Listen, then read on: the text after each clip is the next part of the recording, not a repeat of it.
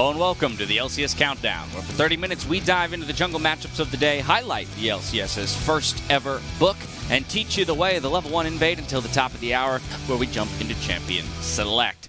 Looking at the standings as we come into our final day of the week, we've got a trio tied for second between FlyQuest, Team Liquid, and TSM. We've got Evil Geniuses and CLG close behind them, while we're starting to see 100 Thieves climb out of that slog at the bottom of the standings. But of course, Cloud9 still sits atop the table and is ahead of the rest. I do want to talk about that clump in second, though, because it started as 5 coming into the week, and now we're down to 3. Yesterday, TL did eke out a victory over Immortals in what was one of the most exciting base races of the split, and you online were clamoring to get an opportunity to see it again. So we went back, we pulled it. Let's take a look. And that is a big win here for TL. Insanity shuffled over the wall. Immortals not willing to let that Baron go, and tragedy strikes Team Liquid, man. Now they're in the power play. Now they've got the 5v3. This could be a push that they try to end on. Yep, 30 seconds left on Graves, 45 on the Orianna. Immortals had it in their hands, and they fumble at the finish line. Team Liquid, they strike back so quickly. Baron empowered push into the base. Again, it's 3 Immortals versus 5 TL with the Baron buff. And there's no Orianna. There's no wombo combo potential there with the Malphite Ori ulti doubled up. Alorum jumps in. He's trying to hold the line, but Apollo and Hakuo, what can they do? Hakuo forced to run away. Jensen grabbing the kill onto Alorum. Smithy back alive. Team Liquid still looking to end this one. It's 10 seconds until Insanity is back into the game, but Team Liquid may have bit off more than they can chew. Impact barely walking himself away from this one. Apollo trying to keep them at bay, utilizing the volleys. Tactical is incredibly strong, trying to continue building distance here for himself. You can see Impact wanting to get back to the base, but what is this? It's the back door, ladies and gentlemen. He TPs in. Nobody's around to stop it. We're going to have a base race. Tactical able to put the auto attacks down, and that is it. Team Liquid grabbed the win. What the hell was that ending? Let's go! That game was awesome, Flowers. That game. What in the world, man? So I thought a lot of people were saying maybe he should have gotten a Lich Bane, right? Pop the Spellbinder in base, buy a Lich Bane, TP in there, and maybe get a few autos. Besides that, Insanity had an amazing game, though. Yes, the play that they kind of threw the game in at the very end of the base was his sombrero, but despite the 1-6 record for this team, I just can't wait to see more of him play in the LCS.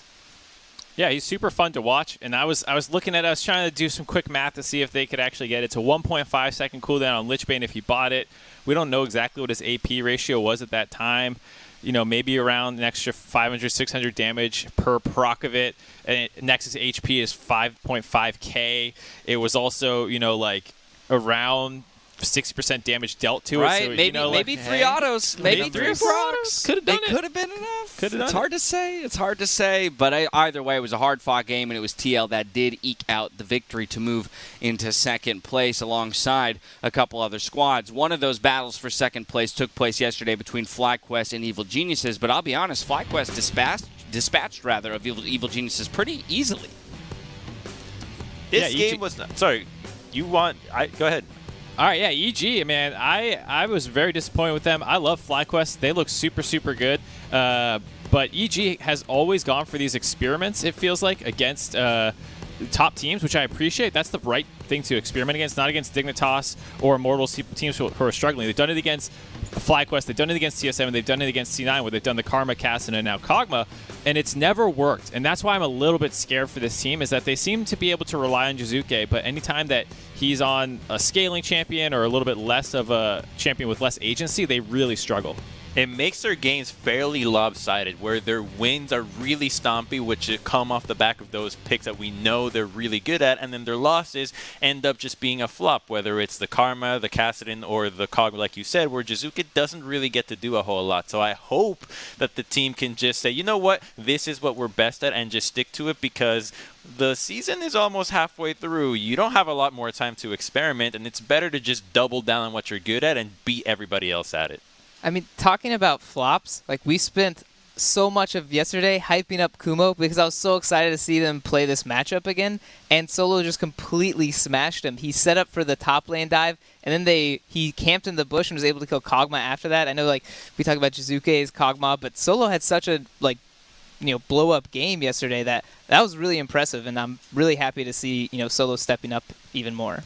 Well, those were the games that took place yesterday to put us in the position we are today. So let's pull up the schedule and see what we're set up for. Another battle for second place. Go figure with FlyQuest and Team Liquid. These two teams we're just talking about going head-to-head in our second game of the day. Then we got another chapter in our age-old El Clasico rivalry with TSM and CLG in Game 3 before we close out the week with Immortals versus Evil Geniuses. Then make sure you stay tuned, though, for the Bud Light League Lounge where Tigress, Azael, Crumbs, and I will serve up a tall, cold recap of the week's biggest events and maybe, just maybe, have a little fun playing games along the way. That all comes later in the day, but first we got to get through 4 incredible matchups, and I want to talk about a couple of those that lie ahead of us. In particular, FlyQuest versus Team Liquid, another battle for second. Yeah, I think for me, I am super impressed with FlyQuest. I would say that they have the best top side of the map, hands down, now that they've taken down EG. PoE has been incredible. Santorin has been incredible. And like Brawley was just saying, Solo's been incredible. And I think the gap between their top side of the map and probably the third best team, because, C9 is the best, the gap between first and second is as large as the gap between second and third. I don't think anyone is even close to the top side of the map the way that FlyQuest is working together up there. What's interesting about Solo is that he has the smallest champion pool played for top laners right now. He only has 2 picks, and it's pretty obvious what happens when he has those. He's either playing Ornn and playing weak side, or playing Set and playing strong side, with the exception of the match against Jace. But when he has the Set, they love to help him out, and he delivers in snowballing games through that part of the map. So if Evil Geniuses is trying to put a dent into this lineup, if Team Liquid is trying to put a dent into this lineup, I think you want to get rid of those Set picks and maybe put Impact in something that can play strong side and try to see what FlyQuest do about it. How do you feel about that strategy, Probably? I don't know. I mean, I do know that a big pick for Impact is Ornn, and we just saw yesterday FlyQuest Solo taking the Set into Ornn and completely demolishing him. I do think Impact has a slightly better laning phase, but right now it looks like Impact's champion pool is really not going to be a problem for Solo. So we're talking about this really strong topside. We have not seen Team Liquid play around topside at all. So this might be something that they attack today. Well, let's talk a little bit more holistically then about Team Liquid, probably, because it's interesting to me that they share the exact same record as FlyQuest, sitting at 5-2, and yet it's still kind of confusing how they're finding these wins, and statistically they don't rank even close in certain categories to some of the top teams. Yeah, so these stats are not really great. Right now when we talk about competitive, high-tier League of Legends teams, they usually have really good Drake control. Here, we're looking at 40%, the 7th in the league. For a top 2 team, that's pretty low to have Drake control. Herald is also really low. This is another just gold pinata objective that you want to take early. So this tells me the early game is not that strong. And if you look at average win time, we're looking at 9th. This also means they don't close very quickly. And I know we've had good teams that play these slow macro games, but if you're not getting the Drakes, you're not getting the Heralds, your early game advantage isn't there, it looks like you're just slowly eking out a win and hoping for your opponent to make a mistake. What I want to see from this team is just more coordinated recalls. They need to be basing before the objective, setting up first, and not giving up these dragons when they have an advantage in their power spikes or compositions. That will help them out a lot. And I think it's fair to say, too, average win time is not always, this horrible thing if you're a team that tries to play for later game and scaling, which Team Liquid kind of does. But when you actually look at the games, like the Dignitas game, like the Immortals game and these ones, it's clear to see that this is not some late game team dragging it out before winning team fights dominantly. It's a struggle for this team, even in the late game. Yeah, they're finding the wins. They are picking them up. Sorry, Probably. What was that? No, the last thing that we're talking about things we want to see Team Liquid, and honestly, I want to see a little bit more in the draft. I don't want to see pure 50-50 lanes. No one has an advantage anywhere. Pick something with a slight advantage in lane so you can play off of that and get some kind of lead off of a lane. Just a couple thoughts of what we'd like to see from Team Liquid to give us a little more confidence moving forward that they can contest at the top of the table. We are going to take a quick breather as we go to break. We've got TSM versus CLG in Game 3, which for Doubleth could be the first time the rivalry has had some weight in quite some time.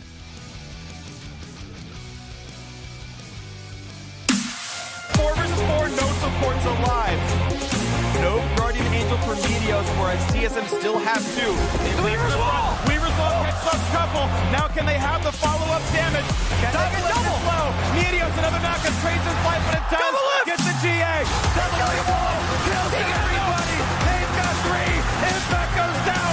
And ace for TSM. Double lift turns around the fight, and he takes over.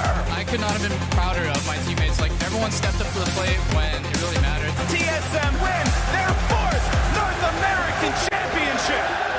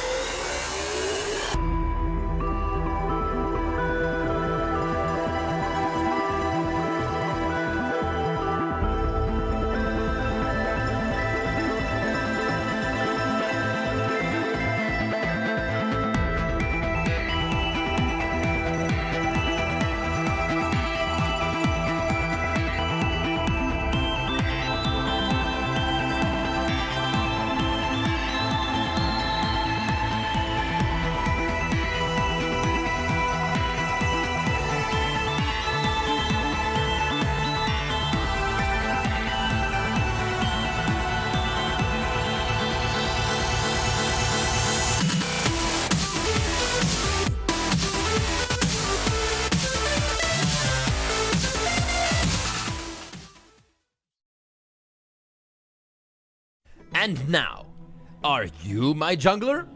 Written and read by Clayton Captain Flowers Reigns. Illustrated by George Red Raptor 5 Allmeyer. Are you my jungler? I'm on to the Rift. It's a big day. But thankfully, my jungler's on the way. Are you my jungler? No, you're ganking top at level 3 to swing the matchup. My jungler must be elsewhere. Are you my jungler? No, you've gotten both scuttles, and you've kept river control for 10 whole minutes. My jungler must be elsewhere. Are you my jungler? No. You've given your mid laner blue, and I have to spend TP for the second time while Syndra gets all those plates. My jungler must be elsewhere. Are you my jungler? No. You and your support, you're invading and farming our wards for high vision score. My jungler must be elsewhere. Are you my jungler? No. You've won the 50-50 at Drake. And Herald. And the next Drake. And Baron. My jungler truly must be elsewhere. I've finally found my jungler. He's not ganking top. He's not getting crabs. He's not giving blue. He's not controlling vision. He's not landing smites. He's getting Krugs. Wuju style. Again. Better jungler wins. The end. Welcome back to the LCS Countdown, where we're gearing up for Game 1 of the day. Cloud9 versus Dignitas. And Game 1 has the Spring Split MVP Blabber hitting the Rift. And on a jungle-focused day, it's impossible to not talk about his historic start to his career. Blabber is incredible. I mean, he's been around a little bit longer than I think people realize. You know, he was drafted by C9 in 2017 Scouting Grounds, and then he had been subbing in and out of the LCS basically since then with a little bit of extra time to finish high school because he was taken so young. But ever since then, you know, 2018 summer, he's actually been coming in and out. And so he's played more games than I think people realize. And he has the second highest start win rate ever through the first 50 games that we've ever seen out of a North American player. And it has been so incredible how well he's done. The only people better than him were that 2013 C9 roster that exploded onto the scene way back when it was still a totally underdeveloped league. I think the fact that he stands there by himself is a testament to how good he is, right? You have Huni, Rainover, okay, they're together. We've got Bio, Contract Centaurians. There's a lot of these players that were also in incredible teams.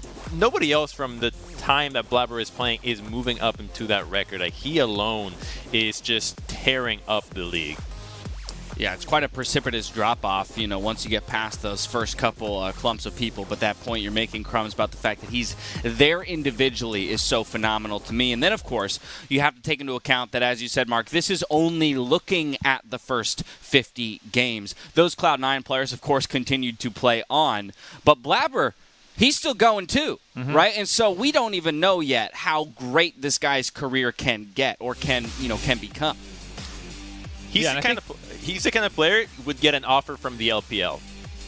Yeah, and I think the other thing, too, is not just, okay, he has an insane win rate, but these are these all-time ranking for LCS junglers. If the stat exists, Blabber is basically the best. It is insane how dominant he is. And so while all those other people might have had one more game or one less game than him, no one has come onto the scene and dominated the way that he has for his position. And that's why I would make the case that this is the best start for a player's career we have ever seen in North America. Yeah, if you can look at these stats, like normally you'll see someone who has like a big gold share or a big farming percentage, and they'll lack kills or something. Like, you know, there's a give and take to how you play this game. But if you look at Blabber's, like, he's actually leading in all these kills and assists, and in gold and XP. So he's not playing this like one-dimensional style, I'm gonna gank everyone. He's actually playing a whole lot of styles, and he's successful at all of them right now. And if I'm a new jungler that's trying to understand or fit into a team or not sure what style I want, I'm looking at every single Blabber bot and just trying to copy him, because clearly no one else is at that level. And if I can just get an ounce of that for my own gameplay, then I think you'll be in a really good spot. I would say, make sure you're surrounded by good teammates as well. Because I would like one think Nisky, the rest please. of C9 does a good job of propping him up, even though he's phenomenal. Yeah, without a doubt, it is a team game. I want to put a little more context around that first 50 games and the record that is being held by the original C9 roster. It took them until their 68th game to drop another game. So that we showed their first 50. They played all the way to 68, where they lost their next game. Who beat them? Who beat them? Yeah, who did beat them? I think it was one Dignitas and Crumbs who beat them. You were playing Lee Sin against Meteos' Kazakhs. But essentially, I have to ask the question, Blabber's now just cresting 57, 58 games in the LCS. We've eliminated his international statistics alongside the original C9 guys.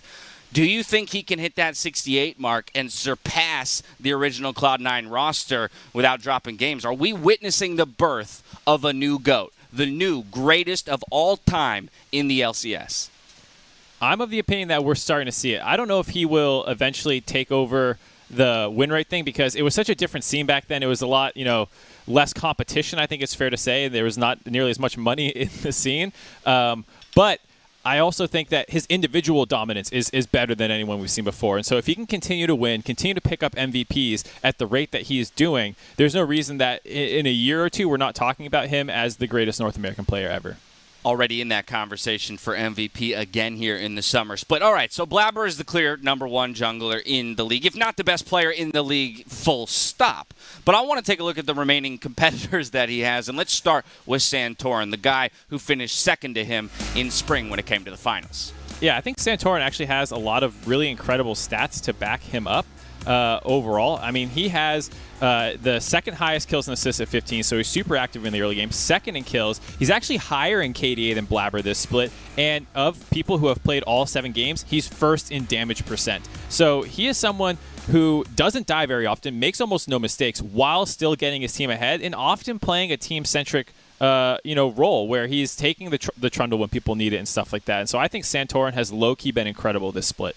The exciting part about Santorin is that he actually didn't have a great phase in his career before FlyQuest, joins the team and is really showing us, like, we don't really know how long some of these players can go for. Like, you can just hit multiple peaks and still be an incredible asset to your roster. Let's talk about another person who was expected to be an incredible asset to his roster coming in spring. Rough start for the squad, Crumbs. Team Liquid's Broxa.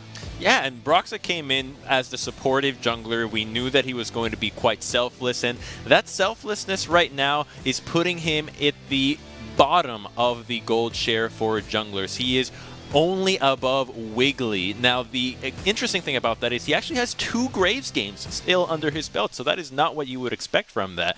And that is the one thing that I want to see Team Liquid work a little bit more around, because it's become somewhat telegraphed that this is what his style is going to be, and so either the lanes have to deliver a little bit more, or he's going to have to be playing a little bit more selfishly to be able to really get the most out of those Graves or Kindred if he wants to play champions. And while Team Liquid has found some footing here in summer with a 5-2 record, probably I want to talk about another jungler, top-tier jungler who has a lot of expectations swirling around him. Former MVP, just like Blabber. In fact, the man that Blabber replaced, Svenskeren. Yeah, Svenskeren was always known for aggressive picks and kind of relentless engages, so he's definitely up there for really strong junglers in North America. However, his stats are kind of like the anti-Blabber. He's pretty low in every single category, so if you weren't watching these games and you were only going by stats, you probably wouldn't be very hyped on Svenskeren. But from the eye test, if you watch him play, he's a really strong player. But when they're losing, I know Crumbs mentioned they get stompy wins or stompy losses. He's very comfortable dying in these losses. Yeah, I don't know if anyone saw the end of the last game. The game was basically over, and he still ran straight at the enemy team by himself to try and throw an axe at the minion wave to try and clear it, in the off chance somehow they rally. And so I definitely appreciate a player who really does not care about the stats and will do whatever he thinks is the best thing to do in that moment. Yeah, head first, all in, commits to the play. Mark, we got one more jungler to talk about, and that would be TSM's new jungler, Spica, who has impressed us so far. Yeah, it's the defense against the dark arts position, as we love to call it, and he's actually held up pretty well. He's more of a Lupin in that regard, and he has pretty strong, or looked pretty strong, excuse me. He's first in team jungle proximity, third in kills and assists, third in kills, and then there's a massive drop-off behind Blabber, Santorin, then him, and then it's just another 10 people behind. And then on top of that fact, he has the second highest goal difference at 10. So he's actually been very good for TSM throughout the early portion of the split. It's awesome to see him level up. Crumbs, we're talking about junglers. I think it's important to remember that in the game of League of Legends, we don't start when the minions meet in the mid lane. It starts from the moment you leave the fountain, and junglers are so integral to early game strategy. Let's dive into that a little bit more.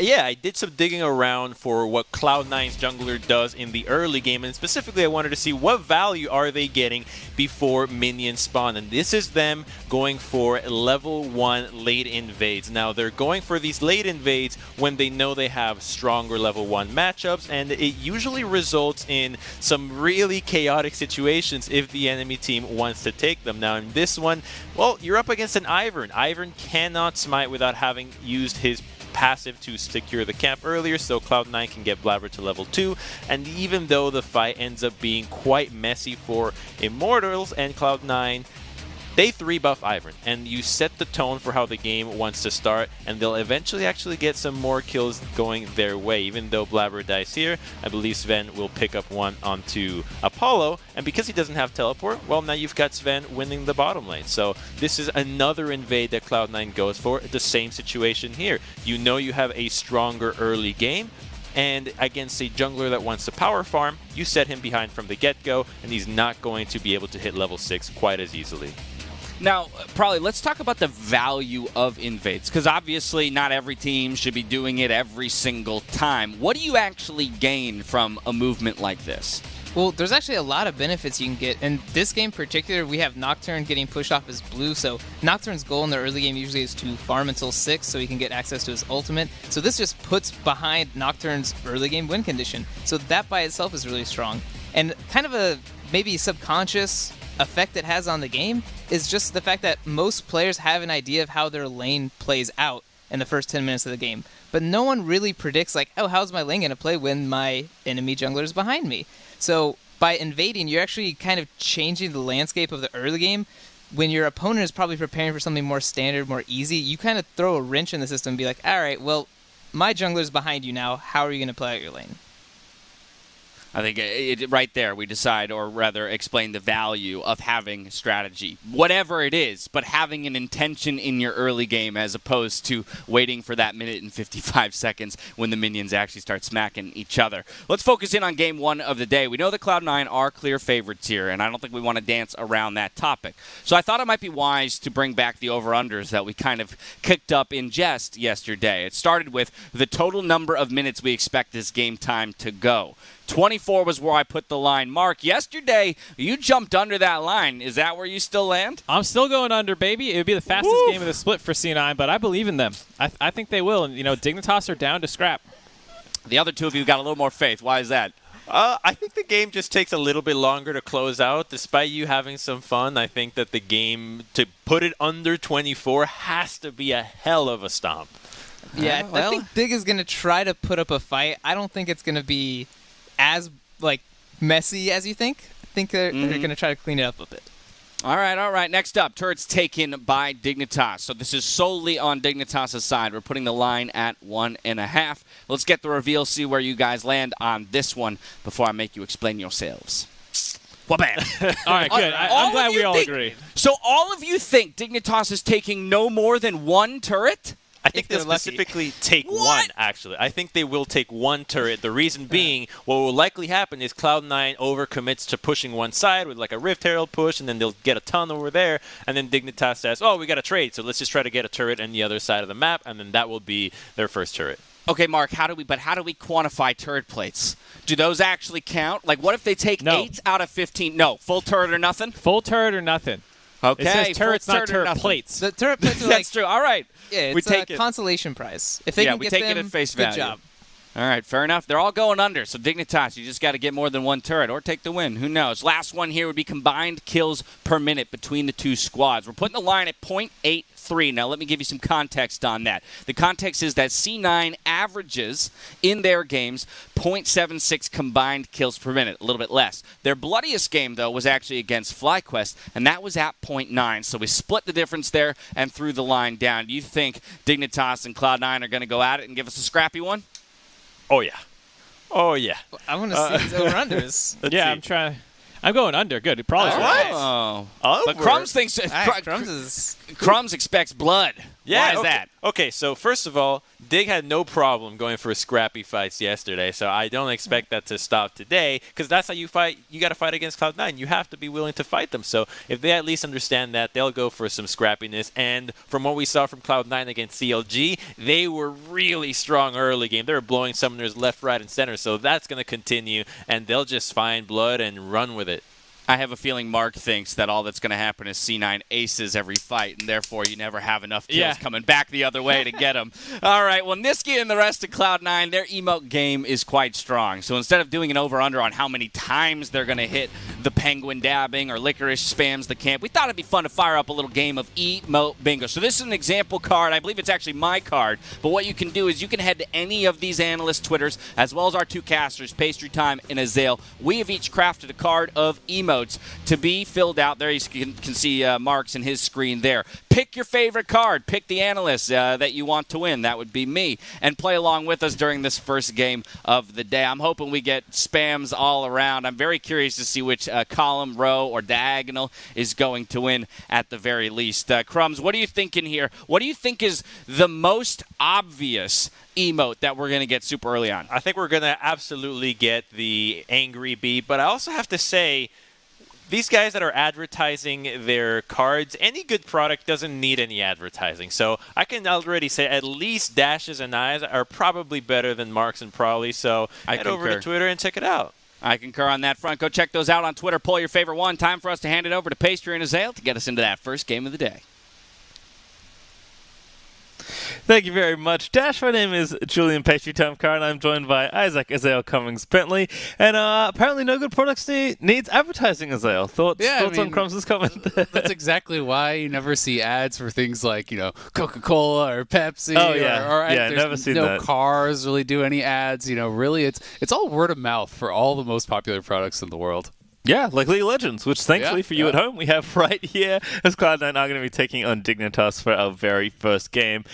As expected, every game against Cloud9 is Cloud9 favored. This likely the most one-sided one just based on the standings, but again, there is an intangible prize for being the first team to beat Cloud9, and if Dignitas can do that with how much they've been through with subbing in a whole new top side, look, it's going to be impressive to say the very least, but chances are not looking good. No, I mean, you gotta look at the records, it's a mirror image there, just inverse, you got the 7-0, you got the 0-7. Dignitas also coming off of, honestly, a really bad game yesterday. They have made some swaps. Stardock and Phoenix did come in, but I've got to say, I think Phoenix actually had the worst professional TF game I've ever watched. Like, he had a really rough game, and Phoenix has been really strong in the past, so we know that that's not necessarily his level. I do believe that he can give a lot better than what he showed yesterday, but he had a really, really tough game. Dardock made some critical errors. I think it was less egregious than how Phoenix played, but he made some errors that were really, really punishing, over chasing and giving up Ocean Soul and things like that. So I do think that we're going to have, for Dignitas to even compete, like an incredible game. These people will have to play, at their peak, I think, to be able to not get absolutely ran over by Cloud9. Even if you do play at your best, doesn't mean you're necessarily going to win when a team is this good. Yep, that's certainly been the challenge. We'll see if Dignitas are the first to crack it. Quickly recapping bans for everyone. Graves, Trundle, Azir, Thresh, Olaf, and Varus. First pick TF. So Cloud9 clearly valuing this champion. That does give Aphelios over to Johnson, but we've seen Aphelios start to, be pretty happily given over by a lot of teams. I think Cloud9 more than prepared for that one. This one is interesting, though. A very early Wukong here for Lolo. Yeah, blind. So, a lot of people have had a lot of discussion about Wukong because it was kind of conspicuously absent from the LCS. Licorice talking about the fact that he felt like it really was blind pickable, that it was, worth playing in pretty much all situations. Lorlo, I do know, plays this champion quite a lot. I have seen him play it in solo queue. But there's also kind of this second camp that we're saying, no, you actually can't blind pick Wukong. You will get smashed by certain counters. We know that Licorice is comfortable playing a lot of the more risky picks, so I would be interested to see if he does want to go for something, that is a really strong matchup into the Wukong, try to play more for that 1v1. The Volibear does come through. It's a fine matchup into the Wukong. I do think it's advantageous early. Wukong is more about the team fighting, but this Volibear could also be going to the jungle, so we have to remember that.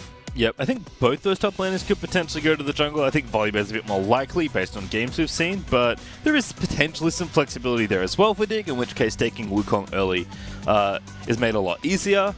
Also interesting to see Morgana back in. We actually saw Demonte play this yesterday into Phoenix, I believe. So taking this as a counter to Twisted Fate.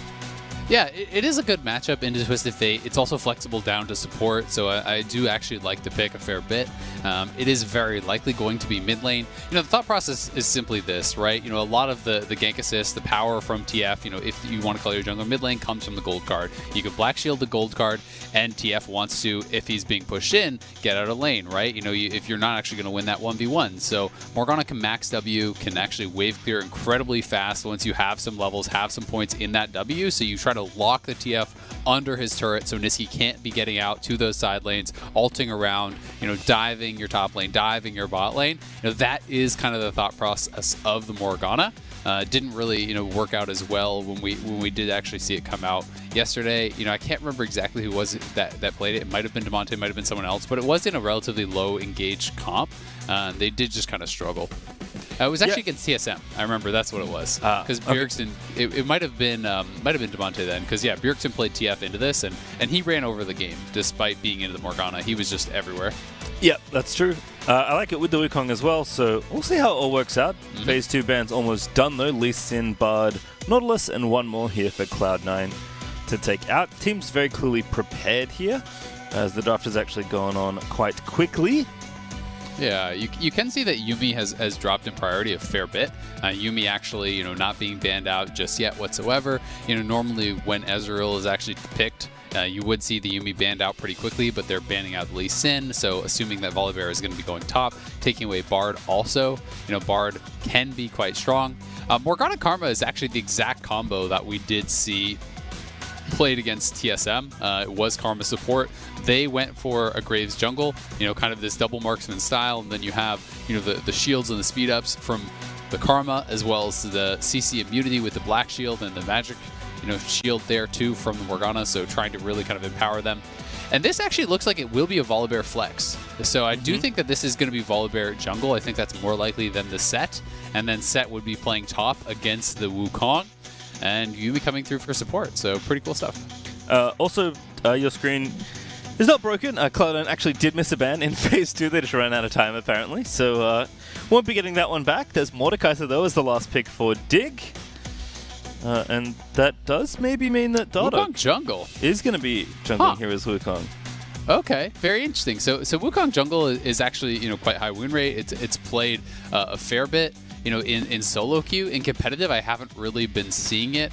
I am going to try to quickly look and see actually how often Wukong has been played in jungle.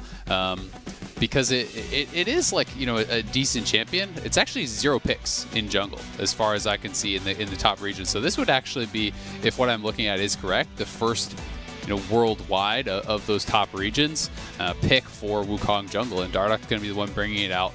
The early clear, I think, is fine. I do think that this is a champion that can teamfight incredibly well. The ganking power is somewhat low, but it is one of those champions that you can just look to farm. You can look to play it a little bit more passively and try to get to this stage where then you're a really effective team fighter. And that, to me, feels like they just didn't feel comfortable playing Wukong into Set. With that flex coming through, they wanted to move over toward some Mordekaiser, and it feels like it's more about that top lane matchup than it is something jungle specific, because Wukong, isn't going to have this advantageous matchup against Volibear. It's not going to have really strong early ganking power, so it is going to be mostly about team fights for them.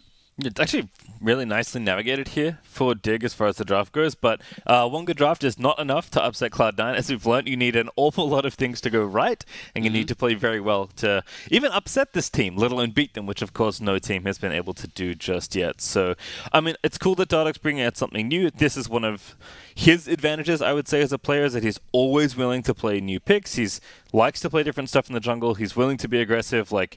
This is the kind of thing that Dardoch can bring to a game and potentially find an upset with, but as we've talked about, even though it is Jungle Week or Jungle Day today, beating Blabber and the rest of Cloud9 is no easy task. Yeah, it's really difficult. And I think one of the things you always have to keep in mind is that, when you're looking to beat Blabber, it's not just about the jungle 1v1. It's about how well Cloud9 enables Blabber in a multiple, different ways, right? Earlier on the analyst desk, Crumbs was talking about some of the level 1s that Cloud9 does. They're one of the teams that, when they have an advantageous level 1, will often invade to get a preferential start for Blabber to try to put enemy junglers behind. They're picking things like TF, like Galio, so that Niski can roam and actually assist Blabber. You know, Blabber is more free to invade because he knows that they're going to have pushing lanes oftentimes, and they're going to be the first to move and help him fight at scuttles, fight at buffs. So that's something that you really do have to keep in mind. And especially when Dardoch has gone for more of this, you know, I would look at it as more of a teamfight pick. Like, this feels like more of you're waiting to level 6 and then trying to look to really fight at dragons where you're going to be strong. It's less about the 1v1. It's less about the early ganks. You've got to be careful that you don't just get run over by Cloud9 prior to that, because Cloud9 is a team that will get super aggressive if they see the opportunities in the early game. Well, shout out to our stats team. You're right, Isaiah. I believe no major regions have currently played Wukong Jungle until this game, but Wukong Jungle is 5-3 in the TCL, the CBLOL, and the OPL. So across those 3 smaller leagues, he has actually seen quite a lot of success. Yeah, and it is popular in solo queue, right? You know, it's one of those things where it's definitely not a bad pick.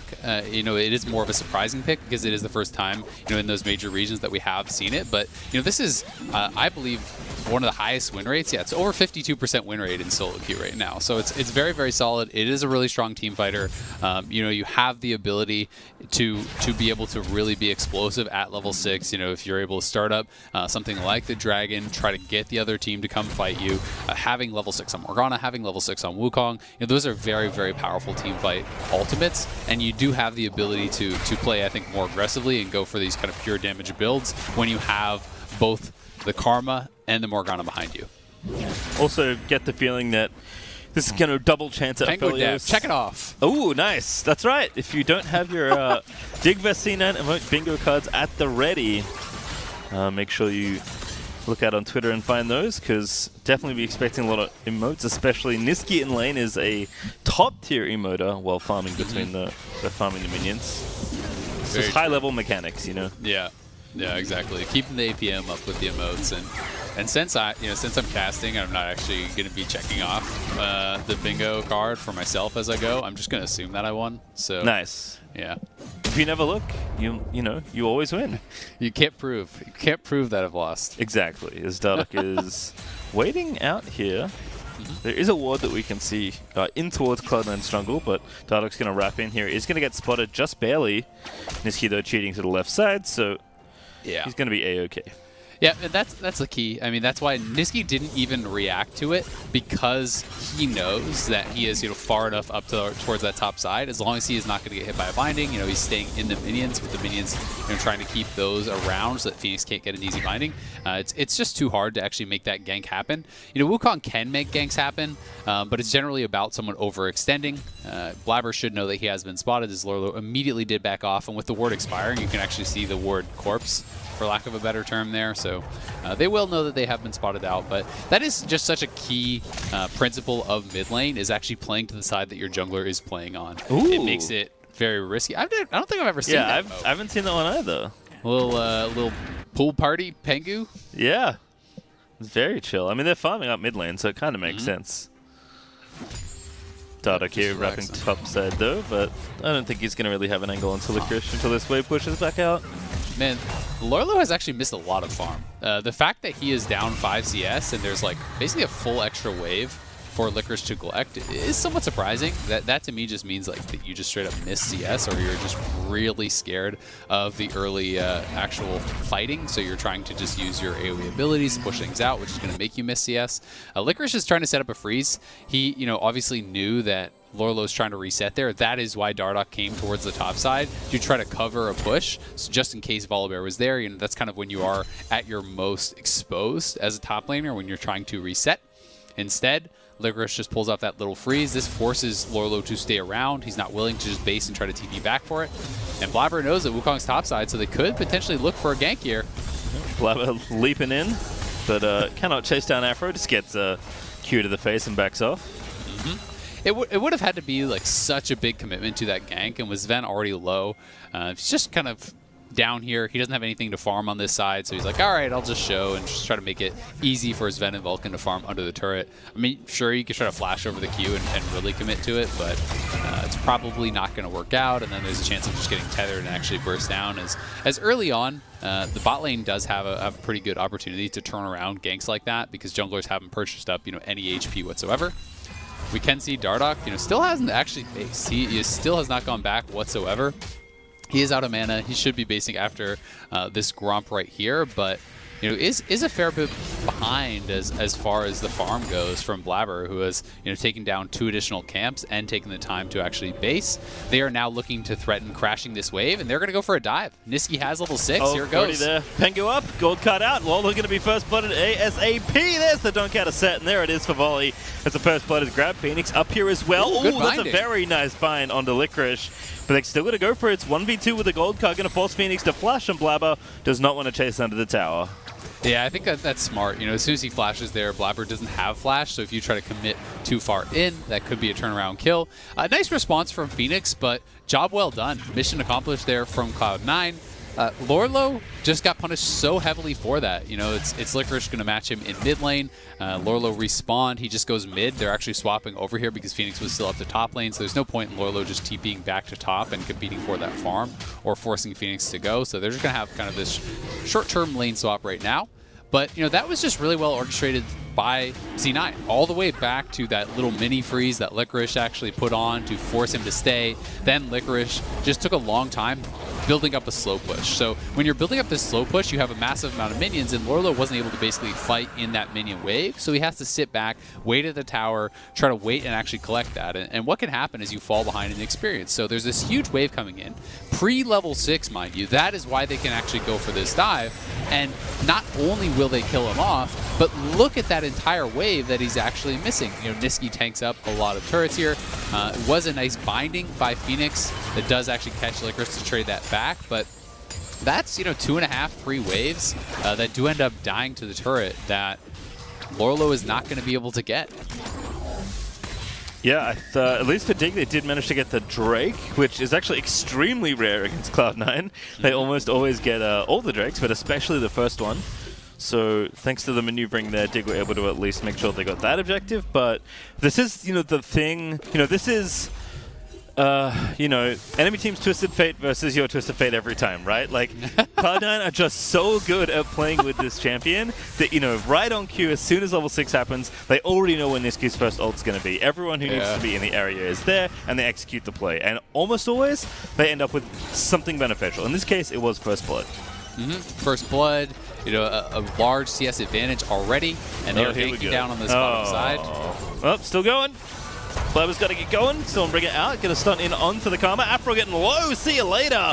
As Blabber's able to take him down, but here comes Dardoch with the spins. Vulcan getting low. Needs to reattach. Can't do it. That's the cat dead. As now Sven going to have to try and get out of there. He's got no summoners. He's dead as well. What a great counter gank there from Dardoch. Yeah, really well done by Dardoch, showing up at the correct time. It looked like, I don't know if Vulcan detached to try to get an auto off there or what exactly he was doing, but Wukong was ulting and he, detached and basically just gave over an extra kill. I'm not sure if he would have gotten chased down or not. This did feel like an overcommitment, though, from C9, and if you're willing to fight them, you can go for it. I felt like as soon as Afro flashed, you could just back off. They don't actually know where Wukong is. You can see TF Ultimate still wasn't up, so yes, they kill off Afro, but the Chuckrums are stacked up. Johnson is just pummeling him, and Vulcan, I think, did go over to try to heal up his jungler and save him there. That's how he got caught out. So Dardoch picking up a couple of kills. Johnson gets a kill. That is very big for Dignitas. A nice win for them on that bottom side, which really has been, I think, the major point of strength for this team, despite the fact that they have lost all of their games. Johnson and Afro have been a really strong duo. They have often been the only reason that they are competitive in a lot of these games. They're usually in a pretty good spot. And again, here we have them up a bit in farm.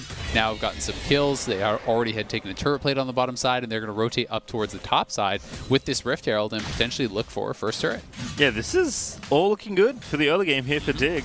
Again, Lolo is certainly having a bad time, but now LCR is in a 1v2 as Johnson and Afro continue to find ways to get ahead. Actually, LCR getting poked up pretty significantly there. Is in danger of being dove here by the Wukong, even without Dardoch having ulti, and Dardoch's just going to chase him off. Has the Herald if he wants to drop it down, so starting to split the map a little here as Blabber is going to come down to pick on the other top laner, which is the Lolo that's still very far behind. Good E, though, is going to push Blabber back, and that's just going to leave space on the bottom side. Yep, we'll see who actually does get this first turret. You would expect it to be the team with the Rift Herald up on that top side, but they are knocking down this turret down here pretty quick. Rift Herald is summoned, so Dignitas should win that race.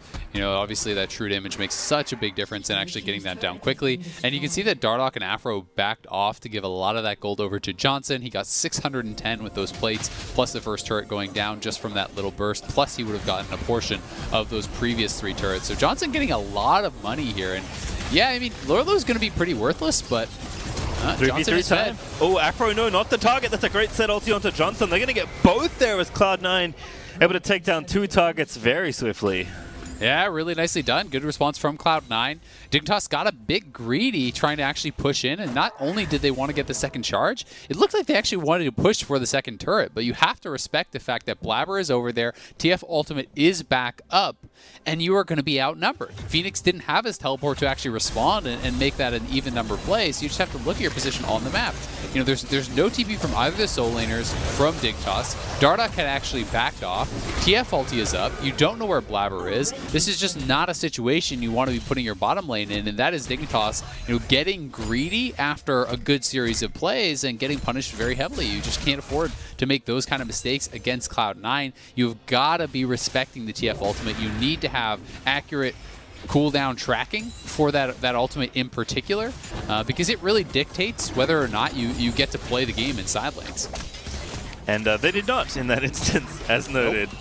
Niski, though, getting harassed a little by Johnson, so at least bringing some pressure to mid lane. Actually, another Dragon is available, which is why Dig have very quickly moved onto this Cloud, and they will actually get this.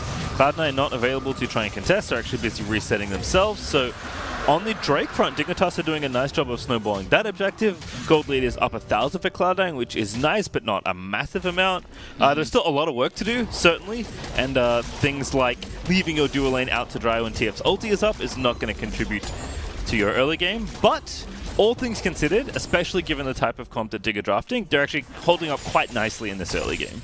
I agree. I mean, the gold is where they want it. Yeah, they are a little bit behind in gold. They're down 1k, but they're actually 800 plus gold ahead on their Aphelios. You have a Morgana and a Karma to actually be there. There is a big disadvantage on Lorlo, but to be honest, you know, Mordekaiser is always going to be somewhat annoying. We'll see if Phoenix can find this all in. Nice ult, Black Shield up as well. Nice stasis there for Niski. Still the Potter comes back down. He's going to be forced to flash there, and Dardoch was zooming in. So Niski does have to burn the cooldown to stay alive. A very nice all-in from Phoenix. Yeah, really well done. It looked like he found that binding from kind of over the wall there, a little bit outside of vision. And he has the Super Soaker, the GLP is done. So that in combination with the ultimate is a pretty powerful all-in tool if you can actually land that binding. So Niski used the stopwatch appropriately though to actually immune the second chunk of damage coming out there from the ultimate, and that in combination with the summoners does let him get out. But yeah, just quickly back to that Lorlo point, you know, even if you are behind on Mordekaiser, at the very least you can just ult someone and take them out of the fight, and you can basically ult them even at times and just sometimes run away, and it's like you're both removed from the fight. Yeah, you might not be in a position to actually win that fight, but if you can take a Fed member out, that can allow the strong members on your team the time they need to win it for you. Certainly so, as Phoenix now going to go ahead and get himself blue buff. There's actually a couple of bodies here in mid lane as Niski is continuing to receive some pressure. But Dardoch, of course, going to see that ward, so Niski is going to back away. I mean, this is just smart, right? It's smart play from Dignitas. You attack the global. Instead of going up towards top lane or bot lane, where TF can respond to, go towards the TF, try to keep him locked in, and really try to punish him with that wave clear. Ooh, Q hitting Afro, but he's going to be okay. Pops the shield to speed himself out. Blabber and Vulcan trying to group up and get a little bit of vision control back over this right side area of the map. There isn't a dragon up for 2 minutes and 30 seconds, so it does just seem like teams are trying to reinforce the point of attack you mentioned, which is, of course, this global in mid. FLICKR having a great time, though. Farming up a storm, takes out the Grump, has the Blade of the Ruined King already done. He's currently hiding from Dardoch, though, because I think he suspects that something is not right in the jungle. Something is amiss, and I mean, I like what Dignitas is doing here. The only problem with it, though, is they're not actually going to be picking up as much farm because of their lane assignments. They're really kind of overloading mid lane right now, trying to pressure Niski. So if you don't get anything more from that, like, look at bottom lane. Who's answering that? You know, are they going to have to commit a teleport to pick up this farm? They are sending Johnson down now. Sven is trying to shove this as fast as possible. We'll see if he's able to zone out Johnson whatsoever on this, because we do see Vulcan and Blabber moving over here, trying to potentially threaten a dive because Johnson is isolated and has been poked down. That is some accurate Mystic shots there from Sven. They're actually just going to get a little bit of damage onto the tower, but not wanting to overcommit here again. Dardoch and Phoenix always threatening another roam. They've been glued together for a lot of this game, it feels like. And rightly so. It's a very powerful combination between their two team fighting ultimates, but Cloud9 is going to play respectfully. No need to overreach in these situations. Just coast on the gold lead you have right now, and eventually you can exploit a mistake in the side lane, or just keep getting a farm advantage if Dig do want to continually force Nisqy to have to dance around 3 or 4 people. Yeah, it is interesting to me that they haven't actually just moved Sven towards mid lane. I'm expecting them to do that soon because they have, you know, better split pushers. They should be more effective in that 1-3-1. It is nice to have TF, you know, in that mid lane to be able to respond more easily to both sides, but if this is going to be Dignitas' response and Nisqy's just locked under his turret, well, you don't get the opportunity to do that anyway. So they are now finally kind of moving those lanes around. I think this makes a lot of sense. Just park Sven here. Any 1v1, you know, that Mordekaiser takes right now, he is going to be losing. FLICKR is so much stronger, and the fact that you're, you know, building the armor and not a lot of HP and no MR, you know, for Lorlo means he could get picked on by Nisqy as well. We can see that it's going to be Lich Bane second. So, you know, if you're able to just pressure these side lanes, should have enough wave clear here to keep things relatively safe in that mid lane. Twin Shadows pop there for Phoenix. Does have both the GLP and the Spooky Ghost built up, so has quite a lot of crowd control he can offer to try and set up for himself with the binding. Also level 12. So feeling pretty comfy here as Dig do want to threaten for this streak. This would be the 3rd straight here for Dignitas, so I imagine Cloud9 are trying to fight here. It's going to be a 4v4 with Nisqy potentially able to flank. Yep. They just want to get them poked out first. You can see that FLICKR has base. He has teleport. You know, he's going to spend up all that gold. TF is in the area too. Cloud9 want to play this slow. You don't want the hard engage. You actually just want to poke them out with Ezreal, with Yuumi. Sven is trying to push out mid lane, and they got Phoenix. That's a really good spring onto Phoenix, and he's dead. No stasis to speak of. Dardoch spinning around, trying to cut up Nisqy, but that's not really doing too much here. Blabber low, but is going to die as the Mordekaiser is able to TP in, and Nisqy now has to get out, but he's gone behind the enemy team now. Going to stun up Afro as Licorice low, but the Haymaker popped, and does get the dunk as well in onto Lolo. Flashes past him, is able to get the kill. Now Sven over the top alongside the Twisted Fate as Cloud9 should be able to finish up this fight. That is Johnson down. That means Dardoch's the only one left alive, and it looked a little messy, but Cloud9 do manage to navigate that team fight. Yeah, it is a little bit messy. It is the 4-for-2 in the end, though. They should be able to also grab the dragon. I think only, honestly, a miscommunication prevented them from actually getting the ace there. Both Nisqy and Licorice looked like they thought the other one was going to finish off Dardoch, who was incredibly low. We saw Nisqy actually ulting away while being hit by Dardoch. Licorice turned away and ran towards the rest of the team fight there too. So, you know, close to an ace for Cloud9, but they still play it very, very well. And we can see their strength in these skirmishes once more. You know, not a team to easily give up that soul point. So we'll watch this one more time. It's just the Ghost coming out, you know, kind of the surprise angle there. Phoenix tried to respond, you know, with a binding. I'm not sure if he didn't have the Black Shield available or just was too slow to react. Then Blabber getting the dunk onto Johnson, onto Afro. They get them very low. This is what I'm talking about. Look at Dardoch. He had like one attack of health left at one point there, and both Licorice and Nisqy just kind of left him, assuming that the other would get him. Then Licorice flashes forward there, trying to finish off multiple members. He gets knocked down. So it will be Dardoch just barely surviving, but Cloud9 still win the fight very heavily and grab the dragon, preventing that soul snowball. Yeah, it's pretty wild to watch a put comp like navigate different fronts of a fight after the initial pick, but really cool looking stuff for Cloud9, and it is funny that Dardoch lived as the only one actually after all that. Phoenix survivor. Yep, Phoenix is going to slow Licorice, but nothing will come of any potential dive here, and Blabber now going to go ahead and finish off the Riftchild. So things kind of back to normal here for Cloud9, up about 3,500 gold. Still some towers to knock down, still plenty of gold to pick up on either side, but the first major engagement going the way of Cloud9 there, and they do also stop the Dragon Snowballs, so Dignitas' early game may have run out here.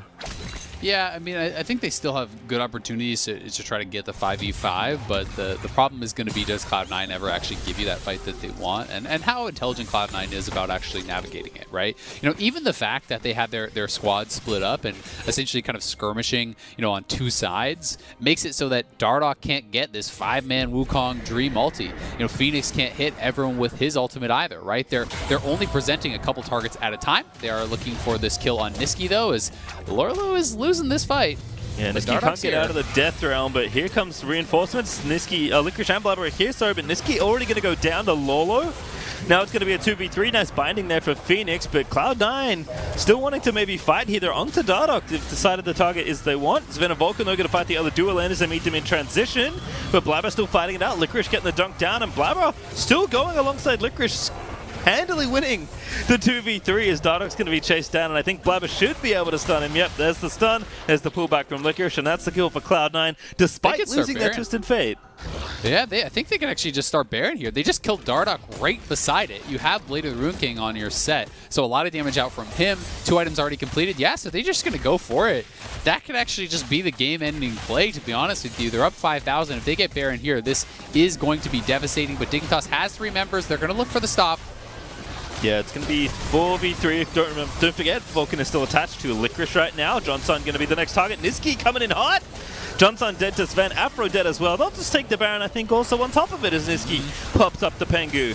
Phoenix going to throw a binding out just in case, but there is no steal to be had here. It's just Cloud9 victory all the way.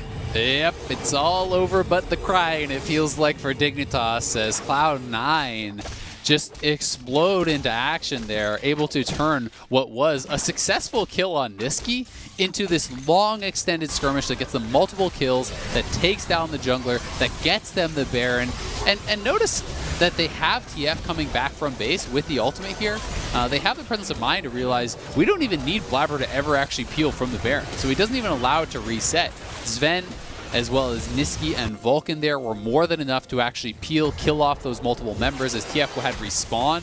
You know, that started with TF dying, he respawned, ults back in, they get the kills, they get the Baron, they're enormously ahead, and this could just be GG on this push, honestly. Cloud9 is so good at closing out in these types of situations. They're getting the waves pushing, bot lane should be pushing, mid lane is going to be Baron buffed up here by Niski, and you know, if Dignitas does not respond appropriately, they're going to start bleeding out turrets very, very quickly, and there is always potential of a dive when you have Bear to turn off those turrets, and you know, so many go buttons basically here for Cloud9. Gonna have to go quickly if Mark Z's under is going to be correct, but still looking like a pretty quick end here potentially for Cloud9. Yeah, I mean, I don't think we're going to get the 24-minute end. I think there's a good chance that Dignitas should be able to defend it. They are going to find an engage here. Oh, looking for something here. That's a good spin from Dardoch. Blabber getting low, but Cloud9 still fighting it out. Good stun there for Niski as Blabber flashes out. Sven here with a big true shot barrage. Almost finds 5. Just Lolo instead going to be tagged up. He's had an absolutely miserable time in the 1v1. And then throughout the rest of the game, Cloud9, they do get engaged on, but they managed to hold on, and the push is not over yet.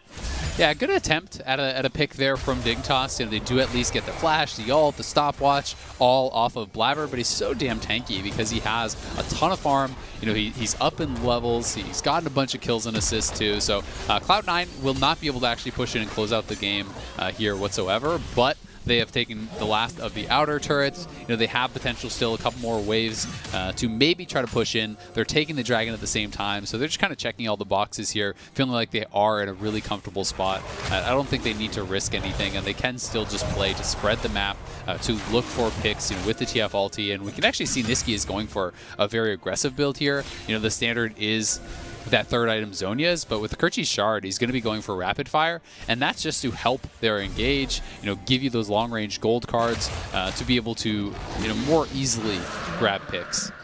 Yeah, definitely a first snowball heavy item, but Niski has earned that right, certainly alongside the rest of Cloud9. I think just looking back at this game, thinking about how much happened just from the way Licorice played his 1v1 in lane, like the play that led to the Baron was a legitimate 2v3 in top lane after Niski got picked off, which can kind of only happen when Lolo was kept down for as long as he was based on all the things that happened with that first CF ult. So very impressive 1v1 there for Licorice, navigating a counter pick in this case of the Mordekaiser. But it's funny to think like Cloud9 just understand every little thing that happens, and they know exactly, okay, we've done this work, therefore we can attack this angle. It's how much they take advantage of once they understand what openings they have has been really impressive. Yeah, it's the total package, right? You know, it's not just that there was a really well-timed TF gank and Volibear was there. You know, that was great from the mid laner and the jungler to be there on that wave, you know, pre-level 6. But had FLICKR actually not frozen the wave early, well, Lorlo might have just based and been in a better position and not been at risk there. Had FLICKR not actually properly managed that slow push, zoning his opponent from experience and actually setting up this huge wave to crash, you know, right pre-level 6, then it couldn't happen. So it's like everything is happening correctly at the same time, and they're coordinating very, very well. And I think FLICKR did an incredible job to set that up. And to your point, you know, that really was one of the key kind of inflection points in this game that put Cloud9 pretty far ahead. Turns out there are very few accidents when it comes to how Cloud9 play League of Legends currently. Not that there are none, but there are very few, as they're up well and truly above 10,000 gold. It's, you know, again, slightly slower than predicted, let's say. 26 minutes, still very respectable. Dig, we've seen them, you know, go for team fights. They certainly have the champions in the composition to make something happen around their base. But as we've seen, Cloud9 just give you very little opportunities to come back into the game once they have a lead, especially a lead of this magnitude. And it's just one of those situations like, when you're behind as the team fight team against a comp that is able to play side lanes and move around the map more effectively as Cloud9 is with the TF, it becomes very hard because it's like, sure, yeah, as Dig, if all of Cloud9 are grouped up as 5 and you find the massive Wukong ult and the Morgana ult and all this stuff and you're Infernum ulting them with Felios, they all get AoE down and they all die. But the reality is they just slowly choke you out and they don't present themselves as a 5-man squad to give you that opportunity. They play the side lanes, they control vision, they take away your jungle camps. I mean, Blabber's 3 levels up on Dardoch now, and Dardoch's actually had a good game. So, this is just one of those situations where less and less areas in the map, remain yours as Dignitas, and it just gets so hard to find safe spots to farm. If you're ever wondering how confident Cloud9 are feeling, just watch Sven shift in mid lane, trying to poke down Johnson. Get rooted by Gravitum, it still not really matter. Now has to get out of there, but does have the Arcane Shift back up for the incoming binding. And Niski and his Rapid Fire Cannon are starting to work on this bottom lane, as Cloud9 can happily split all 3 lanes right now. They've also got Baron to fall back to in a couple seconds, if that's something they even need. And Dardoch, oh, I do love that emote. Everything's fine. Dardoch on that pink ward, that's about as far as their vision gets. Right? They don't even have vision of their Raptors or anything. Like, this is showing you how Dignitas is completely pinned in. They're trying to get control of mid lane to then push out and take vision elsewhere, but they can get flanked here. Blabber is coming over, so is Licorice, and TF has ult, so guess what? You're fighting. Here comes the pinch. Dardoch forced to ulti already. Niski going to get in there. Blabber just pops down with the Stormbringer. See you later, Dardoch. Phoenix going to fall as well. Lolo getting low. Is Vulcan able to claim the kill on the Morgana? Blabber still diving the backline, though, as the dual lane has no chance. It's looking to be an ace here for Cloud9, as they've got 3 already. Going to force Johnson and Afro move back. Everyone's flashing in there for the last few kills. Niski draws a red card, but it still doesn't matter. That's going to be the Bud Light ace as Afro move falls down, and the emotes play wild as Cloud9 look to march towards the end. I love how Licorice, instead of just looking for the end, he's TPing to his tier 1 turret bot lane to try to get an extra kill there. It's a very Cloud9-esque, but they will push in. They will be able to close this one out, I would think. At the very least, they're going to take inhibitors and then retreat back towards this Baron. Grab another dragon if they want to be really, really safe, but it's a long time until Johnson and Afro are up, so they do have the opportunity to try to threaten Nexus turrets, but safer play is definitely go for Baron and continue stacking towards the Soul, and it looks like that will be the call here from Cloud9. Yep, only 2 inhibitors and a full ace, and maybe this dragon, and definitely this Baron at the end of it all for Cloud9. Just an embarrassment of riches, as Blabber's going to wander over to the Baron. Red buff has been stolen by Sven, as Cloud9 actually, you know what, I think they know they can wait a little bit on the Baron. Probably Dignitas isn't going to get it. Want to make sure they get this dragon. It's a significantly easier objective to kill, and they're cleaning out the rest of Dig's jungle while they're at it, so... Yeah. I mean, they took literally every jungle camp, right? Yes. So poor Dardoch wanders back out, and it's like, well, there's nothing for me to farm. Are the wolves up? Nope. Okay, how about the Krugs? Nope, not there either. Alrighty then. Guess I'm standing in a bush and waiting to see if I can ult someone. And maybe around the back of this Baron, that is an opportunity. There is a control ward now placed by Johnson, so if there was ever time for everybody to hang out in this shrubbery and hope that Cloud9 face check you. It's just like so unthreatening though. Dardoch is level 12. Who are you going to ult? Level 15 jungler, the level 16 soul laner, the level 17 mid laner, right? Ooh, the bait! I like it a lot! Dardoch going to leave it onto Sven, but here comes Niski. Sven's fine for now. And the stun card does hit onto Dardoch to prevent the follow-up. Phoenix looking for the binding does not connect, and still the poke is coming in hot from Vulcan and Sven. When you don't kill the Ezreal with the Yuumi attached, the Yuumi's going to make him so healthy so quickly. In fact, Vulcan's just detached from Sven. He's done. Heals him back up, and unfortunately, I like the play. It didn't get the job done. It's a great attempt, but you're just so far behind, right? Yeah. You know, if that's a normal game with a close bit of gold and experience, then that's fine. But it's like the guy who is face checking you, sure, it's the marksman, but he's 4 levels up on your jungler, and he has Death Dance, he has QSS, he has the Iceborne, he has the additional healing from Blade of the Rune King. You know, like there's just so much there to help keep him safe, and they even have Mikhails on the Yuumi, so it's like they have double cleanse essentially here. It's very, very difficult to burst anyone down, and that was pretty much the ideal type of catch that Dignitas could hope for, and they still couldn't get the kill, and I think that tells you just about all you need to know about their position in the game. I hope Sven also wouldn't do that if the game was more even, but I think feeling fairly confident there. He's done it before. That's true. See if overconfidence in the future can potentially be the ultimate undoing of Cloud9. Again, going for it again. Dardoch diving through with the black shield on. It's a decent start to the team fight. Liquid's low, and now dead there as Blabber popping in the backside, jumps on Phoenix's face as Sven's able to finish off the last hit. Still a 4v4, but as we've noted all game long, these aren't very even 4v4s. No, I mean, they engaged onto Sven. They got him to like 90% health or something like that, you know. Got him low. FLICKR Made him think about it. did kind of charge in there pretty adventurously. Does get taken down, but the Nexus turrets are under siege here. Blabber is just buffing up these minions on bot and mid lane, and Sven is very aggressively just sieging forward here. This turret's going to go down. Oh, Johnson. To force to use the cleanse now. They're going to take out this tower as well. Niski just walking forward with the gold card ready to threaten Sven, leaping forward with the cat attached. As Niski's just using everything. Just popping in there with the cleanse and the flash. Oh no, he's just ulting 2 feet forward, popping the cleanse, dropping the Summer Pengu there. Looking to close this one out, but Dignitas does have good wave there. I mean, Johnson is really strong, legitimately. He's just struggling to actually get anything done with it. Infernum blasting away on these Baroned up minions, trying to clear it out ASAP. Everything is just falling to pieces. Lolo is so low. And the Mystic Shot poke. Here's Dardoch again. This looks like a last-ditch effort. Is dead though to Sven, who's going to go godlike. And now Dig, with only their Nexus to try and defend. Their Fountain, the only safe haven. Niski is going to die to Johnson. C9 may have overreached, but no, it doesn't look like it. There's a double in for Sven. Maybe going to make it the triple here onto Phoenix. That's 3. Sven getting low. Dies to the laser. Rip the man's KDA, as Afro is the only one left alive. But the Nexus will crumble, and Cloud9 are going to make it 8 straight wins. Niski rightfully dies at the very least for Dignitas. He's trolling in the base. He deserved to have the KDA hurt there a bit. But this one, you know, wasn't very close. Cloud9, obviously pretty dominant overall.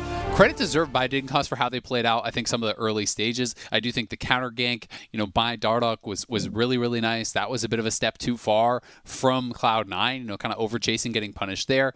But, you know, right after Dignitas kind of threw that right back to Cloud9, you know, over pushing on top side, looking for that second turret, you know, on the same push, not respecting the TF, you know, getting punished there. And likewise, you know, that stacked dive on that level 5 Mordekaiser up on the top side is something that people have got to get better about defending, because we do see these plays more and more as top laners are getting more comfortable actually manipulating the waves, you know, setting it up for this slow push to pre-level 6 dive these people with TF. I mean, TF is around all the time. Your jungler needs to be there to buy the time for your mid laner to actually teleport in, right? It's not that you're supposed to just defend it in that 2v3. Your mid laner is still supposed to come, as Phoenix did, but you got to be there really, really fast, or the game is essentially over for your top laner off of that. And Lorlo, not really much he can do in that 1v3 type situation, so he was out of the game very, very early. Yeah, it was just kind of a snowball from there for Cloud9. Another good-looking win there. It's time for us to step away there, but when we return, we'll see how the State Farm Analyst Desk fared in their over-under predictions.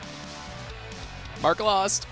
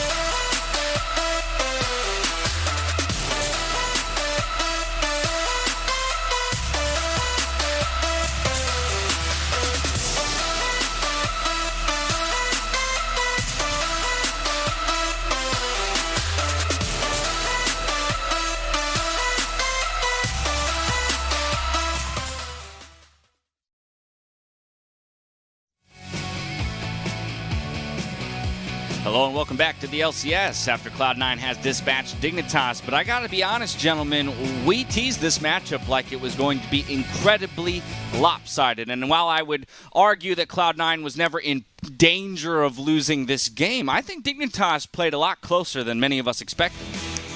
Yep, Dardoch had a really good showing. I think as one of the people who surprised me the most, and as well as the bot lane. And those combined made this a super close game, actually, for the first 15 minutes of the game.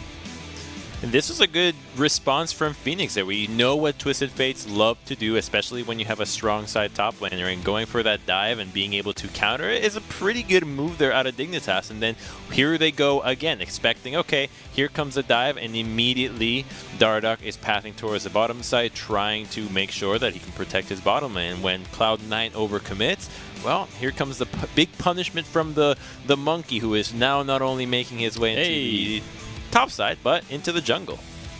It's a weird feeling, because on the one hand I'm like, sick, more people are playing Wukong, and then I'm like, but they're playing it versus Cloud9, they're going to hurt his win rate.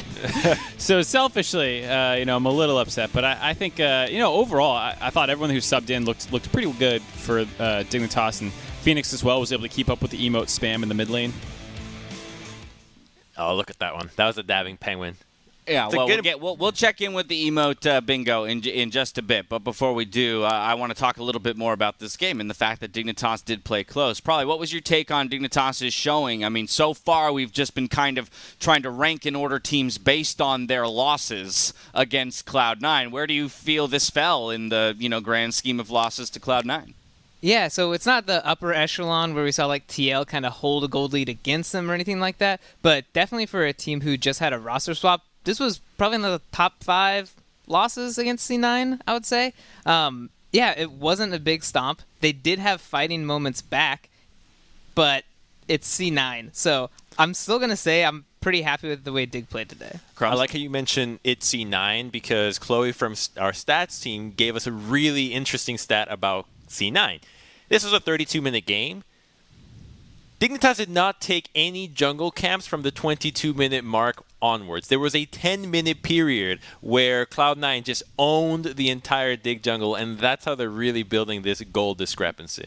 I got to say, Chloe was giving us some other great stats in Dignitas' favor, that this was they were able to set Sven behind further than he's ever been set behind in the early game. This was the first time that he hasn't been ahead at CS, and his worst goal differential this split at 10. So some pretty impressive stuff out of Dignitas. Yeah, well, now I'm starting to wonder why you guys are on the desk and Chloe isn't. But, we'll leave that to be solved at a later date. Let's dive into some of these over-unders that we teased at the top of the day. The first one was game time. We put the line at 24 minutes, and I'll be honest, there was a period just cresting 20 minutes where I thought that might be a possibility when Cloud9 found a certain fight, but again, Dignitas extended it.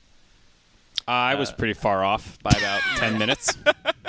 Yeah, I think Mark was the only one who went under there. It was a bold prediction, but again, Dignitas held fast. So let's move right along to the next one, and this was the amount of turrets that Dignitas would be able to topple in the game. We put the over-under at 1.5.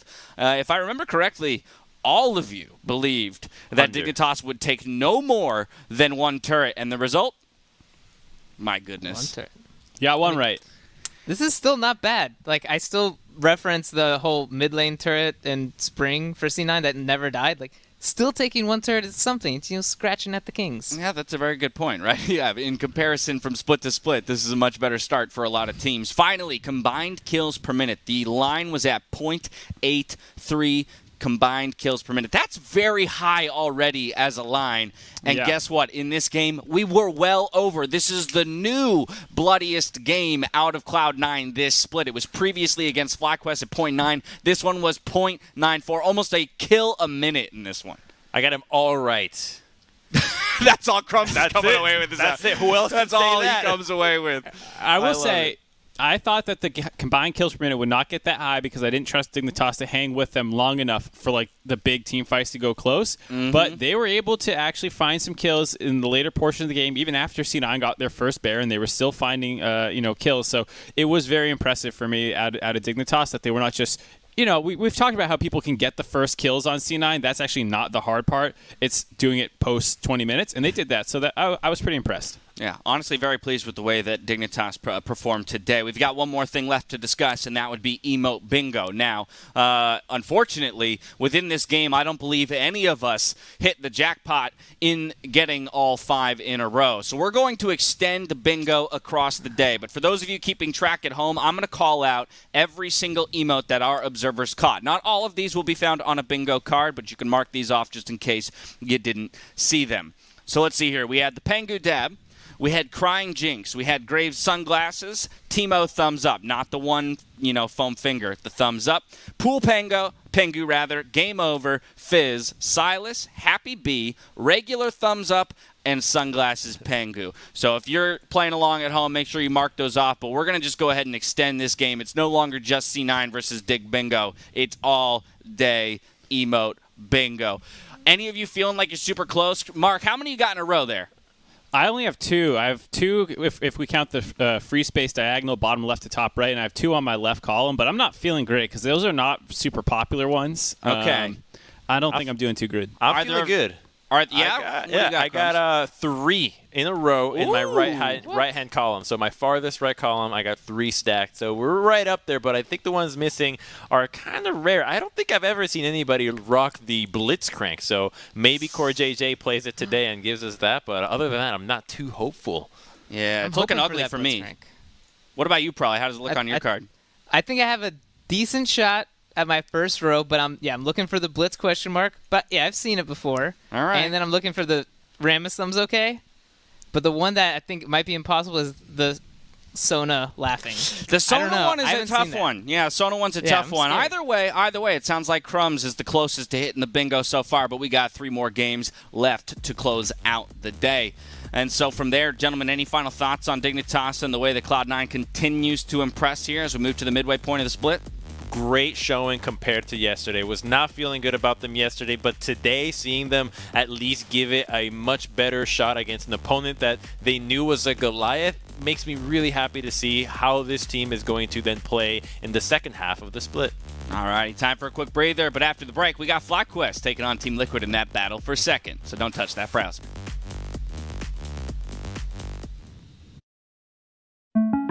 Yeah, I'm married. Doesn't matter. You do that for me? Really?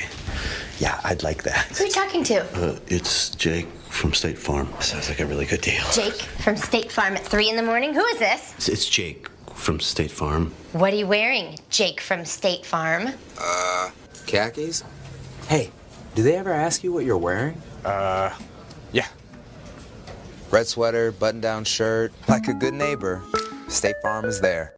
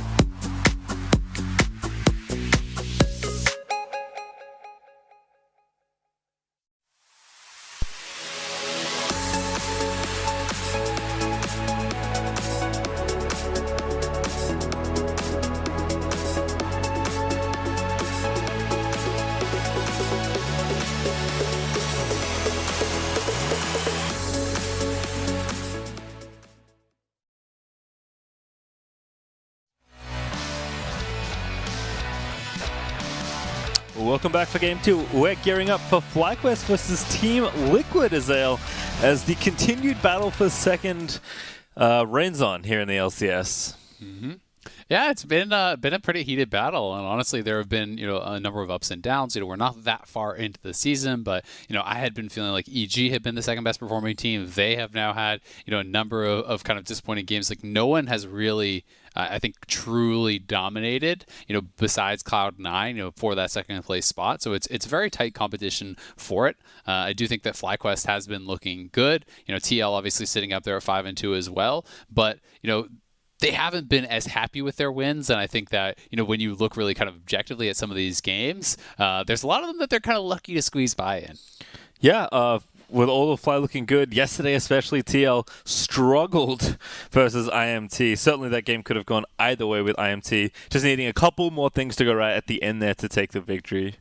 But today, we're going to focus a little bit on the jungle matchup. Broxa, as well as Santorin. These guys have been looking, I think, very good for the team overall. Especially when you're comparing Broxa to Spring. I think Broxa was really looking rough in Spring. He has been doing, I think, a lot better for the squad in Summer. He has been involved in a lot of what they have been getting done. Santorin, I think it's more of kind of like a slow burn for him. He talked about the fact that often him and PoE are playing more of those scaling style matchups, and his job is to neutralize the opponent, to try to stay even, to try to keep up or be ahead in farm, and I think he's done a very good job of doing that.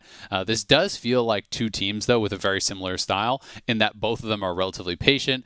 Both of them are looking, generally speaking, to scale, to go later into the game. They're more risk-averse teams. They're looking more for team fighting, so I'm going to be really interested to see if anyone kind of bucks that trend, if there is anything, mixing it up in pick and ban, if any of the teams wants to get really aggressive in the early game, or if it's just going to be more of like a handshake game where we're saying, okay, let's wait, let's fight at Dragons, let's see who gets Soul and who takes the game. We've certainly seen moments of productivity from FlyQuest. I think they are capable, but it does seem like they are just so good at more of the patient style, like having really strong mid games and very consistent early games. But as you said, that is kind of in the wheelhouse for Team Liquid as well. So we'll see what it looks like here in the early game, and of course in Champ Select, as we are already 4 bands through. Aphelios, Twisted Fate, Varus, and Volibear are the first 4. So Lee Sin going to be taken away from Broxa as well. It's nice to see Twisted Fate starting to get some attention though. Yeah, I actually really like watching TF, although it is a really high priority champion. It's obviously very strong, so I do understand banning it away, but I think it's a really fun champion to watch. This creates kind of like clear points of action in the game. It's very easy to see the differences between the best and the rest as far as TF goes and how they move around the map. But FlyQuest obviously did not want to first pick TF. They did not want to first pick Aphelios, so they're actually banning out some of the things that they think may have been those more second round style picks. They're going with the Ezreal early on here. We'll be interested to see if TL wants to go for some type of a kill lane down on that bottom side, or if they're more worried about denying something like the Yuumi, which is that classic pairing. A lot of teams have been pretty comfortable, though, taking, even really any of the kind of enchanters alongside the Ezreal. Things like Karma, things like Lulu are pretty satisfactory. When you see the Kalista coming through, though, you're immediately assuming something like Kalista Thresh, even maybe Kalista Nautilus or those types of picks can work here too. It just depends how aggressive they want to get, but Kalista Thresh is always a pairing that I really do enjoy. I don't think you'd be going towards kind of like the Blitzcrank route when Ezreal has already been locked in, because those interactions are pretty difficult to deal with. Certainly are. Also can probably save your support pick for next round, so they'll take Graves here for Broxa instead. Certainly been the next highest priority jungler for Broxa. It's felt like basically every opportunity. In fact, I think every opportunity they've been able to pick Graves, they've taken it. Yeah, I mean, Graves is just so strong in the current meta. People, ever since they've kind of gone with the Phase Rash adaptation, they have been able to deal with a lot of these matchups that were sometimes more difficult. Things like Olaf, where you could just get hit by one axe and slow down and killed off. Now Graves, you proc the Phase Rush, you're able to use that quick draw to kind of kite out more effectively. Graves is a great power farmer. You have team fighting power. You're good at soloing objectives. So it really is kind of checking a lot of the boxes. The only thing Graves doesn't do well, as far as the current meta, is those early game ganks. Definitely not a strong ganking jungler, but you can focus more on keeping your opponent down in the jungle by invading him, by tracking him, and kind of denying him from getting done what he would like to do. Syndra locked in though for FlyQuest, champion that's often received a lot of bans, at least in the last patch. She did get nerfed on 10-13. It was a decent nerf, but it wasn't like, you know, a suite of changes putting her in the ground, so she's certainly a very viable champion. Jensen teasing us with Kog'Maw, but he has been on control mid duty for so many games now, and it is going to be Azir for him instead. Yeah, I wouldn't have been shocked by the Kog'Maw, because honestly, I kind of see it as in the similar vein as the Azirs. You know, it is more of that late game kind of scaling pick. Yes, it is not technically a mage, but it performs very similar to one. You know, when you are playing the AP style, it just kind of becomes a poke mage. Azir obviously more about that frontline damage. This is a matchup that you would expect to be going in the favor of the Syndra early on, but Azir does have strong push, and if you're able to avoid some of those skill shots, you can control the wave pretty effectively and, you know, look to just kind of even out that matchup.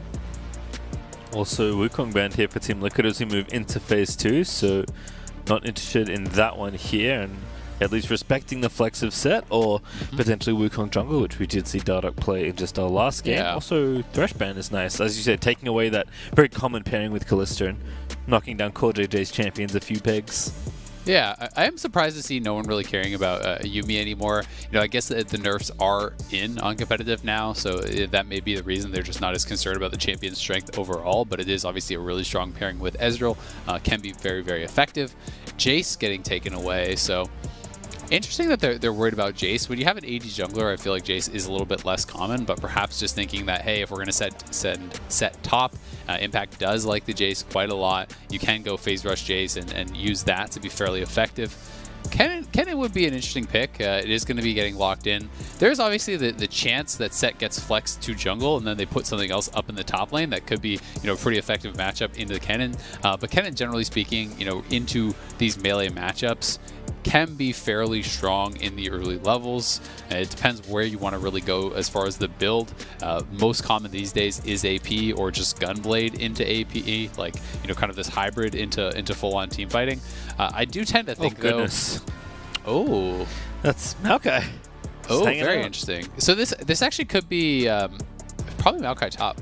Yeah, if it's Lulu, so. it's gonna be Maokai top and Set jungle. There actually has been a pretty big influx of Maokai support, but I don't think it would really pair that well with the Ezreal because it's generally used more alongside the aggressive style of bot laners. So I'm just kind of waiting. Okay, so it's going to be Rakan, so they want to get some more engage in there. This is going to be Maokai top. This is actually something that I do think Kennen struggles with quite a lot. If you want to go the AP route, it's fairly easy for Maokai to just go something like a Spirit Visage or even just Cowl into Sunfire and really start to shrug off a lot of your damage. With Sap Magic, the Maokai passive, you know, if you're actually throwing Shurikens out and utilizing a lot of your spells, you're just kind of recharging the Sap Magic passive pretty easily for Maokai. So yes, the early levels will be going in favor of the Kennen, but beyond those first few levels, you can just get to a point where you're shrugging off pretty much all of the Kennen damage. Maokai's wave clear is fine, especially if you are going that Sunfire route. You can actually kill off the waves pretty effectively, and then just kind of ignore that 1v1 matchup and look towards team fighting, where the Maokai is a lot easier to execute on. You know, Kennen is more reliant on getting a nice flank, getting some sort of angle where you can get your ultimate in on top of a lot of these carries, which can be powerful, but Maokai really just has to press W on anyone, and you're doing pretty well in the team fight, so pretty easy to execute on.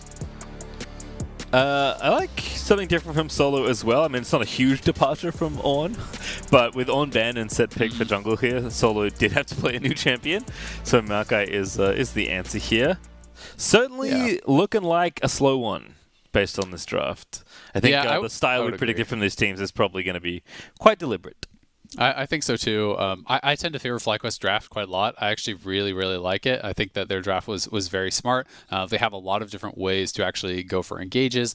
They don't really have a lot of vulnerabilities as far as, you know, the engage on the side of TL. I think it's actually pretty difficult to get onto champions like Ezreal. It's mostly going to be about, you know, trying to target that Syndra. But when you have, you know, multiple frontliners in front of you, that can become fairly safe. And on the other side, there's no true frontline really for TL. It's just this Nautilus, right? So it is very largely about the engage, about can you actually, you know, find someone immediately. I like the 5-stack here. This is pretty cool. You know, you run straight out to this Tribrush, you ward that out, and they're just hoping that someone from TL does look for an early invade. The level 1 from TL is fairly strong, so there was an opportunity potentially for that to actually happen. Obviously will not end up happening here, but Yeah, it should be an interesting game, and I think Maokai makes a lot of sense just as a champion that can start to slot in more. We've been seeing some Malphite, which Malphite is great and really, really underrated. You know, Malphite and Maokai are the other two tanks that I think slot in best in current meta. When Ornn is banned out, you know, there is an opportunity to actually bring out those types of champions. Maokai tends to function most effectively against the AP style of play, and obviously on the other side, you know, Malphite's really, really strong into AD. And it is going to be Spellbook Kennen, so this should be straight up AP. They are looking for the invade, and Graves can make this actually pretty difficult to deal with. Yep, going to get the ward down and begin their invade. Broxah even popping the sweeper. Oh, over the top goes Santorin. They're going to try and contest here. W in onto Impact. Good double Vault Breaker as well. Impact might just be dead here. Flash in. There's the auto. One more needed. And that's it. That's first blood for Santorin. KO indeed. Oh, very nicely done. And actually going for, you know, an ability start that is much less common. They actually go for the W start on Maokai. You would have expected them to go Sapling or even Q. This was actually really intelligent, though. It does look like Santorin will eventually be pushed off, though, as Solo went back to topside. Graves can just come back down. He was still full health, and Santorin was low, so it's going to be a smite fight potentially. We do see PoE moving over. This is a pretty wild start. PoE's W can make this really frustrating. Also, Jensen's here. Also, the top laners are back, and Impact's level 2. Power of Evil can cut off. That's not a good look. W there. Gonna throw it back on top of Broxah. Smite down. Santorin actually got the blue buff, but the stun's gonna land from the cannon, and Impact is gonna get Power of Evil. But can they get a kill trader back here? Getting low. The W from Santorin just takes out Broxah. He's level 2 as well. Now Jensen and Solo are fighting, and he's level 1. And now there's a TP coming in. Jensen, he'll flash out of there. Power of Evil's back from the dead, because death timers do not exist this early on. And now they're fighting over the wall. But Azira's blue buff. Very standard stuff, you know. Of course, you know, Maokai level 1 at 3 minutes, 1-0-2, all very normal, expected.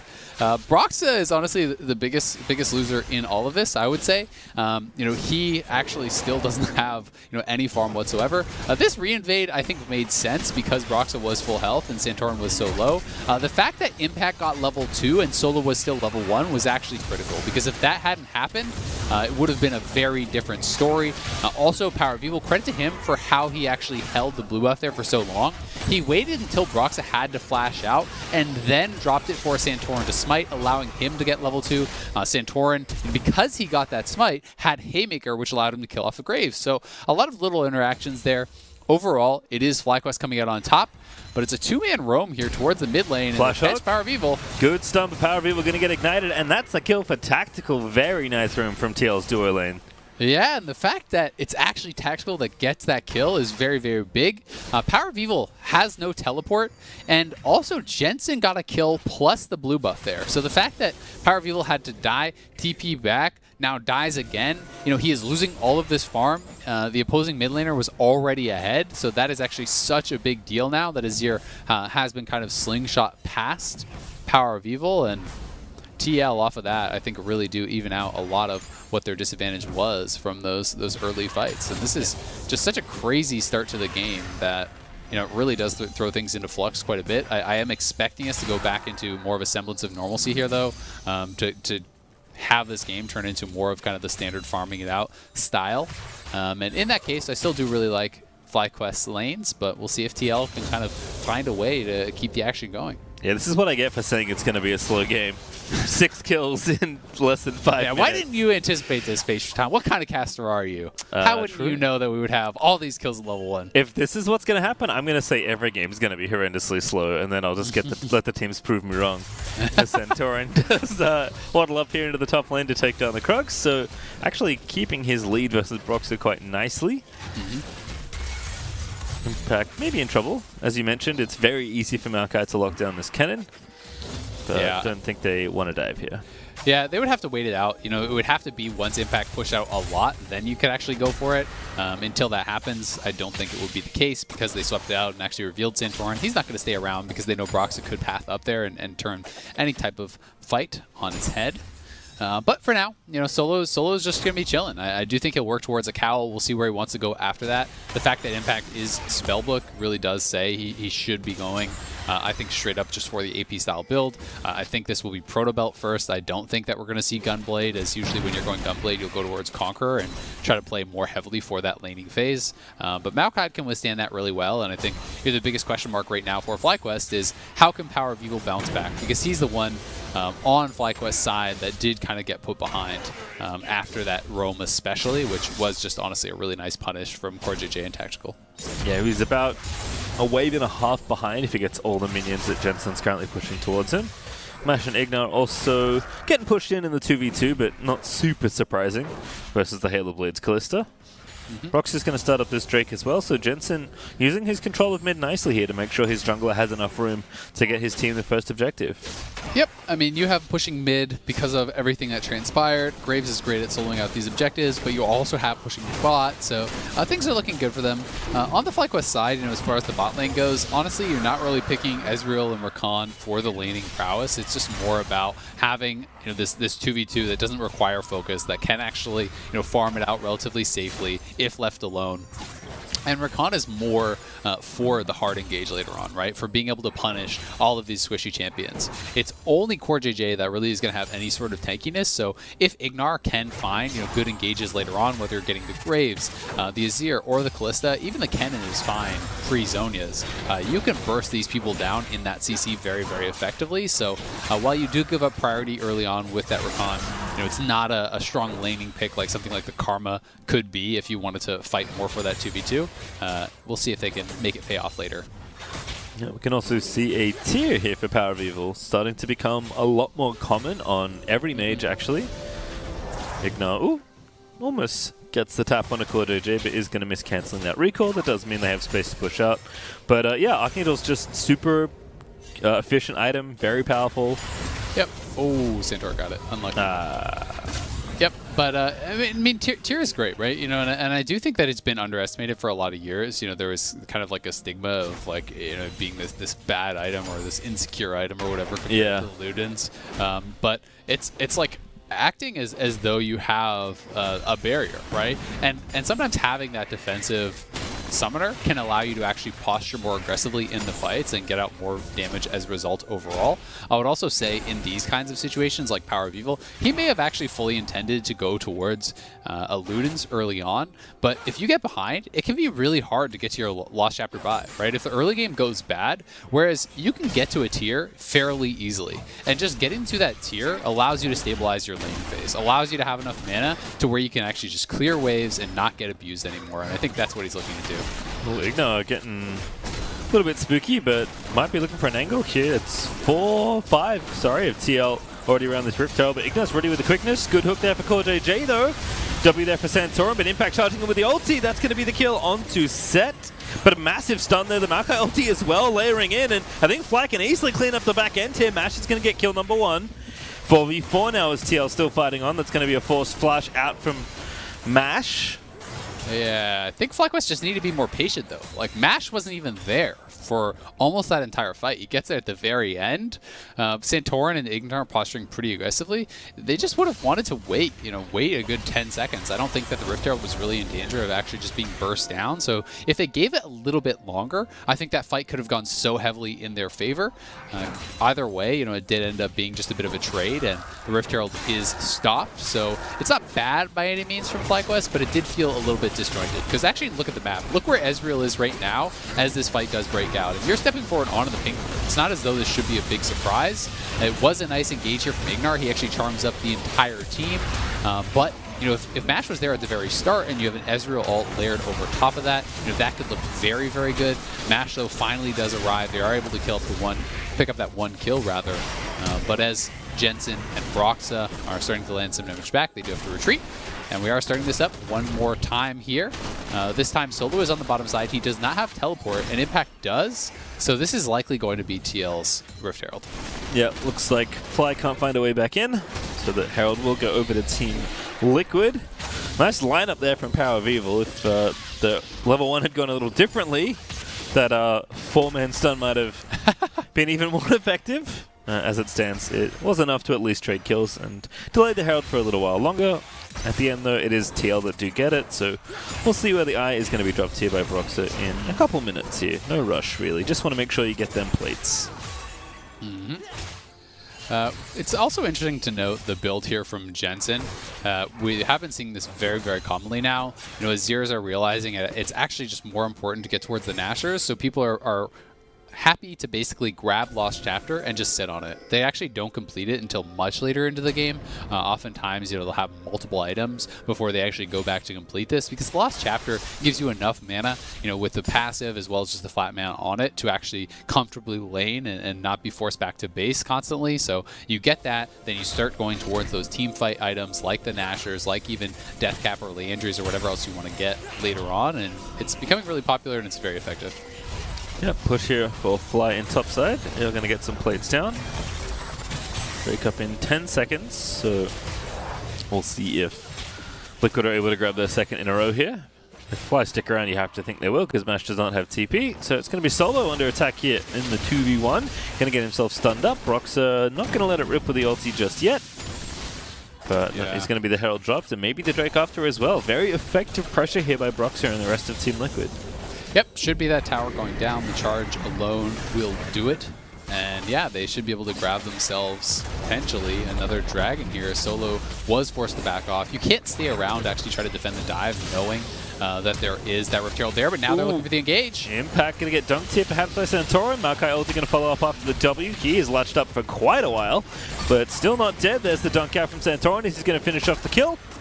And Ignite down here as well to maybe grab another one here. Does have the quickness, but not going to pop it just yet. Jensen also roaming in. Off screen, Jensen actually got his teleport interrupted because we saw that teleport being channeled. Power of Evil must have been able to hit a Scatter of the Weak onto Jensen and actually prevent that. So that allows FlyQuest to not only get the kill, but to stop any potential follow-up. And with Solo TPing back in, it's FlyQuest that are actually trying to posture for this dragon.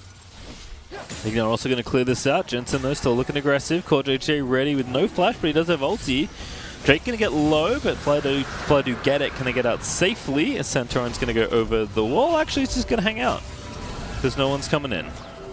Yeah, and everyone pops their emotes.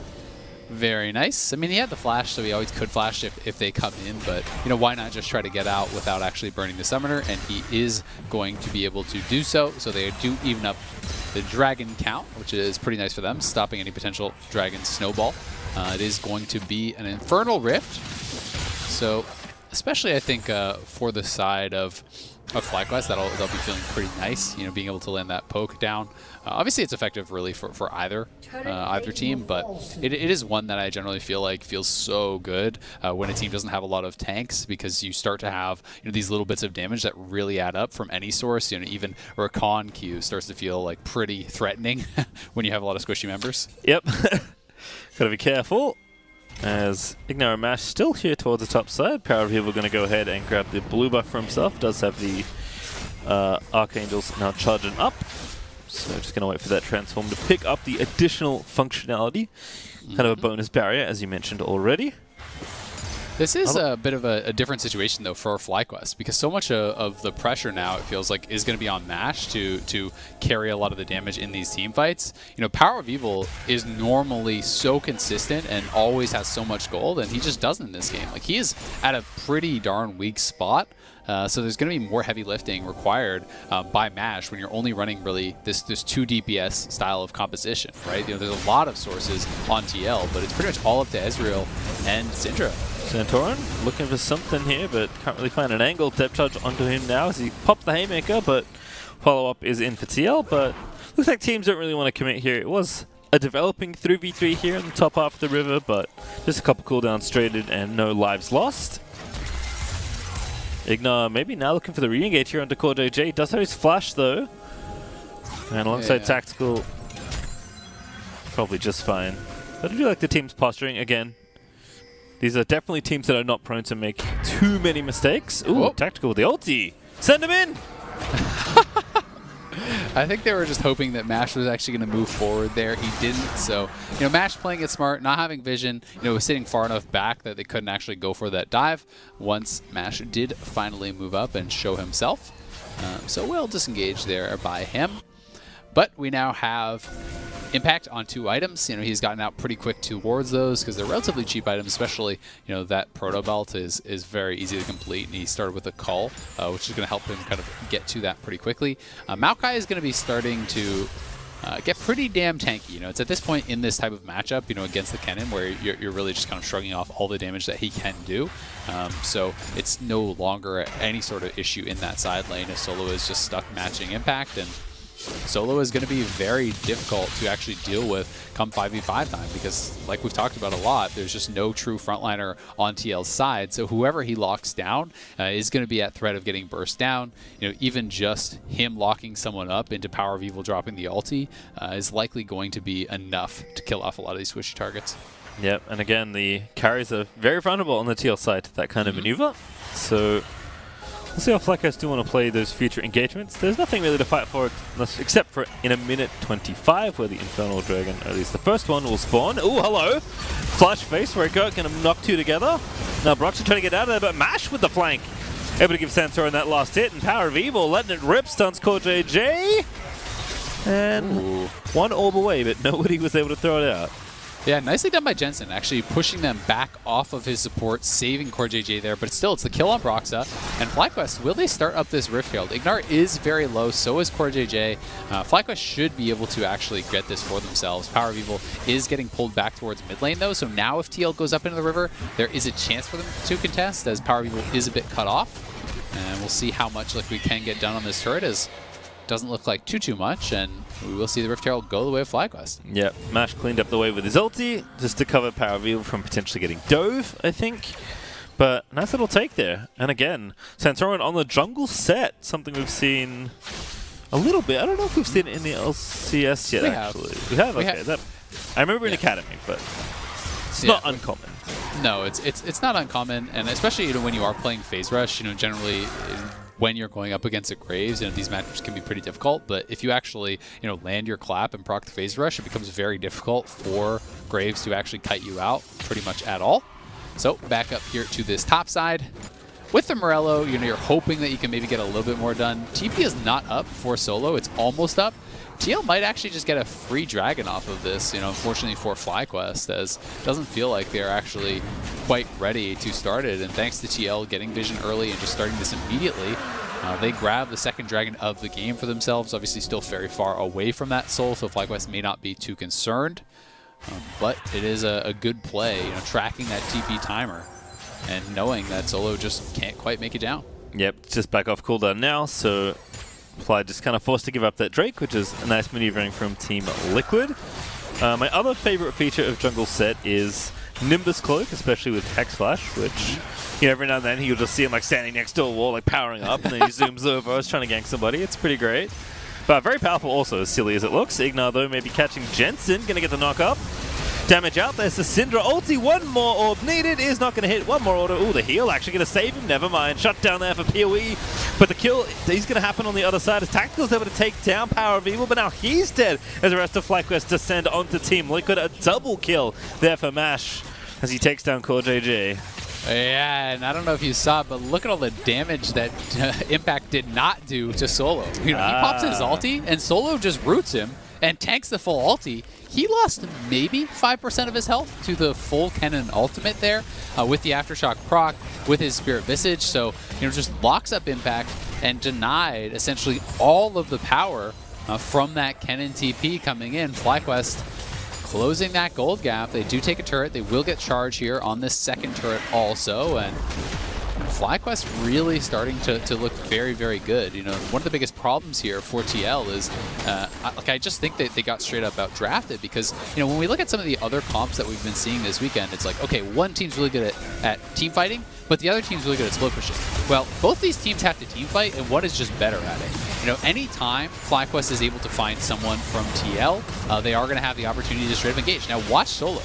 Look at that damage. He's pretty much full health coming out of a full ultimate from Impact. So, you know, TL is going to have to be very clever about finding these angles. They're going to have Impact coming from somewhere where Solo cannot intercept him, where he's able to get on top of those carries. And if they're able to do that, they can win out these team fights. But if FlyQuest knows what you're going for, if they see you going for that engage and, you know, Solo is able to just lock down those key members, it becomes very trivial for the damage dealers of FlyQuest to kill off the members of TL, while Solo and Santorin and Ignar just buy time. Yeah, I mean, Santorin's been an absolute menace in this team fight. It's just so disruptive on the set. As Solo and Jensen, I mean, I don't think Solo really minds that much. Yeah. Not a lot of damage being done right now onto this Maokai, who is 2 items and counting. Feeling nice against the dual AP threats of TL. Yep, and he will have to run away, obviously, because no one from his team is down on that side. You know, if it's just a straight-up 1v1, you know, with the Sap Magic, you just walk up to him and you get 1 punch off, and you start to heal back most of that damage. You know, the healing becomes really, really insane on Maokai when you do have that Sphere of Visage plus the Sap Magic passive. So, another turret does go the way of FlyQuest. Pretty much dead even at this point, and Tactical's in trouble. Gonna get ulted, he's dead. Ignar actually gonna pick up the kill. Yeah, Tactical, that felt like you just needed to accept your death. It seemed like a bit of a misclick almost at that point. Like, he flashed, and then he kind of started walking back towards his opponents and dropped a pink ward, I do believe, in that brush. So, you know, maybe trying to, like, deny vision so he could walk away, you know, hoping that they couldn't see him there or something. But Tactical was just way far out on the map without anyone else around, and there's that Sap Magic heal. 459, not too bad. Does get higher and higher as you get lower as well, I do believe. So, it's one tanky tree. Yep, and that's just Solo contesting the wave to keep up the pressure, keep the minions pushing towards it. Again, Jensen does have the Luden's finish now, but I think Maokai will still be more than tanky enough for any future 1v1s. Yeah, totally. And you can see Santorin now with the Deadmans. You know, you talked about Nimbus Cloak, you talked about the Hex Flash. With that Deadmans, you are very, very quick. And you can find engages sometimes kind of surprisingly just by flashing in, chilling smite, you know, these types of things to give you the Nimbus Cloak. Plus, you already have the full stacks of that Deadmans, and you zoom in there and can look to grab people. So TL is having to play it very far back. You know, they know anytime Santorin is missing, it is pretty dangerous to be out in those side lanes. They don't even have winning side lanes. So it's pretty difficult for TL. They're kind of getting choked out a little bit here, but they're looking for Power of Evil. Yep, Santorin just going to dive in. That Banshee's fail doing a lot of work there as Fate's Call is going to be used back onto Santorin, though.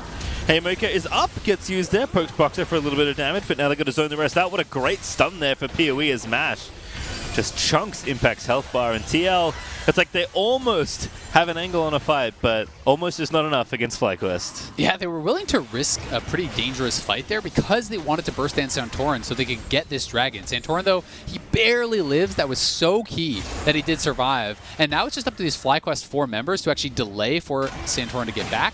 Solo is very low on mana, though, so he's got to be careful that he saves enough for his full combo, you know, for the ultimate, for the root, and the Q at the very least. If you throw too many saplings and you run out of mana for your root, it's pretty brutal. But I don't think that TL is going to actually be in a position to contest. I think this is just going to be FlyQuest Dragon at this point because multiple members of TL are chunked out, and Santorin is back. Plus, mid lane is pushing very heavily, so TL has got to respond to mid lane. This will be a FlyQuest Dragon. They're going to move to their second. And they also got that mid lane turret down, I do believe. It looked like it fell on that minimap, so well done by FlyQuest. And, you know, 2,000 gold ahead, 24 minutes in. Not a massive lead by FlyQuest, but the calm I feel like they're playing with, this speaks to how comfortable they feel with this composition. This makes more sense. I was like, why is he so far out by himself? You know, we did see CoreJJ was actually basing, and he got spotted basing on a ward, so that was kind of the issue there. But even still, Tactical knew that his support was basing, and he kind of stepped forward, so it was a bit of a cocky play. You know, maybe was assuming that, okay, they don't know CoreJJ is basing, and they're going to assume he's here, so they won't punish me for this. But the knowledge was there, the ward was there, and he does end up giving up his life plus the flash, which obviously made any subsequent fights more dangerous. It may have been part of the reason that they're not willing to actually contest that dragon. And FlyQuest now going to look to set up around this Baron here and potentially trying to catch Jensen. I don't know if they're going to fully commit. Ignat's going to commit. Seems ill-advised. Got him. You don't have any damage. Here's the Zonias! Yeah, but Santorin was running away. Nash isn't even there. He's like, I will get you. Igno's just testing, I mean, you know what? Maybe he's thinking, if this game keeps going this way, there's a death gap in my future. He's just testing his engage limits. Testing his damage, seeing how close can I get to one-shotting you. Not even close. Okay. Yep. Here, I do still like full the, health. I do like the Zonia's though from Igno. I don't know how common that is on Rakan as the first item, but again, Igno is such a playmaker that this is the kind of item he wants to buy every game. I think it makes sense, given the context of the other team. There's so much damage on this team, so you can kind of fly in. You become very disruptive. Everyone on TL has to scatter because they don't want to just get CC'd up and die. So you have all of these squishy damage dealers that are now trying to retreat. Broxa and Jensen and Tactical, they're all trying to run away. And then as the ultimate expires, the CC expires, if you can't actually just E right back to your team, you drop into the Zonias. And again, it's just kind of creating this zone of threat for the TL members that they have got to respect when Rakan goes forward, and that just buys more time for the Syndra and for the Ezreal to get damage done, and that's exactly the kind of position. Oh, it hurts. It hurts so much. I don't think that was a Max Sphere ulti either for PoE. I think he might have been one off, if I can count. And but Core JJ still eats it. Yeah, Core JJ felt confident they wasn't going to die. He didn't pop the stone plate, so it's a pretty defensive build from Power of Evil. When you look at it, now he adds in Large Rod. When he gets the Death Cap, that will change a bit. But he's on Seraphs and Banshees, and you can do these kind of builds. You don't need to necessarily maximize DPS when you are up against squishy comps, right? Because it's not as though you're trying to push through this like 200 armor Malphite or or this big beefy Ornn or whatever. You're just trying to burst down squishies, and sometimes just having the itemization to allow yourself to not get like one shot if you're caught. Having the Banshees as well as that defensive shield from the Seraphs does allow you to play pretty aggressively. It's the same thing with Mash, right? Like he's on Iceborne Death Dance, so he's going to be pretty difficult to burst down. And if you can't burst these damage dealers down, you will get CC'd up by the front line, and you're just going to kind of get knocked out. We'll also see a couple stopwatches there. Santorin actually had his for a while. I think he got it after he based from almost dying around the Dragon Pit, so he still had that for quite a while. And Ignar actually has a second one, for even more fun with the double stasis. So FlyQuest are ready to fight, but again, there is no rush for this team. They're even on Dragons, they'll just wait between spawns. They're happy farming 3 items now for Mash. Maokai is like becoming unkillable. It's kind of just how these teams play, right? They're both very passive. Yeah. They're both very risk averse, and if you're going to handshake on team fights, guess what's really good in a team fight? Stopwatch, right? These abilities become so much more valuable. If you're playing a game where there's constant skirmishes and you may have to, blow the stopwatch over something that's less important, then it's less valuable. But when the only fights are happening around major objectives, well, stopwatch becomes incredibly important. They're just 2-manning up the Baron right now. It is spotted out by TL. But FlyQuest could stay on this until Impact does TP. He does have a flank ward potentially, so there is some danger. But they're just going to keep on this. Ooh, good stun lens as well. They're going to go in onto Core JJ. He goes Ignar flying over the top alongside Solo. Fate's Ignite call. might have him. Going to protect him. Oh, goodness. Oh, what a great Sonya's there by Impact. But he couldn't get the ulti out. Now he's going to use it, but Santorin's going to dunk him out away from his team. And FlyQuest's going to pick up that kill. Yeah, Core JJ barely survived to that last tech of Ignite, did not kill him. Right back to the Baron, because again, who's supposed to face check? They don't have anyone to actually do it. Oh, Broxa. Yeah, this is just going to be FlyQuest Baron, I'm pretty sure. It seems very difficult unless Jensen can make some magic happen. He is very strong on this Azir, so there is potential for it, but there's Flash available on Solo, so there is a chance that he just gets rooted up and bursts down. He's got to be pretty careful about this. I like what Ignar and PoE are doing here, just like zoning the rest of TL out, making sure they can't get in the pit. There's a ward behind the back. There's the hook from Core JJ. I think TL know they have to fight. They do get Power of Evil, and now that's going to force FlyQuest off the Baron, but they are going to stick around here in a 4v3, wanting to finish the objective. Mash, you have got to be careful, bud. All right, ulti's going to miss, but Jensen's going to get in there, and Ignar cannot save his teammate. Now the Baron is way too low, but Solo's going to lock him up. Santorin's going to try and finish it off, but the Baron still has 700 health left, and he steals the Broxa! Leaps into the pit, he's able to take that down, and that went so wrong for FlyQuest. Oh, Mash trolled that so hard. Oh, no. FlyQuest should have had that 100%. And they had Broxa so low. They just need to play it more patiently. And Mash just shifted over the wall into this Azir and Nautilus and absolutely threw there so hard. He flashes back, but Jensen then at that point could just flash in and actually finish him off. All you need to do is play it slowly, keep zoning him, make Jensen be the one that has to commit to the fight. Instead, he just dives over. I mean, imagine if Mash is just shooting out Qs and staying in the pit. You know, like, picture this situation where Broxa gets so low and barely gets into the pit, but Mash is there to throw 1-2. So, yes, you lose Power of Evil, but they lost Tactical. That is fine. Broxa still should never be able to actually get over here and steal this Baron. But Mash just charges in, shifts late, gets hooked, and then flash in from Jensen, finishes him off. You know, look at the top of your screen now. Look how low Broxa gets. Imagine if Mash is there for literally one auto attack. Would kill Broxa off and make this 100% FlyQuest Baron. Instead, Broxa barely gets in. Smite steals it away because Solo didn't have the damage to actually finish him off, and Mash was dead. And that is just honestly really mishandled by Mash and could be the way back in for TL in what should have been, it felt like, a pretty wrapped up game for FlyQuest. You know, it should have been their Baron, it should have been their Dragon. Instead, it's TL at Soul Point and FlyQuest here, you know, trying to defend this Baron push. Well, we'll see how much they can defend, but yeah, that's just a huge series of misplays, it feels like, for Fly mismanaging that Baron. TL, though, will certainly take it. Broxa with a very nice steal is going to keep TL ahead in this game and maybe get them a big lead if they can knock down a number of turrets here with the old Baron. They've got a minute left to play with it. Jensen going to get the tier 2 in bottom lane pretty easily. FlyQuest just going to have to watch their turrets fall for a little bit. Yep, they're put on the back foot, and now, you know, one mistake, one great steal from Broxa could decide the game, right? If you give over that Infernal Soul, that's going to be a really big deal and give TL potentially that extra oomph that they need to actually push through this front line to start knocking them down.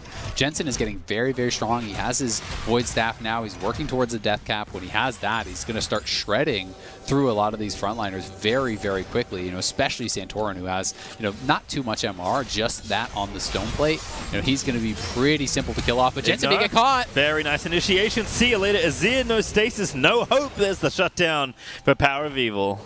Yeah, really nicely done. They knew he didn't have flash because he had flashed in to actually kill off Mash previously. So when TL shows multiple members in the top side, Ignar took the opportunity to go for that. Does cost his flash and his ultimate, but they get that shutdown onto Jensen. But Jensen has his death cap complete, and you know he is going to be really, really threatening. If he can stay safe, he can win TL this game potentially.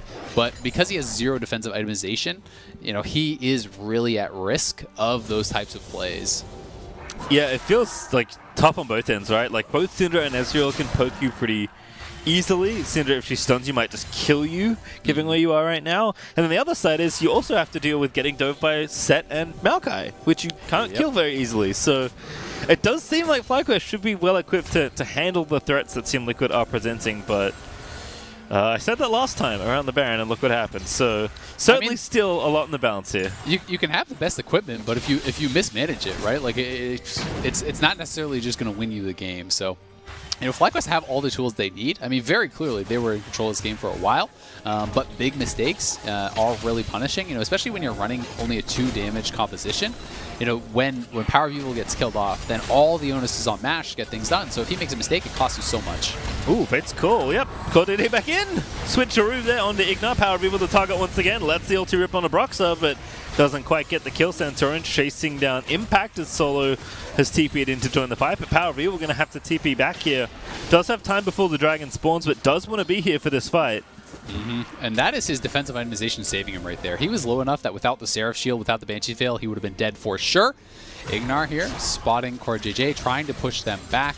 It is still a minute until the dragon is up, so there's not really any risk of actually, you know, it getting rushed down or anything like that. It's right now just a fight for vision. This team is trying to deny everything away from TL as far as clearing out all these wards, because they know if TL is having to face check in, TL is really, really squishy, right? They're pretty much reliant on setting Nautilus in and hoping that they can just Callista ult out the Nautilus to save him once he gets engaged on, and then having Jensen kind of in the backline just dealing damage. You know, that is the way that they're going to have to get vision back. Yeah, Mash just making sure mid stays pushed out. 30 seconds now till the dragon is up. Jensen does have TP, so don't worry about him being top lane. Just making sure to get a bit of pressure happening towards that top inhibitor tower. And there is still some vision here as well for TL that they've managed to keep up. In fact, that's a really nice word spotting PoE. So yeah, I'm not sure. who is going back. Is Mash going back? Because he's the only one with TP. Someone's got to answer Jensen. Yeah, someone's got to go. You can't just give up. Okay, so Mash went back. That makes sense. We didn't have the vision toggle there, but seeing Mash went back, that's the one that really does make the most sense. We can see Dragon is actually popped here. Now Mash will TP back to his team, and it will be a 5v5. Remember, this is sole point for TL. Can Broxa make the magic happen here? Solo and Santorin just zoning them all out. Solo making sure Broxa is spotted so that Dragon will go over to Fly, but the fight will break out now. Broxa are actually going to get wrapped up here, but kiting their tanks away from the carries could be dangerous. Impact here charging him, but he's only going to find the front line. Still, that's enough for Santorin to fall down. Now it's a 5v4 for Team Liquid. That's going to force Solo's flash, as Nautilus did have the hook lined up. So the Dragon goes over, but TL still happy. And they can get the Baron. That's actually the big win here. Because TL pulled it. Oh, if Jensen goes down, that would be very dangerous. Okay. But I mean, because TL actually played that fight, from multiple angles, it was actually really smart. Because what happens there is, at this stage in the game, one DPS versus one tank wins, essentially. Brox are really low. They actually may contest this now. Yeah, good hook. Power of Evil, though, again with the Banshee's Veil. Here comes Jensen, finding the scoop. Impact able to take him down, but here comes Smash over the wall. They need to kill Jensen. Ignar's locked him up, and they do get the kill, but I don't think they can get any follow-up here. Ignar into stasis, smashes again, but he's caught between the rest of Team Liquid, and that's an easy kill for them, and they also got the Baron, by the way. Yeah, Mash flashing in there. FlyQuest super overcommitted on killing off Jensen. Yes, you get it, but you're giving up multiple lives for it, and the Baron buff is over on TL, so now you have no wave clear. FlyQuest is really mismanaging this down the stretch, and TL skirmished very well around that Dragon. Despite the fact that they lost the Dragon, they win the fight because they're dividing it up into these little pockets where it's like your no-damage Maokai plus Santorin are not going to kill off the Graves and the Kennen by themselves. You need the damage dealers behind you. Whereas TL can win these small skirmishes, and now they're potentially looking to actually just end the game. They're going to keep pushing because they know there's no wave clear. Yeah, 2 tanks here. Good Maokai ulti there for Solo.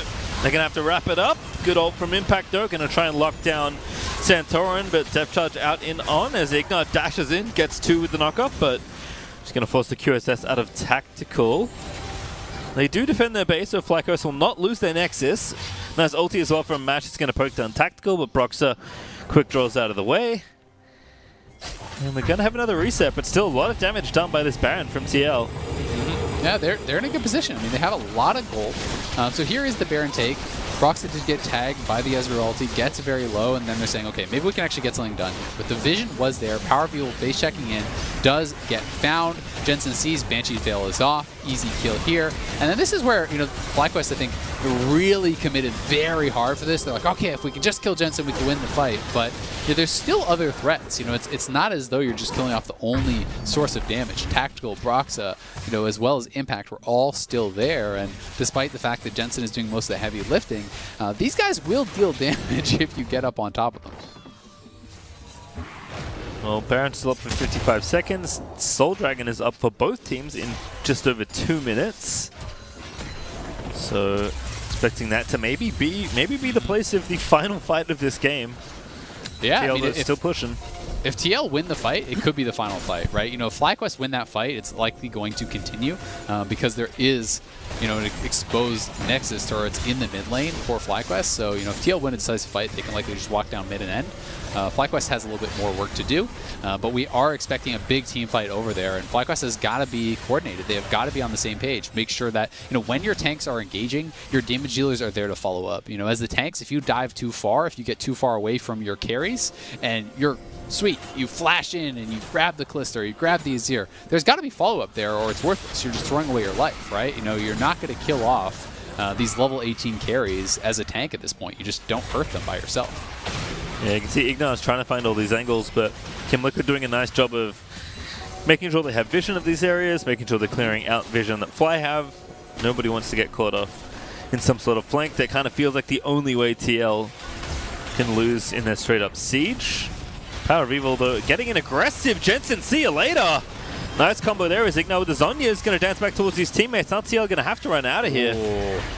That is such a big pick. They've got to run. I mean, Jensen's not even going to be alive for the Dragon. He went back in. Now he's just dead. Not sure if he meant to click in that direction, but FlyQuest's going to find 2. Now Impact going to be shut down here. Santorin ready with the dunk. Flash into the wall he goes. And Impact going to get a nice ulti down, but Ignar again into stasis.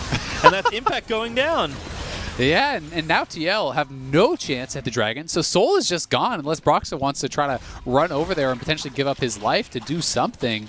FlyQuest, just a great pick. There was 2 members in the mid lane, so I don't think that TL really thought they were at risk. You know, Jensen was posturing pretty aggressively, and because he has none of that defensive itemization, if you do misstep at all, you can get burst down. Now picking up the Codex, that's likely going to be building towards the Zonias, but still could be some time. And now FlyQuest should grab Infernal Soul here. And again, I think despite the gold lead, with that Infernal Soul, they're back in control. You know, they still have the better composition, but they've got to be able to execute because, you know, they have, I think, been in a winning spot a number of times this game and kind of made some critical errors, flubbed it a bit. We'll see if they can manage it a little bit better this time. Yep, Infernal Soul, though, does go over to FlyQuest, as you mentioned. Power of Evil nailing it, that combo onto Jensen. Again, he and Ignar have been a treat to watch all split long, and we'll watch it again here. Yep, let's see this one more time. That pink ward on the side spots Jensen. The Scatter of the Weak catches him. Like you said, that's all Power of Evil. I mean, he started out with defensive itemization, but at this point he has the Death Cap, he has the Zonias. And with the rest of them flying in, I do think this was intentional, you know, from Core JJ. I think he's just saying, we're going to die. Let me just buy time. Let me throw myself back in and just slow them down so Tactical and Broxah can get out. Because if everyone dies, maybe the game ends. You don't really know. Like, probably not because of the minion positioning, but still. I think willing to give up his life there, and then Ignar, you know, showing that power of the double stasis, uses the second one, stays alive, and now it is that Infernal Soul here for FlyQuest, and that mid inhibitor is going to be respawning pretty soon. The next fight should be over the Baron, and any poke just matters that much more. Yeah, I'm excited to see these Infernal Soul Syndra Qs start tapping on people. TL, though, not so excited about that prospect. Again, they got threats. Oh, cool, JJ. He's okay. Ow. Yeah, I mean, one of the biggest things about Infernal Soul, you know, from a tank perspective, is your little bits of damage matter a lot more, right? You know, Jensen, someone that doesn't have lifesteal, you hit him with like a Maokai sapling, all of a sudden just that proc is actually much more significant. You know, every little bit of poke that lands is that much more sticky, so to speak. It's that much more dangerous. We do have impact here in this flanking position, but Solo is just boxing him out. You know, as long as he knows where he is, he can always kind of keep him away. And Ignar is looking for the engage on Jensen. Very nice flank around the backside. Jensen going to be forced to flash away. The Syndra ulti goes, but it's not enough to get the kill. Santorin now diving in with the ulti, but TL will pop the Fate's Call and run away. Oh, just barely able to get out of there. Jensen flashes out. He did finish the Banshee's Veil previous to that. That was actually pretty close to stopping that base. Tactical force to heal also. FlyQuest are going to have position. Jensen does have his TP. Impact has summoners with the spellbook, but he has no flash, so that is actually pretty critical. It's difficult for him to reach backline. It's difficult for Jensen to reach backline. We'll see if TL just wants to try to run it down mid and threaten, you know, the Nexus turrets or threaten an inhibitor here. Not sure if they're even going to try to go over and potentially stop this. FlyQuest decides they need mid lane control before going back to that Baron because they don't want to risk any sort of crazy base race type scenario. You know, they are the ones who really should be looking for the more standard controlled play from here, and it's TL they're going to have to be more dependent on, you know, making their opponents split up and making their opponents mismanage these difficult late game situations. Yeah, only thing is, I think TL have now lost track of Ignar. We can see he's left of the Baron in that little tri-bush, but if something does happen as the teams move back over towards the Baron side of the map, Ignar could be on for a very big flank here. Yeah, he has really done a good job of sneaking around here. This is something Ignar does really well, finding these angles, and I think they could actually go for this potentially now. He is right behind all of TL. They're not spotted. They just need the rest of their team to actually push up mid lane. Once they're more in a neutral spot where they can follow up on it. Spotted. Oh, now it's a bit dangerous. He's got to retreat. Yep. Oh, there he is. Quickness, though. Going to get one in the front side. Going to try and get the carries as well, but into stasis he goes. Impact, though, with a very nice ulti. He's going to force Smash out of the fight. Santorin forced to kick Cannon out, but the ulti from Graves actually almost kills Ignar. As now Power of Evil has to contain with everybody else, and he's left alone to die. The GA is popped. Solo is dead, though, as Jensen is able to find the damage to take him out. And the long con flank does not work out. It's Team Liquid that win that fight. Yeah, he gets spotted, and because he got spotted, he had to go when his teammates weren't in a position to actually follow up. So despite the fact that they had the Infernal there, it was a really well-played fight from TL. Impact was actually able to get his ult in on top of Mash. Mash, again, honestly kind of mispositioning a bit. And despite the fact that Impact didn't have Flash, he gets his ult onto the Ezreal, which pushes him out at the same time as Power of Evil is being engaged on. So, you know, when Power of Evil is getting caught and taken down, down. The Ezreal needs to be getting damage done or you have no threat. And again here, MASH not able to get the job done. TL have Baron. It's 5v3. Will they try to threaten the end? I mean, they're going to at least take this in here, but that's the easy part. Now the rest of TL move forward. Yeah. Despite the Infernal Soul, Team Liquid moving in to try and get the kill. The Nexus is going to die. Ignaris just getting chopped to pieces by this Azir. Santorin trying to live for as long as he can. Core JJ low. Does finally die to match, but I just don't think it matters. Santorin and Ignar low. Impact again. Kiting away from the Ezreal, but he's still fighting it out here. Mash living for a little while longer, but see you later. Nexus, Team Liquid, a very back and forth affair, but they will take down FlyQuest. Wow, what an ending again, TL. It's the late game theatrics as they're just charged for the Nexus. They're able to finish it off. This was a really, really close game for a lot of it. It did feel like FlyQuest had control, made some mistakes, and TL were able to capitalize on it, so credit to them. You know, Broxy with a fantastic Baron steal, and TL able to play out, I think, a lot of these late game fights better than their opponents, you know, splitting up FlyQuest, you know, pushing MASH and Power of Evil in different directions so that they weren't actually combining to get damage down on the same targets. And, you know, TL, I think, deserving of credit because I do think that they got outdrafted in this game, and I felt like, you know, they were just able to outplay from the deficit that they started with. Well, I'm glad you mentioned Josh, because actually we'll hear a little bit about that. The LCS is taking a break, but we'll be hearing the Verizon post-game interview with Coach Chat coming up right after this.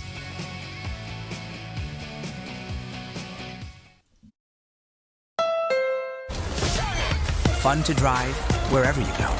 The first ever CR-V hybrid with all-wheel drive standard.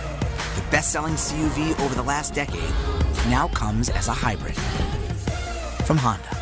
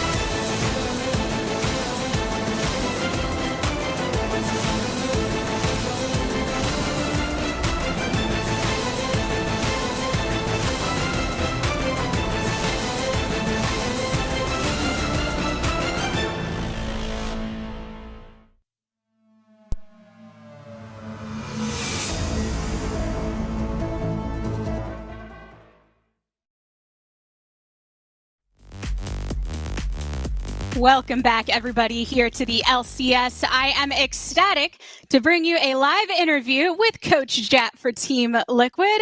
First of all, how you doing, man? You're back on the broadcast, but in a different capacity. Yeah, I'm doing good. I think getting the 2-0 is a relief after the way some of those games were going, but I'm happy. Well, that's the first thing I want to address with you, because while it ain't a bad place to be where you are in the standings, I feel like a lot of these games are followed by remarks, whether from you or players, that seem half-hearted in the win aspect and more taken aback by some of the remarks on sloppiness or things like that. So what is the actual state of team morale right now for Team Liquid? The state of morale is good, but unsatisfied. So I think just zooming out, right? Before the split, no one was happy with the way last split ended, finishing 9th place. And that gives a lot of fuel and motivation to try and get better. And you're seeing, I think, on stage, the steps of the process. So the good news is we are winning. Like, the other team's Nexus is dying instead of our Nexus. The bad news is we still have a lot of stuff to work on, right? Like some of the weaknesses that people saw in Team Liquid last split, whether it be indecisiveness around objectives or whether it be sloppy play in the mid game, right? Those are things that we're still clearly working on. But the thing that gives me like happiness and what I'm really proud of the team for being able to do is finishing these games, right? There are mistakes that need to be overcome within the game. There's a lot of adversity they are facing, and the team is obviously going to be happier after a win. So being 6-2 now after 4 weeks is a really good result, but you can tell by like my reaction or Brox's reaction or anyone else on the team, like they want more. They want to be able to win these games cleanly. Like when we get first Dragon and we get first setup on the first Rift Herald, like we got to execute that, right? So we're missing a few steps in each of these games that are making these games stretch out to be longer. But the hopeful thing is that we're still able to win the games despite some of the mistakes, which we're working on fixing. And I think that speaks a lot to the mindset of those that are familiar with championship status, right? You're always looking for that constructive way to improve. And you just noted on some of the indecisiveness or the mid-game play. And when you look at players like Broxa, for instance, right? We know him to be such a strong player, but he's low in the stats when it comes to junglers. Do you believe some of that is just because of the indecisiveness over as a team, or are there other elements in play? I think it's a full team game. Like it's everyone needing to be on the same page about the same plan, especially being on the team side now instead of on the broadcast side. Like there is so much that goes into the way a player looks on stage that isn't in full control of the player. So it's really interesting actually being on that. So I think overall, like this is a strong team. Right. So if someone is struggling, we're trying to figure out how to pick the other person back up. And like the only goal is winning. So I think it's been a little rocky, but again, like 6-2 is still a good start. Well, and speaking to some of those elements that you can control versus what you can't, when speaking about Team Liquid and the drafting, for instance, analysts were talking about how it's all reliable, and we're seeing these picks that we've seen from these players before and a lot of meta picks. Are you gravitating towards those comfort options because you're trying to get a stable place for this team, or what is the motivation behind keeping to these classic drafts? Yeah, so this is really interesting. I was talking to a friend about this last night, and it is, for me individually, it's weird talking about draft to the public because anything I say could potentially give, if I think this draft was bad or if I think this draft was good or if I talk about champion preferences, that can easily be used against you. But to the point specifically about like all reliable, I think Team Liquid has actually played a decent variety of different champions on stage. We've played a good amount of Mordekaiser, which is a champion that hasn't been prioritized by other teams in North America. We were one of the first teams to be able to pull out Twisted Fate, which is a completely different style from a 5v5 late game teamfight style. And then this game, we went with an early game prio bot lane, kind of a win lane, win game strategy. Weren't able to snowball, but we're still able to win late. So I think compositionally, we've actually been relatively diverse. Rather than picking like the same stuff every game. And if you look at the total number of unique champions our team has played, it's about average for the league, and it's more than many other teams. So we're constantly trying to stay as diverse and threatening as possible, but also we're trying to win. So adding to champion pools takes longer than you would think. And we're looking to be as flexible as possible going forward. Well, and speaking of that diversity in threats and trying to win, you have a very diverse roster that you're working with. We speak so much about talent development. Not only do you have these veterans that have won titles, but you have Tactical as well, being a representative of that young talent coming up in the scene. As a coach, what has been your handling on that situation and balancing bringing someone from a rookie to a potential future star, as well as offering the support for those that are looking to repeat past success? Yeah, I think it's been like a full staff effort.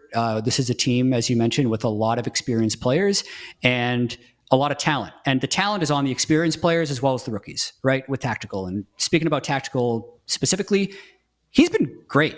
Like, if you consider how difficult it is for a lot of younger players to kind of make waves in the LCS, and then the shoes that Tactical has to fill after Doublelift being on this team for 5 splits, I think he's doing exceptionally well, and that comes from the support that's lended from Core, from his teammates. It's what he gives back to his teammates as well in terms of asking for what he needs and being able to accept when he can't get it in terms of like a jungle pressure or a priority pick or something. So overall, I'm really happy with Tactical, and I'm really happy with how all the veterans on the team have accepted him and worked well with him. Yep, I'm sure the confidence that all of you instill in him is contributing to his growth as a player. Thank you so much, chat, for speaking with me. It's so great to have you on the broadcast once again. But with that, Thanks. I'll let you head back to your team, and we're going to go ahead and head back to the State Farm analyst desk. Thank you very much, the Tigress. The closest we'll have Jat to being back on the desk. Good to hear from him after Close a Team enough for Liquid victory. Close enough for you, yeah. 6-2 is the series score, but I think so much of the sentiment around the team was captured there by Jat, saying that, you know, sure, happy with the record, but unsatisfied as a team for how they've, you know, necessarily come about it. Yeah, that win that they found, at least it was against FlyQuest, so we wanted to see them pop off here, and it started with a really aggressive level 1 from both teams. So luckily for us, at the top of the day, we were looking at level 1 late invades, and Team Liquid was relentless in this one. I mean, you have the Graves, which is really powerful level 1 with your quick draw, stacking that armor, but when you have all these reinforcements, the key thing here is actually Power of Evil that gets to come in and pick up the blue buff to prevent Graves from just being able to steal it with an auto attack.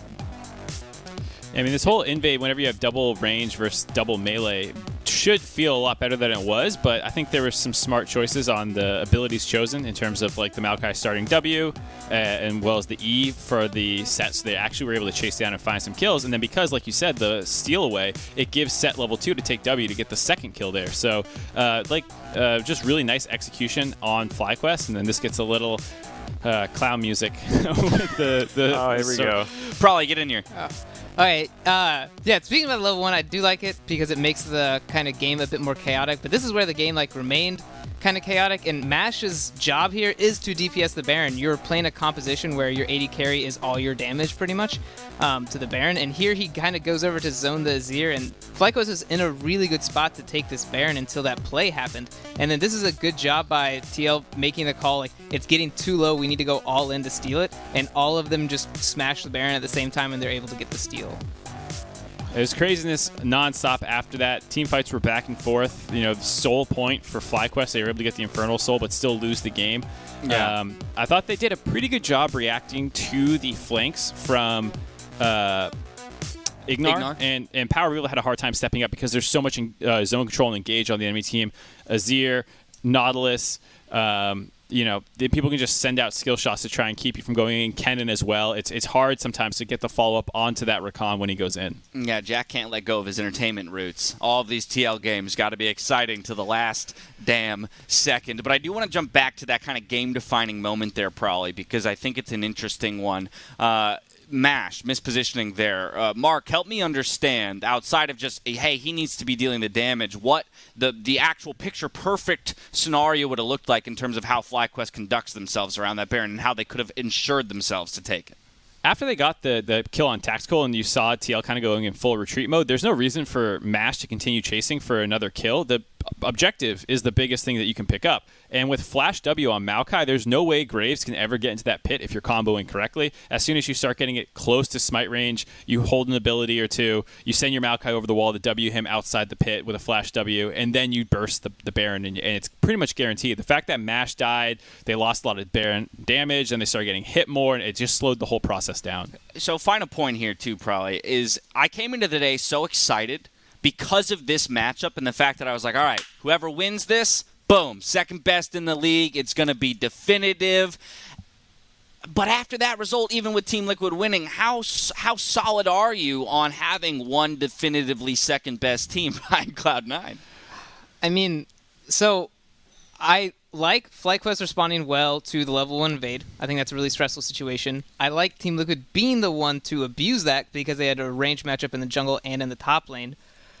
But I don't like how the game was defined by a messy Baron and a Baron steal. The game should be defined by we out team fought you, we out vision controlled you, not like, yeah, let's try to press our smite button better than you can press it. And one guy goofed and the smite came through. Either way, Team Liquid will be happy with that victory, moving to 6-2. What a start for them in comparison to their spring split, looking to continue the run through the midway point. We're taking a quick break. After this, we've got a classic clash as TSM faces off against CLG. Don't miss it. Welcome to Assist of the Day, presented by State Farm. Supports are blitzing the competition lately, and BioDaddy made sure to let everyone know he would turn this game around if they didn't behave. Ryoma! That's what they needed! Stormbringer is going to come as the ulti is too late from Ryoma to save him as TSM. They'll find the double there for Speaker Meteostat as well. He's going to get Chilling Smote and slayed by Broken Blade as TSM, at the last possible minute, have found their way into this game. It's Jake from State Farm. Sounds like a really good deal. Jake from State Farm at 3 in the morning. Who is this? It's Jake from State Farm. What are you wearing, Jake from State Farm? Khakis? Like a good neighbor, State Farm is there.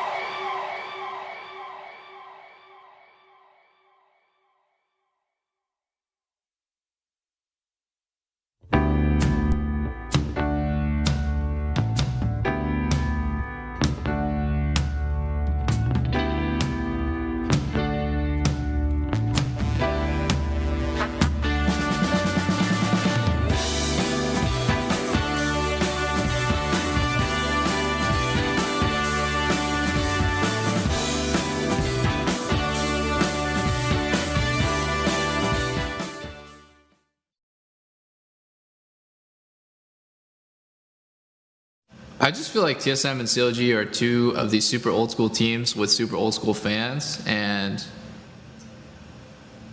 the fans just want to see their team being good again, pretty much. There's a lot of people that started watching LCS because of CLG or TSM, and they probably moved on since then because neither team has made Worlds in years. TSM had like one finals appearance in the last 4 splits. It's pretty much a shell of its like former self, but I think it can come back. This is probably maybe one of the only times I could come back because we're both competing for top team spots again. If our match is a banger, people might care about the rivalry again. It's CLG versus TSM. It's a classic.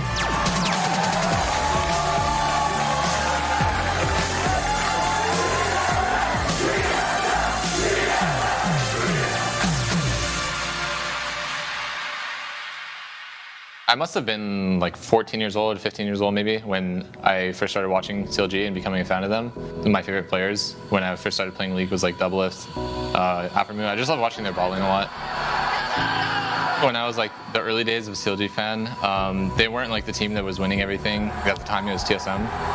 I feel like there was probably like 80% of the fans of all LCS were just super invested in CLG or TSM, and CLG was kind of like the more scrappy grassroots underdog vibe, and TSM was just like the crazy overwhelming fans, like bandwagoners and also like old guard fans alike. So there was so much hype every time we played, and overall, like when I was on CLG, TSM mostly won. When they won Madison Square Garden 3-0 over TSM, I was just on the academy team, but it was still a very prideful moment. I was a CLG fan before that, so that was like really redeeming. Triple kill for Turtle, looking for the Quadra, not gonna get it that time. It's a triple for Doublelift. He's looking for Bjergsen. That finals was just crazy. There was so many moments where it was on a knife's edge. I was a part of that rivalry for so long, so many years, and when we finally beat TSM, it felt like that was like the peak. And the faithful shall be rewarded. Counter Logic Gaming, fighting every season since there has been one, and now taking down Team Solomid at Madison Square Garden. Then comes the next year, and I'm actually on the team that had just won the split. It's kind of just like mind-blowing, I guess. I just never expected it to be that way. They had some of the best carries in NA, like Doublelift and Pobelter, and they were surprisingly kicked from the team, and they put on me and Puhi, and people were very alarmed by this. So a lot of people weren't expecting us to do well. They're all in on this pick.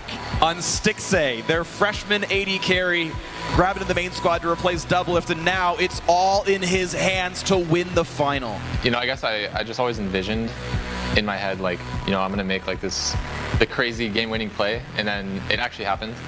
I can distinctly remember before the moment just thinking in my head, okay, there's just one more team fight, and one more team fight is going to decide the entire series. I just had full confidence in myself, and I just did it. I didn't even second guess it. He's trying to reset. He's going in for the reset. Yellow's got another one. He's going for 3. Stixxay with the Tristana. To top it all off, we beat TSM that split too. So I guess it was really cool, you know, my journey of becoming a League fan into becoming a player. The way it all worked out was really cool, that I ended up beating TSM for my first split. After I switched teams to TSM and we lost 3-2, I don't feel like CLG and TSM were ever really competitive with each other ever again. They were just on 2 totally different levels. Like, TSM has always been better since then, by a lot. When, you know, one team starts losing a lot, or even both teams start losing a lot, the rivalry kind of dies down. Yeah, I guess that's kind of the case for us. We've lost a lot, so I guess we don't have many rivalries anymore. To, like, continue it, even though those things don't exist anymore, you know, TSM and CLG not being top teams, there not being so many, like, personal grudges between the players, it would feel, like, disingenuous to me, and it is a way to pay respect to when it actually did matter a lot, because those were really impactful games. Those were really impactful moments and memories I'll never forget. I think the fans will probably never forget either. I think if the rivalry were to come back, it would have to come out naturally. Stixxay The two-shot barrage is CLG, this split is really rebounding. I mean, it's just a whole different feel. Just coming from a player on the team, it's a lot different than last split where we placed 10th for the first time. They are looking a lot better, probably because they got Pobalter. Notorious COV into the back line, wants to carry. And Stixay's in pretty good form, so it seems like we're both on the upswing, so maybe it could be a chance for it to come back. I mean, of course, I think rivalries are always relative to how the teams are doing. You know, in our case versus TSM, both teams have been doing hot. Now CLG is kind of on the up and up, and TSM is kind of, no one's really sure where to place them for now. But I know that deep down, all the fans who have been longtime fans of both teams really want to win versus their team. This is probably the match that has mattered the most between TSM and CLG in a long time, because LCS is really tied up for second place. We're tied in score, and we look like similarly strong teams. I can't say that we are a top team unless we can beat CLG, and I think they probably feel the same way. I think right now, TSM isn't really a step. They're more of like a pebble in the road to reclaiming our legacy. More than like in a really long time, in the last 4 years, I think now TSM and CLG are a lot more equal. And I feel like I could respect them if they showed up and played well against us, but they just have to do it. We usually crush CLG. I feel like this time it's going to be the same.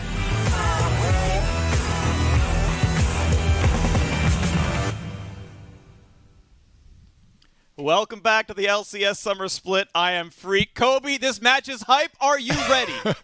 I'm ready. Let's go, Freak.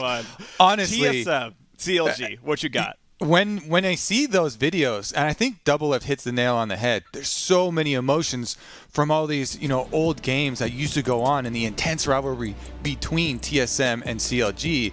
But I think he is right, where for the last few years, it has just been TSM looking down and being like, stay down there, CLG. Yeah. And CLG keeps trying to, to get that win and reignite it. They are not that far apart in the standings right now. So if CLG get this victory, tie TSM in the standings, to his point, I think that's one of the things that reignites the rivalry in the players, in the teams themselves. If you can make it happen on stage here, that's what has to happen. The onus, I think, is much more on CLG here to back up what they've been saying. And it's so true. They're talking about how much TSM was heads and shoulders above CLG. It was over 1,000 days since Chronology Gaming had last beaten TSM in a match. That streak was finally broken a few splits ago. And yes, right, CLG has a winning record. They were 10th place last split. They've got the chance at tying in for third place. They win here. TSM can tie for second with a win here. These are top of the table teams, and we'll see if CLG can beat a top-end team this time around with TSM against them. Stixay replaced Doublelift, won a championship with CLG just after Doublelift did the same.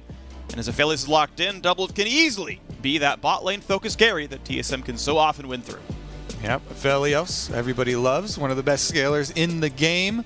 Ruin probably going to be the one on Volibear. It's still going to be a flex pick, but he was one of the first ones to fully embrace the reworked Volibear and try and use it in lane super aggressively.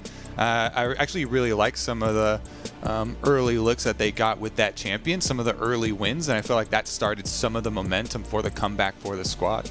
And look at this pick by CLG. Misfortune is grabbed early on into the lineup, a champion that, yes, Stixay's played before in this split, but generally speaking, not a highly prized bot laner there. Looking at bot lane aggression, Aphelios tends to be a weak laner if you can push into him. He doesn't have a lot of defensive tools to withstand that. There's lifesteal sometimes, but it's not great. And so I want to see if an aggressive CLG bot lane can really take the Doublelift and Biofrost. And Misfortune shouts to me, AoE setup. So CLG, they need some more components to make this early Misfortune pick worth it. Yes, she is a great laner. Double Up is very good, especially against Aphelios, so I do like the Misfortune specific matchup. But also, I want to see the whole team comp with some CC to set up those ultimates for Stixay. He has played it earlier. There were some unlucky plays, some misplays where he would get quickly interrupted. I remember one from a a Braum ultimate, but looks like he's going to have to avoid a couple things here. Lee Sin and Ornn both locked in. Ornn very good at hitting ultimates, obviously, on stationary targets. And Ornn is interesting because it is a champion that I feel like CLG would have wanted to run in this game. You talked about AoE setup, the fact that Volibear is flexible and can go either way. Like, that really could have come through. Instead, we're going to see Hard Engage come out of support role as Counterlogic Gaming will lock in Nautilus here for Smoothie, leaving mid lane and a top jungle Flex up in the air. TSM need a support in a mid. Those are going to be kind of guaranteed. So we'll see as the bans start going through. Braum, right, to get rid of some of the defensive options to keep Doublelift alive. I do think that Smoothie definitely deserves some credit for his Nautilus play thus far this split. It's been a big part of their engages, his Nautilus as well as the Rakan. Let's see some more bottom lane focus bans here. Should just continue to ban out the supports. TSM taking away some of the blind pick options for Pobelter. TF and Orianna both off the table are two of his best champions, and obviously two of the most prevalent in the meta. Yeah, a lot of mid laners going down into this one. Of course, we know Bjergsen's happy to play a much more defensive style. By the way, this is a game where Tank Fiddlesticks would totally work out. They've got Nephelios, right? They're going to have the damage output for most team fights. It depends how big the CLG frontline eventually gets, but it is cool to see Bjergsen play a lot more roaming. Mid Morgana, by the way, very much back in the meta as well. I think she's been criminally underrated as a mid laner for so incredibly long. Damage profile is actually pretty solid. Obviously very good at supporting hyper carries like Aphelios, and so that is going to be a ban thrown at Bjergsen. Yeah, and by the way, Morgana, played mid in the shield comp by Chovy and DRX, and then we see it just kind of bloom here in North America, where it's like that one Dragon X game just kind of leads to a lot of these multi-shield Morgana plus Karma comps.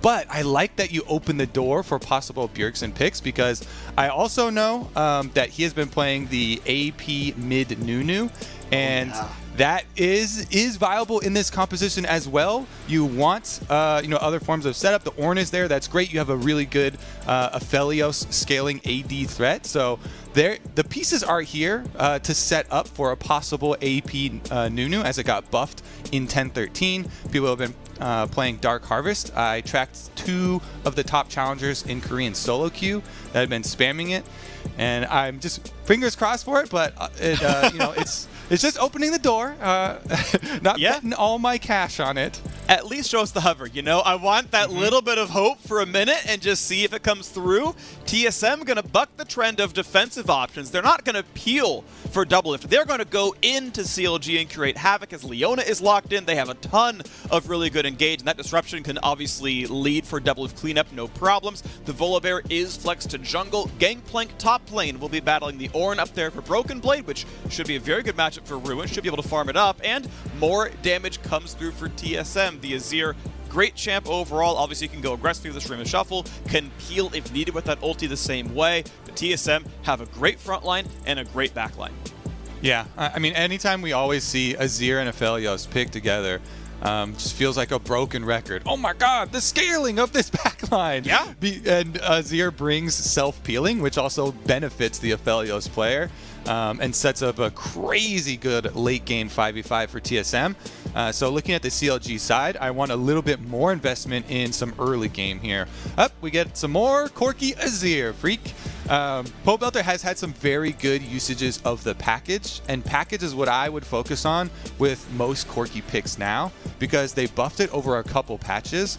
Longer burn staying on you, being able to even land the slow on people by just touching them with the package has opened up some really cool offensive plays for those mid laners. Yeah, gonna look really fun. First pick of the season for both, or of the split, I should say, for both these players on Azir and Corki respectively. This is a matchup, but I know Twitch chat loves to meme. I'm sure most of it's filled with Corki Azir, but this is not that common of a matchup, all things considered. But yes, it does mean a lot of explosive damage. AoE engage, I think that got tempered somewhat on the CLG side. That's what we looked at when we saw that early MF, and we saw Nautilus come through, and I was like, okay, here we go. Gangplank can pile over the top, Corki can pile over the top, but the comp kind of got rounded out pretty quickly. Yeah, and I honestly am looking at the engage on the side from TSM. Trying to evade Leona plus Ornn combinations is really difficult, especially with how good Spica has been on Lee Sin. So I'm going to have my eyeballs on the CLG carries for sure to check their positioning, because it's definitely going to require some good play. It is going to require some good play, and good play is what we expect between these two teams. A battle for second and third between TSM and CLG as we head onto the Rift.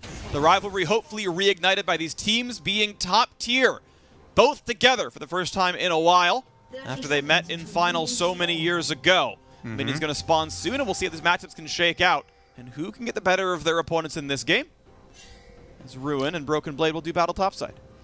I really want to see it. You know, after Doublelift was talking about if this game is a banger, I really do want to see the return to the top for these two teams. See if they can push each other to the limits. Defensive openings, and you get your recall on Wiggly. As you can see on the map there, the top side, he dropped his defensive trinket ward. Then you switch over by recalling and buying your sweeper early for Volibear, because Volibear has very good early ganks. It just ensures that you're not being seen as you go for the first one, and gives you a lot more options for clearing out enemy vision. So some quick checks around the map. This is going to be a bot side jungle start for Spica. Ruin walks up and puts a ward to see, okay, indeed, Spica is starting at red buff, no surprises there. Leashless for Wiggly, so it's going to let Stixxay and Smoothie get a bit of early lane control. Doesn't look like they built that into a freeze to focus fire the early minion, but it shouldn't really deny anything regardless. As Wiggly knocks down the first camp, goes to a second. Not a lot of time difference between the two. Minions go down. And one of the big differences in the comps is of course the top side of the map. Gangplank there for Ruin with the grass now that Klepto's not in the game anymore, trying to farm up and continually stack his health versus the Ornn. Your focus is on gold generation, getting the most out of your passive, out of those extra shots. You want to try and get multi-explosions with the barrels so you can cash in on multiple minions with a single cast. But also keeping your eyes and balancing your mana for those grass procs. You see there, his Q can proc the grass, so it's very easy. You charge it up and time it on the minions, and then fire off your Q for your extra health stacking. And that's the main point of the Gangplank pick into the Ornn. Yep. Trying to get that extra, late game scaling for damage, whereas Ornn trying to hand out all the ornament items. Yeah, and I kind of like, you kind of saw a microcosm of it in that match for a second. Whenever Ruin actually does stop for the Q, Broken Blade trades back with his own, and then with the slow landing gets the guaranteed knockup, and he kind of gets the trade close to equally. Certainly more expensive for Broken Blade, but gets some damage back. Ruin with the early push only has lost 2 CS on this chug so far, but again, every time he gets grasped with the Q, Broken Blade trades back, gets some damage in. An interesting stat I saw between these two players is of all top laners who have played every game for their teams, you have the highest and lowest gold difference at 10 for top laners in this game. Broken Blade is number 1, Ruin is number, I believe, 7 of players that have played all 7 to 8 games for the team so far. This, however, is a counter pick for Ruin and should make him come out ahead in this game. Exactly. This is a counter pick that also has gold generation built into the champion. So this should help Ruin out in trying to balance that stat and climbing up the rankings a little bit. Early recall, actually, after the Scuttle Crab, you see Wiggly ended on the top side there. So both junglers going back to get their smites. And I want to see if he actually makes a pass at bottom side.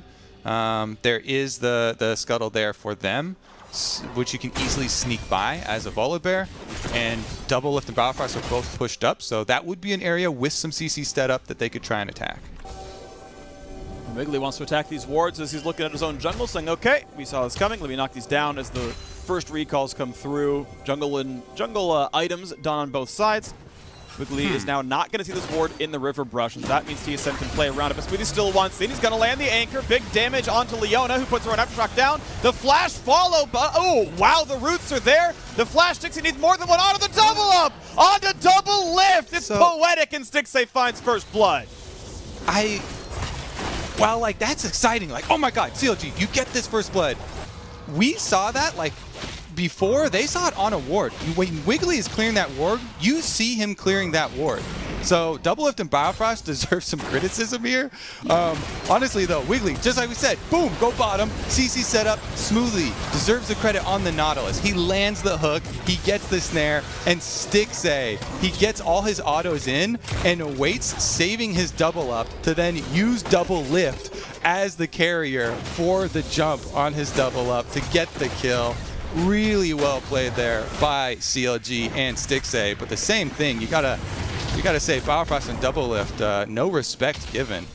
top side as well, we get a look at Ruin evading a gank. So CLG opening up extremely good in the first stages of this game.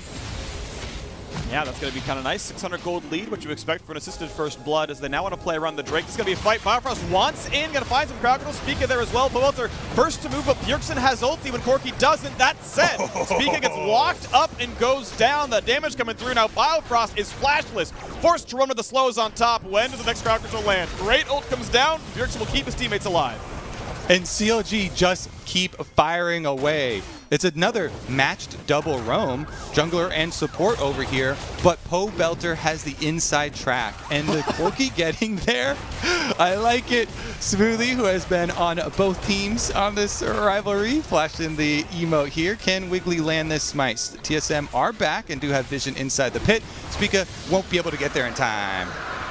Just last year, they traded AD carries, traded supports, I should say, and feeling better now as Smoothie gets one on these on the matchup, as the wave's going to get pushed down, and look at that. Counterlogic Gaming, 1,200 gold up, plus an early Drake at 6 minutes. Powelter farming equally against Bjergsen. This is looking great for what I would consider the underdog of this game. Yeah, for sure. And we had the whole opening video with a lot of the interview time spent on Doublelift, and Doublelift saying, all right, yeah, it can be a rivalry again if CLG step up. And yet, Doublelift and Biofrost are the ones that give up the first kill on the roam where Wiggly clears a ward beforehand. And CLG make back-to-back plays, take the dragon. It looks like they are holding up their end of the bargain, Freak. Absolutely are. This is exciting to see it come through as Powelter and Bjergsen fight a little bit longer in the mid lane, but it's mostly wave clear for now. 8 CS difference to the top side with Ruin a bit more to farm, so he's going to keep the farm going himself despite the death, despite the better gank for Wiggly, is at least equal in camp count. We'll see what the next aggressive play is going to be into this game, as there's nothing to take for quite a while. The Drake's already gone and Herald doesn't spawn just yet. Corki starting tier as well. Powelter's super confident here, stacking up. It is going to give him a lot of power later, but boom, he misses the Q. Doesn't matter. CC, it's going to be enough anyway. Broken Blade grabs the kill, set up by himself, and this is why the man leads the league in gold difference in top lane. He knows when to call his jungler over, how to execute the gank, and he gets that kill on the board, the first of the game for TSM. Yeah, really nice kill right there, honestly. And I think you're right in giving so much to Broken Blade there. Spica does step in and flashes over. Doesn't matter the little extra damage from the Q. Broken Blade is going to be a tanky boy. He is going right for the Sunfire Cape. And that's going to be... Because it goes a long way not only in defending against the harassment, but also in giving you wave control super early on for Ornn. It definitely does. This is going to feel a lot better now for the games. It's only a 500 gold difference yet again, and it's still 3 minutes until the Drake happens. And I am just curious if CLG can find the next aggressive play. It would be Herald, but top lane feels TSM favored now, so it might have to slow down for the squad right now. Bot lane kind of going to have a hard time hitting a turret. When you're Misfortune, like, yes, you've got Cleanse, but autoing a turret with a Leona in your lane is really dangerous, and you just tend to not get plates very often unless you can force the recall or force the poke. And you can see really these teams are able to mostly just trade blows and trade farm. That occasional double up doesn't always mean that much. And the level 6s coming in for those supports is huge. When Leona and Nautilus both get them, junglers are kind of drooling over that lane because you know each one is looking for the engage. And those are pretty one-dimensional and one-way supports. Both Leona and Nautilus are kill-oriented and not so much on the evade. So maybe something here with the CLG package timer on Powelter. You can see him roaming around looking for somewhere to try and use that. It starts at 8 minutes when it comes in, and you can go pick it up. And once you do, yes, there is an alert, but it gives you so much more priority over the mid lane. You know, in these first few minutes, that it allows Wiggly to pick up this Rift Herald, in addition to having Ruin pushing on the top side. And even though they don't get any kills out of it, it does mean Rift Herald gold will pretty much be guaranteed for CLG. Some lanes with a decent amount of pressure. Ruin getting a nice trade here right now on the top side of a Broken Blade. He will be clapped, take some damage back. Ulti burned, mostly is disengaged because Ruin wants in, has to flash away. Spica's there this time, he'll land the Q and he gets the execute again into the top side on time. Another kill on the board against Ruin. Teamwork makes the dream work, Freak. It was a bait all along. Broken Blade keeps him interested, circling there. Then he flashes to the origin of his ultimate to make sure he can set up Spica for the kill. It's the second time he's called Spica over and been rewarded for it. Wiggly gets to kind of grab the wave for now. Ruin is teleportless and slowly respawning. We'll see if he's going to hold the wave that long or eventually take the farm for himself. Regardless, though, mid lane just tends to be farmed back and forth. Nothing too exciting down there. We know the Herald is available. Wiggly is recalled yet again. Maybe move towards the bottom side of the map. With this Drake coming up in 30 seconds, TSM just recalling their support on time to fight for it. CLG having pressure on the bot side should get ward control for it. Yeah, those support recalls are huge. Let's see about the ward placement after they get back out, because you start to count control wards in the mid game here. Moving down, and Wiggly's trying to bring 2 for himself as well. And Bjergsen on the side of TSM also picking 1 up. So it is going to be a concentrated effort over here. 7 seconds left on the spawn, but AD carries both recalling for their purchases to try and get extra attack damage as well. I would definitely favor the Misfortune right now. Your ultimate is so good for these fights, as well as having the completed Essence Reaver. CLG are going to try and force on that power spike difference. All right, teleport used for the Corki to show up. Both top laners can TP, but they're ulti-less if they are to arrive. So here comes the 4v4, potentially, for this fight. The Ornn walking down, 2,000 health left on the Drake. CLG, can they land the smite? Biofrost wants in, nicely picked up there by Wiggly, but it's a trade kill already, as Smoothie is dead. Volador goes back in the front line, bullet time over the top, force them away to 1-for-1, but how about the rest of the fight? Ornn never showed up, neither did Gangplank. Just the recalls going through as CLG get a 1-for-1, but they grab the Drake, importantly. Yeah, both top laners holding their teleports there, hands steady on the cooldown, and trading 1-for-1, but getting the dragon in the favor of CLG. That's 2 now for them. Very well could be a Dragon Soul game for CLG, and it's going to be a good one. Either fire or ocean. Oh wait, did we just see the spawn? Is it fire? Yeah, it's fire. I think I saw some burning going on with the ground. Yeah. Yep. Fire. Fire Soul going to be very big for them. Broken Blade tries to get a play back on the top side though, and does earn some gold for TSM out of the exchange.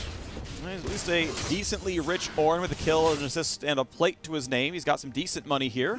Ruin, we'll see what he can finally do when he gets to team fights, as there's another battle going around between the two of them, trading blows. Ruin feeling comfortable off the Sheen Phage. Upgrade lands a barrel chain as well, really going to it. Broken Blade spell books the heal. Here comes the TP plays, here comes the crowd control, and Ruin's down to 1/3 health, even lower now. Azir has arrived, and Bjergsen grabs only 220 gold, as Ruin isn't even worth the full amount.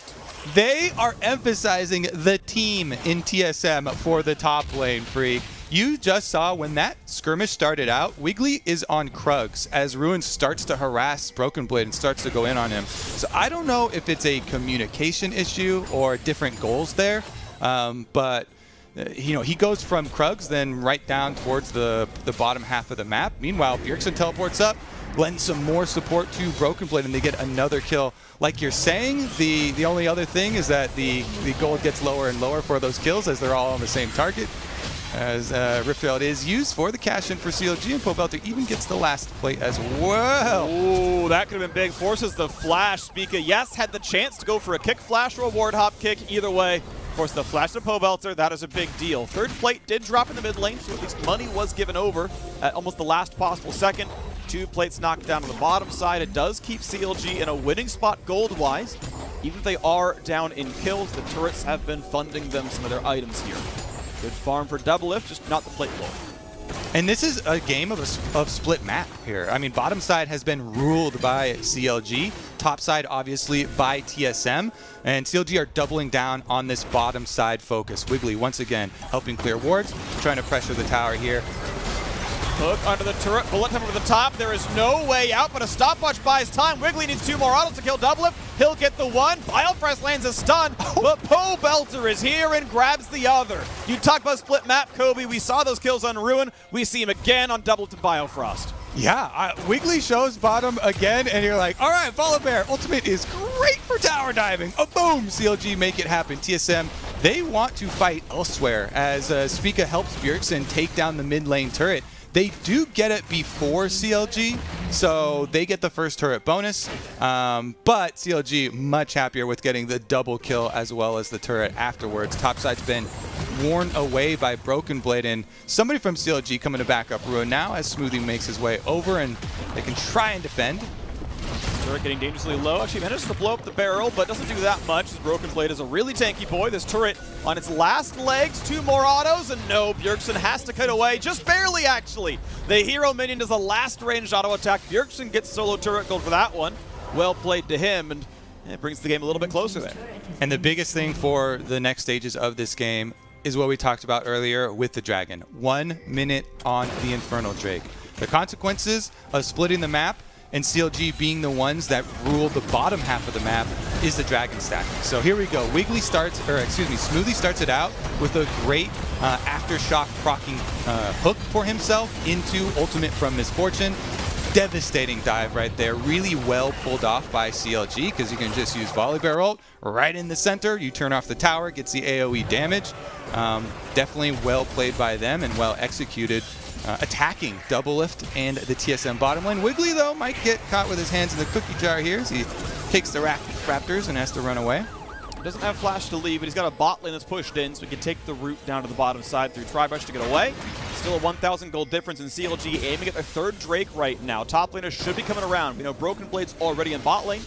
Poulter has the package, and it's time for Gangplank to walk down as well. Ruin will have his ulti about the time this Drake spawns, as his Cole is sadly 2 stacks away from finished, so he can't quite buy all those items up, but he'd really love to get a bit more. Either way, though, CLG ready to fight for this one. TSM the same. This is going to be an important one. This is TSM saying, okay, it's time to 5v5. Can it be enough? All right, they're going to have to mark Ruin and where the barrel chains are coming. If you look at the map right now, you see all this darkness. Ruin can have a barrel in that banana bush right on the side and look for a chain.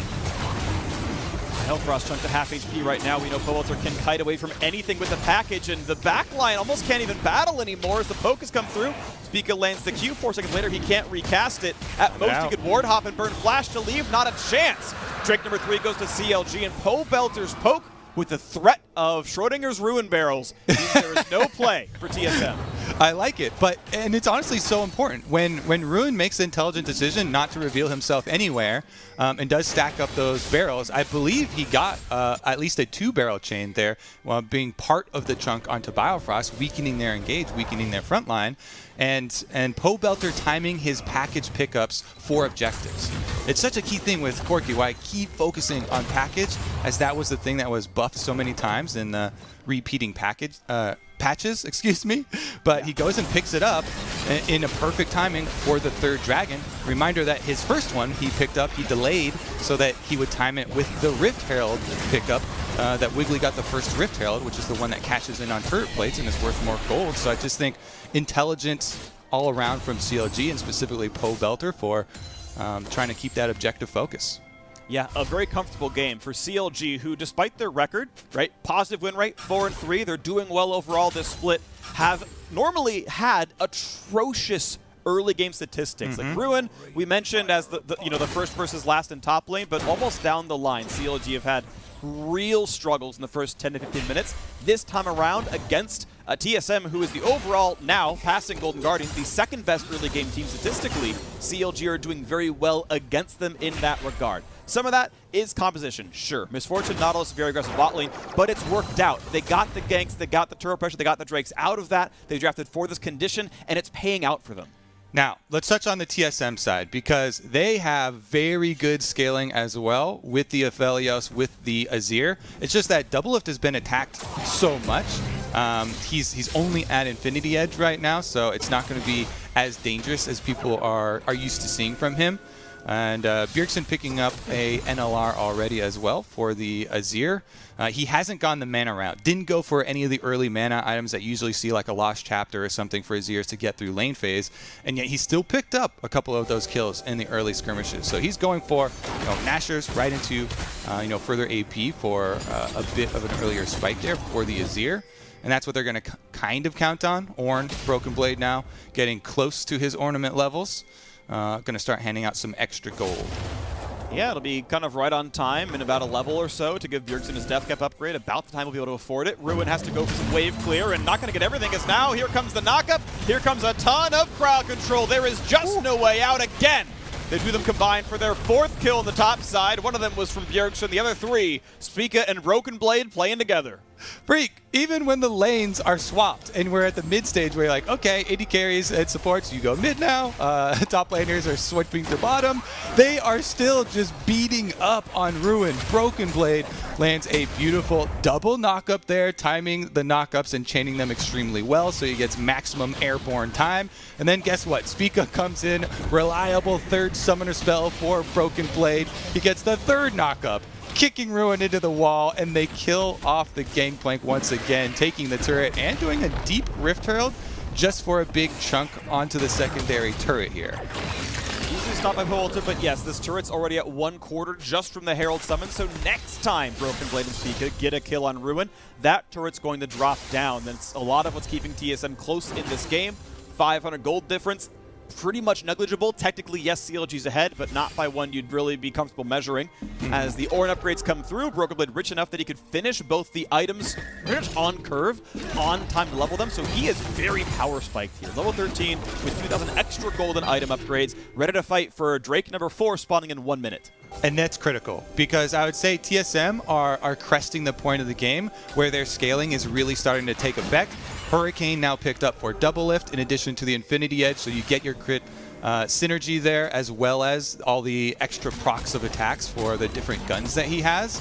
And with Azir getting second NLR for Bjergsen, if he gets the Combine for his death cap, in addition to the Nashor's Tooth kind of accelerated build like we were talking about, it's really going to make up a lot of that room. So CLG's tipping point, their extra card here that they're holding, is the threat of the soul. Package picked up here by Pobelter. Maybe they want to make a play off of that cooldown. All right, turret under fire. Look at the burst damage to the backside right there. Good chunks from the Volibear Storm as well as a Corki Rocket. Suddenly TSM's at 2/3 on most members. Bid to be pushed down. Pulitzer feels safe with the package. Sees double lift, sees Biofrost.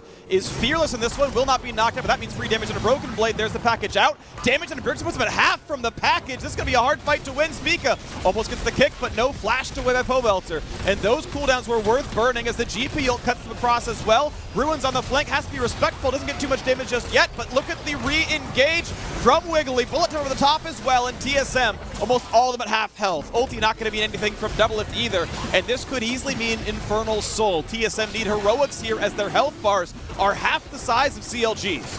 It's so intense, Freak. They kite out so many of the abilities, and you look at the ultimate right now, Secret Agent Spica was almost able to get a kick, but they did get the flash on Pobelter. Dragon Leashed at 3.5k HP. It might come down to another Smite fight. Smite fight equal level. Knockup not going to find Wiggly. Here comes the kickback. Well done by Spica to guarantee the Smite. Biofrost going to flash away. Broken Blade, no such luxury. That Drake, though, was crucial for TSM. They traded death for it. Baron threat maybe here. They did get the Smite. Broken Blade's down for 35 seconds. CLG are heading that way. Their tanks are very low, though. Both Smoothie and Wiggly so low in HP. Nobody else could tank it. You see the pings coming out from TSM on the minimap, thinking of checking it, but now they see Ruin as well as one of the CLG recalls. They know that they are safe. TSM pulled it off. They put a stop to the Infernal Soul here for CLG, and they have passed one of the big check marks.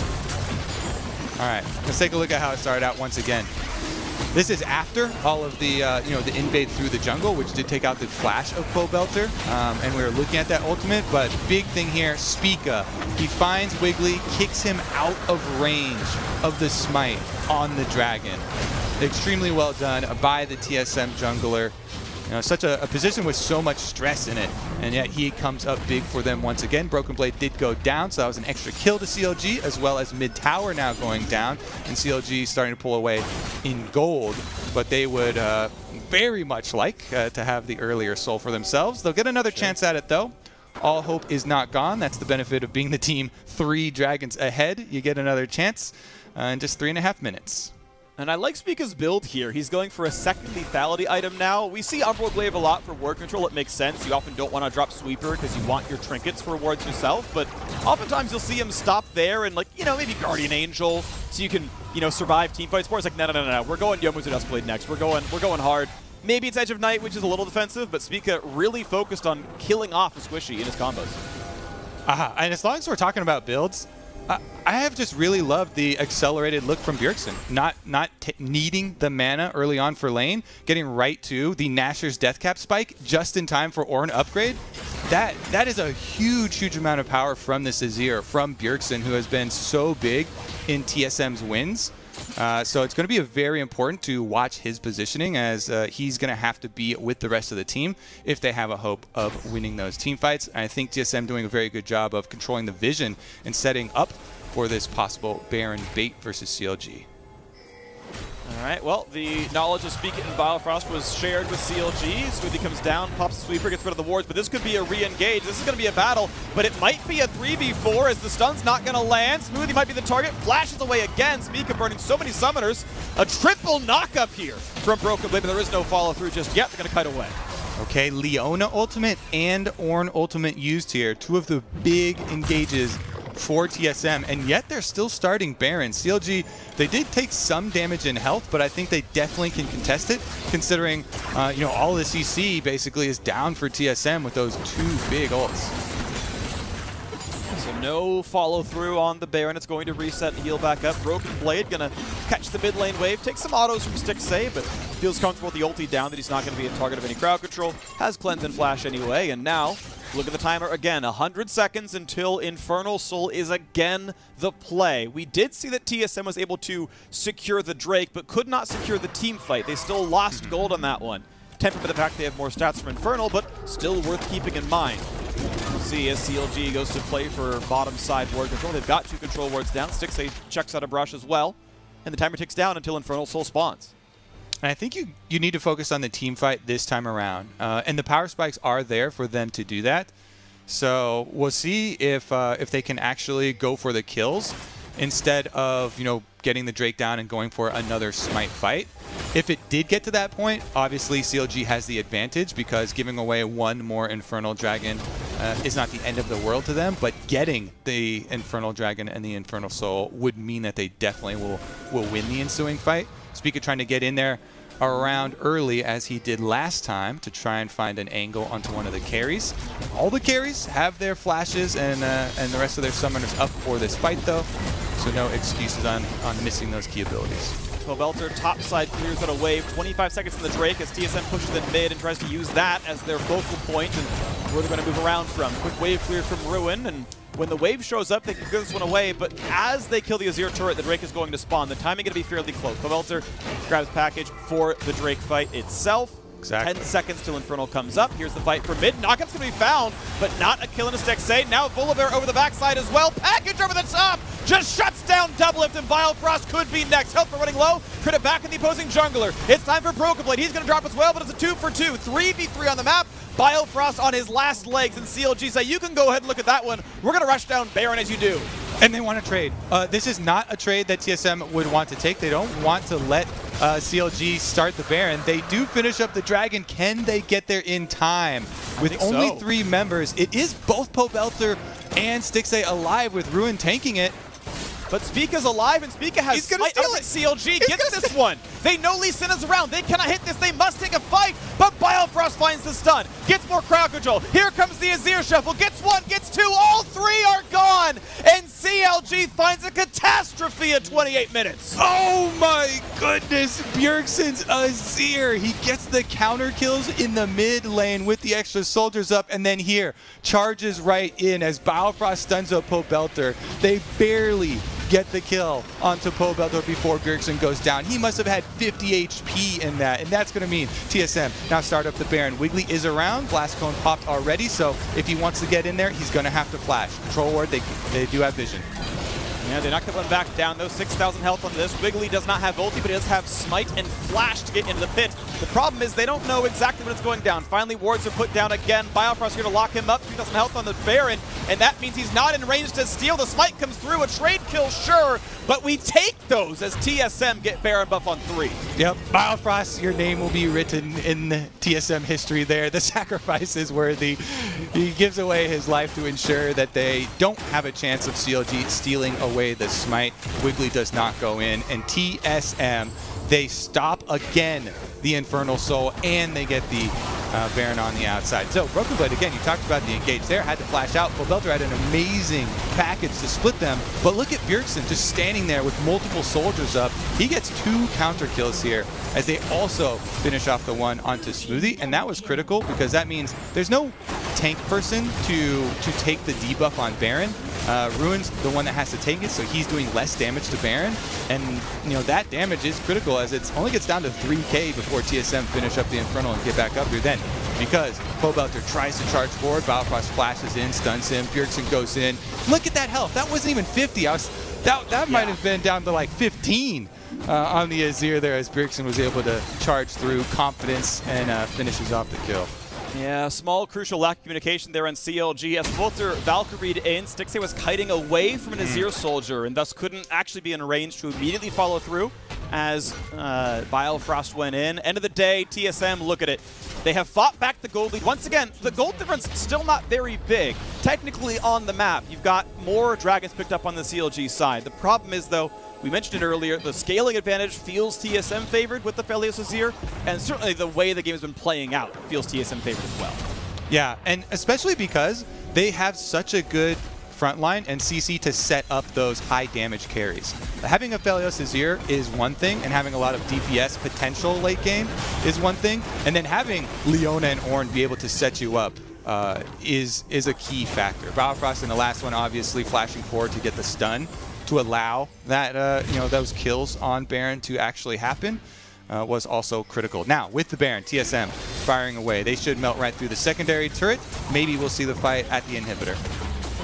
We'll see as it pushes down. Mid lane, tier 2 is gone. Turret number 5 of the game picked up for TSM as they do look at the inhibitor turret itself. We're at half HP. And when do they fight? There's the pull in. Here's the hard engage, but they're not going to hit too much. In the back line, they're trying to kill Double Lift. Smoothly does not have the damage, burns a stopwatch. Now the re-engage towards Broken Blade at half HP. Ulti's going to come through and Double Lift grabs the kill in a Wiggly. 1 for 0 TSM. The health bars are low. That anchor toss does get a kill in a Broken Blade. 1 for 1 on the battle. Health bars low. TSM just barely slink away. CLG fighting back, Freak. They want to turn this one into a true banger till the last second.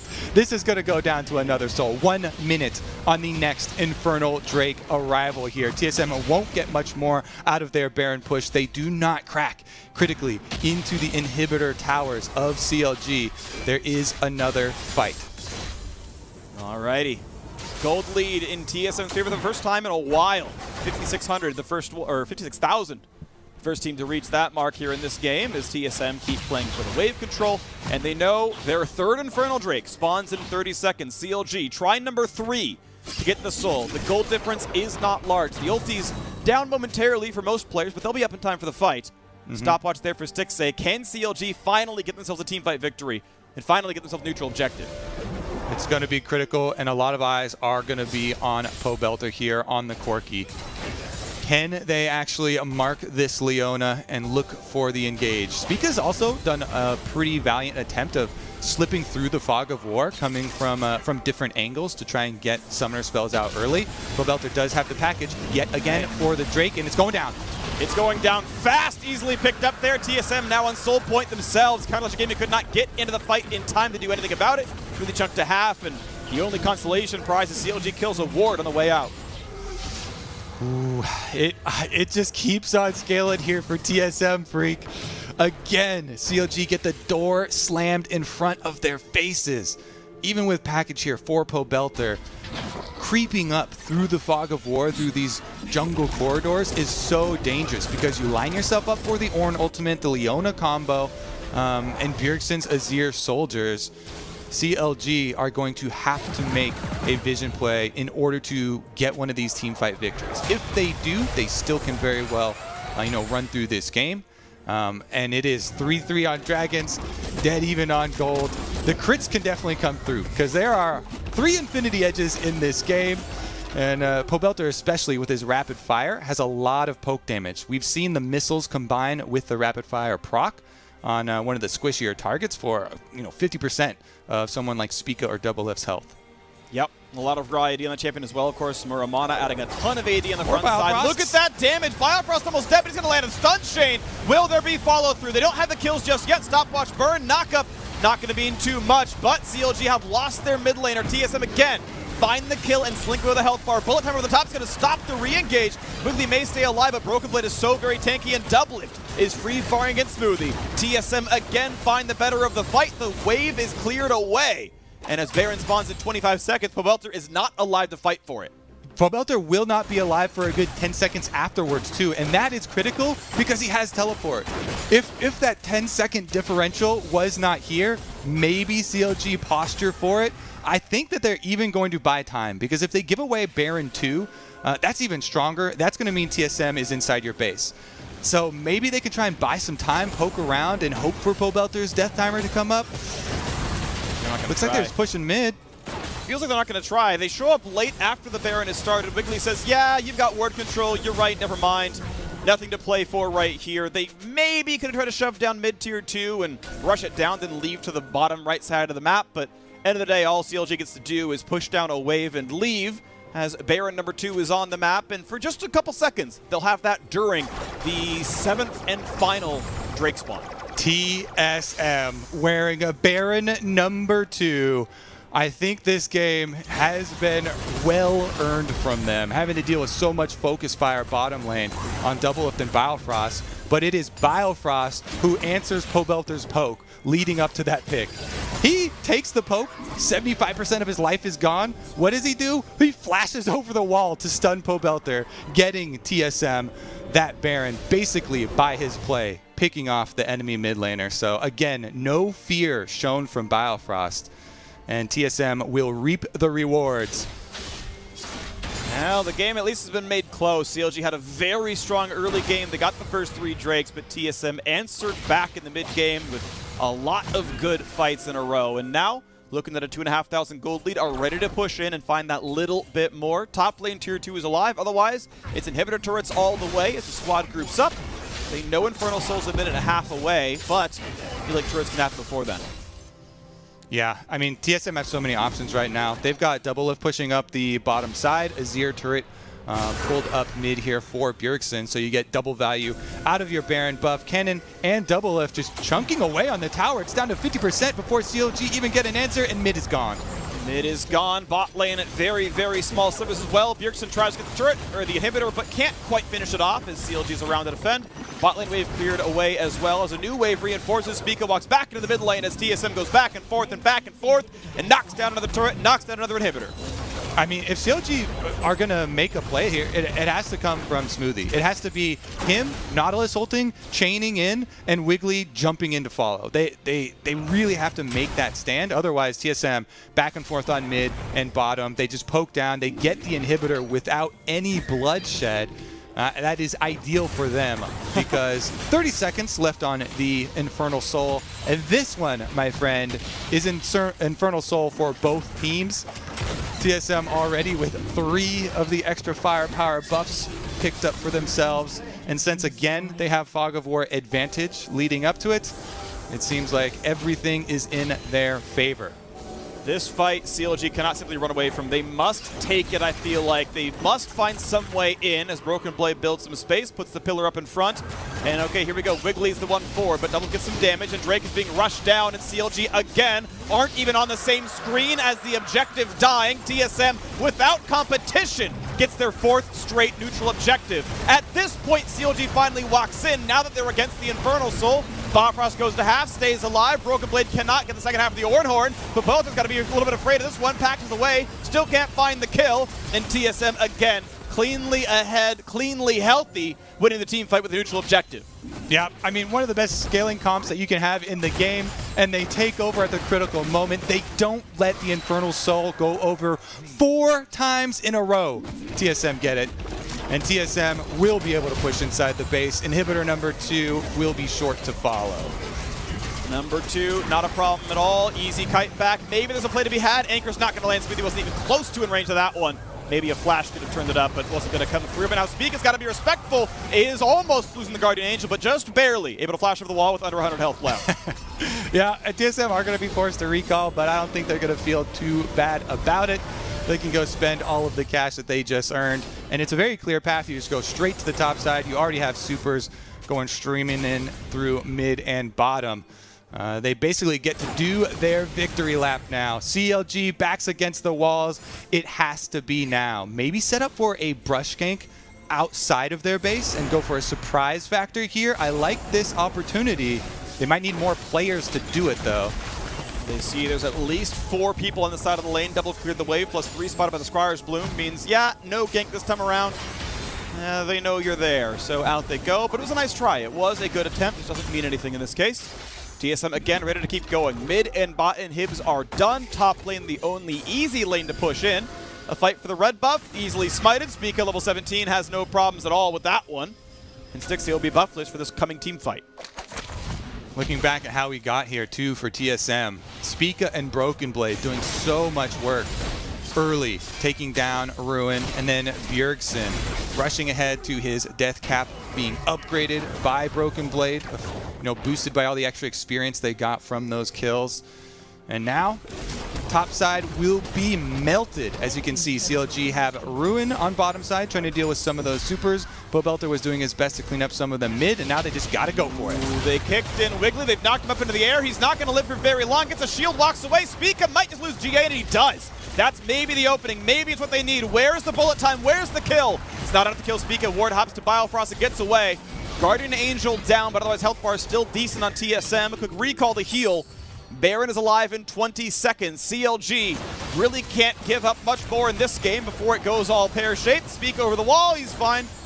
Gets again back to Biofrost. Top is pushed in, no problem. Double if nearly full build. Ready to go for this turret now as well. CLG trying to clear the way. Pobelter trying to find his opening in. Nice anchor. That's Doublet caught up into the air. Is there follow through? No, there is not. Orn over the top finds a knockup. No kills yet for CLG. The bot lane stays alive for TSM yet again, but Pobelter kills out Spica, and that is crucial. The jungler is dead and Baron is alive.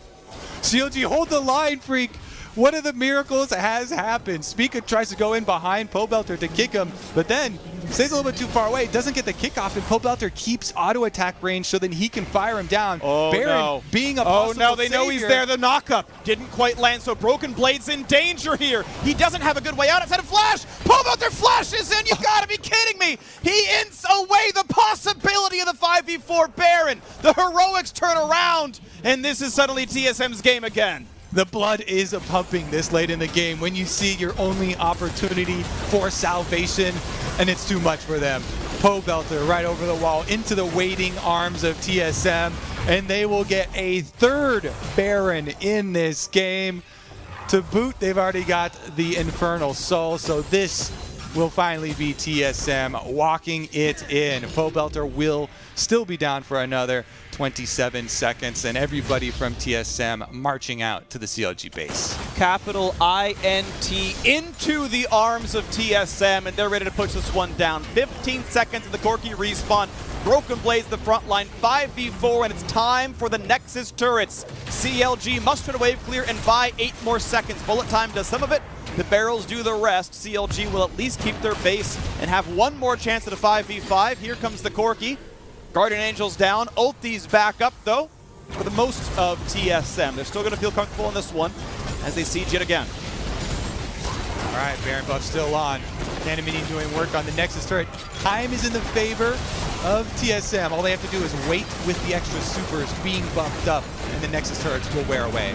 Gangplank ulti is the signal in. The minions block in the hook, though. Damage onto the back line. Pobelter has to kite back, but he's going to stay alive and easily can lifesteal it back up as well. One turret's gone, though. Stixie on the front line. Ulti not up for another minute. They're going to look for the anchor yet again. Nicely immune there by a Broken Blade. Biofrost the target. Cannot quite go down, but they will kill the top laner. CLG on the board. They dodge the slows. They dodge the ulti. Package. Pobelter round number 2. This is a package you should use. This is one you can go for. Wiggly's here. Try to make the play. Spica kicks back, lanes the Q, package away. That should be a kill for Pobe, as one is answered back by Bjergsen. Now look at this fight as Doublelift is full health, and he is a Felios. You've got to respect that one.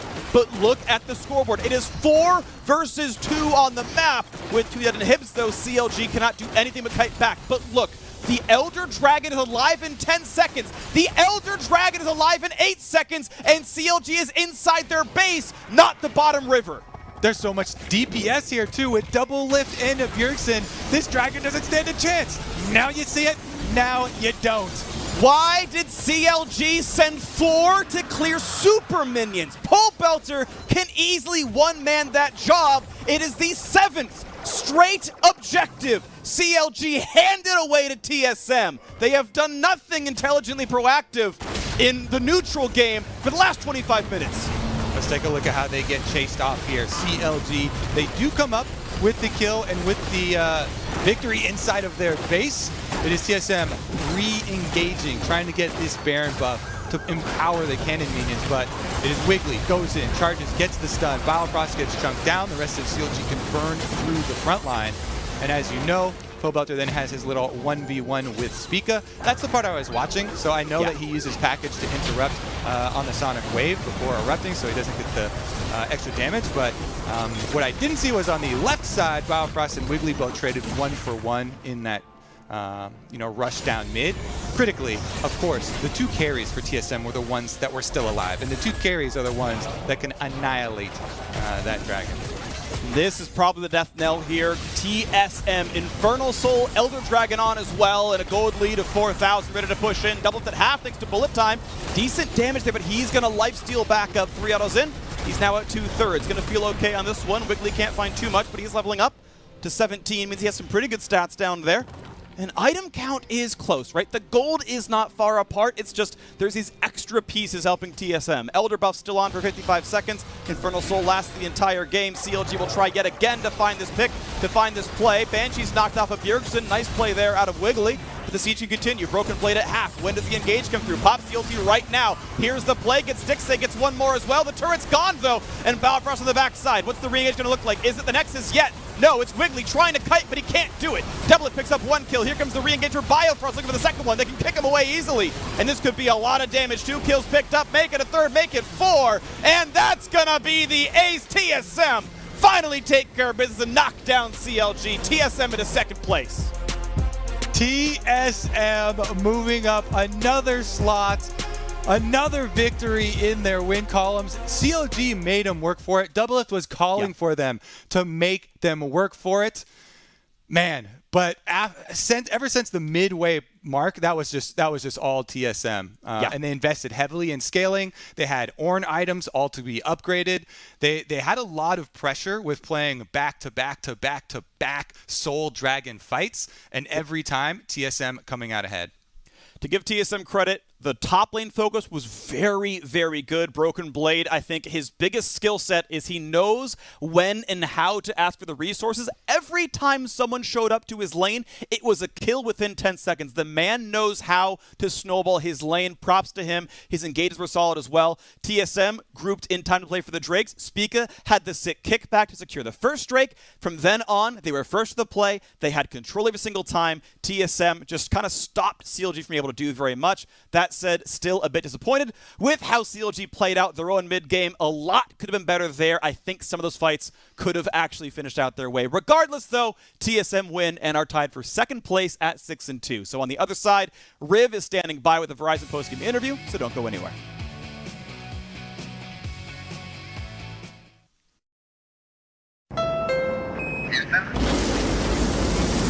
Brightness is increasing. There it is. Oh, yeah, beautiful. Cars like this don't come around often. The redesigned Type R, the most powerful Civic ever, from Honda.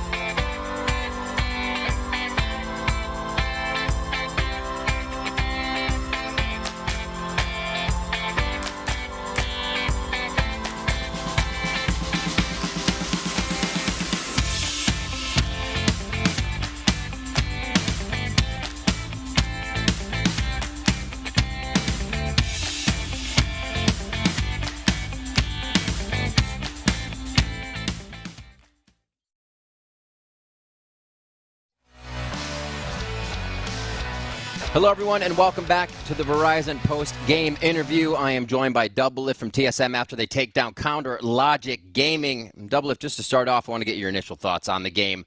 It was decently close in the early game before it got to the mid. I guess it was close, maybe in gold because we were trading top If you don't think so, say it. I want to hear it. Yeah, no, I mean, to me, I was just felt so useless for the first 20, 30 minutes of this game. We lost every drag.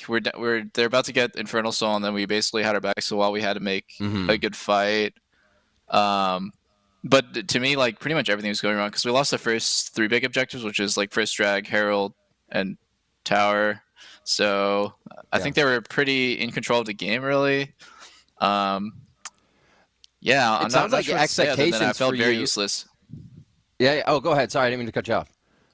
No, go ahead. That's all I had to say. It sounds like expectations for you were to come in and smash with the way you're kind of answering. No, I thought CLG was not a bad team, but they definitely surprised me with first pick of failures is pretty common. I think their picks against it were pretty smart, having Nautilus GP for Mega Zone and MF and Volley can basically stop me from farming early game if they play together. So, yeah, I mean, it was a really close game, right? Basically, if the enemy team won one more fight or basically got one more drag, it was just completely over. So I felt it was really crazy that we won the way that we did.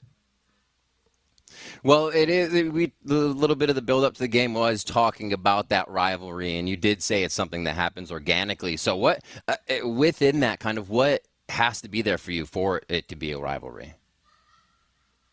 I mean, I think it's really sick that it was a close game. I actually didn't really think about it until just now that you mentioned it, that it was TSM versus CLG. It's pretty historic matchup, and the game hopefully lived up to expectations. I think whenever games like that happen, people tend to point at oh, this game was really awful, it was low quality, but to me, I think both teams were actually playing pretty decently. Obviously, there are mistakes being made because that's just how a close game with a lot of back and forth would happen, is if teams make mistakes.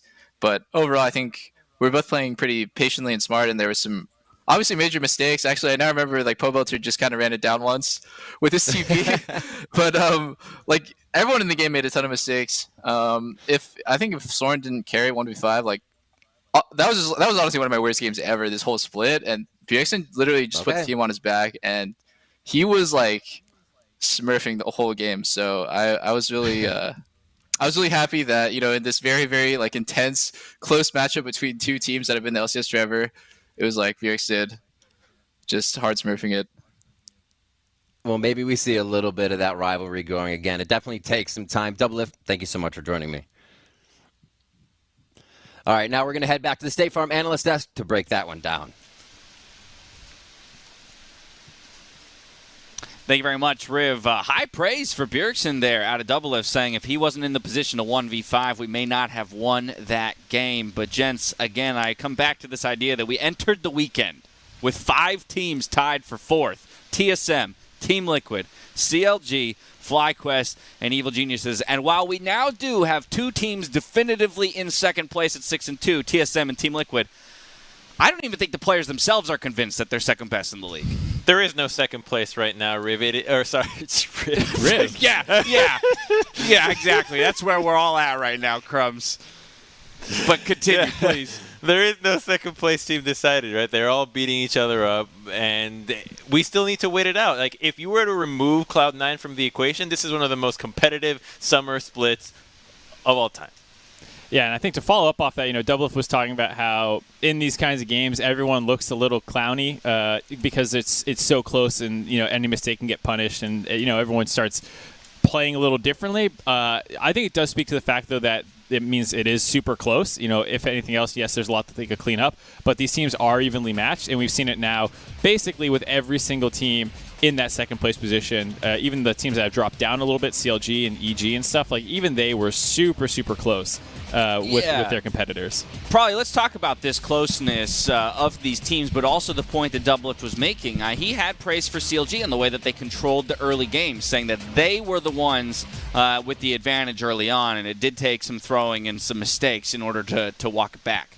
I mean, I do think CLG had a stronger bot lane. The MF Nautilus is always really good into a mobile AD carries, but I don't think they had such an early game comp that you couldn't fight back. I think TSM chose to play around top side and CLG played around bot. And you saw right there the Volibear dive. Like, I think he's a great jungler. He's really potent for these kind of things. So they're able to smash the bot lane, and this is what kind of gave them the dragon control that they had in the early game.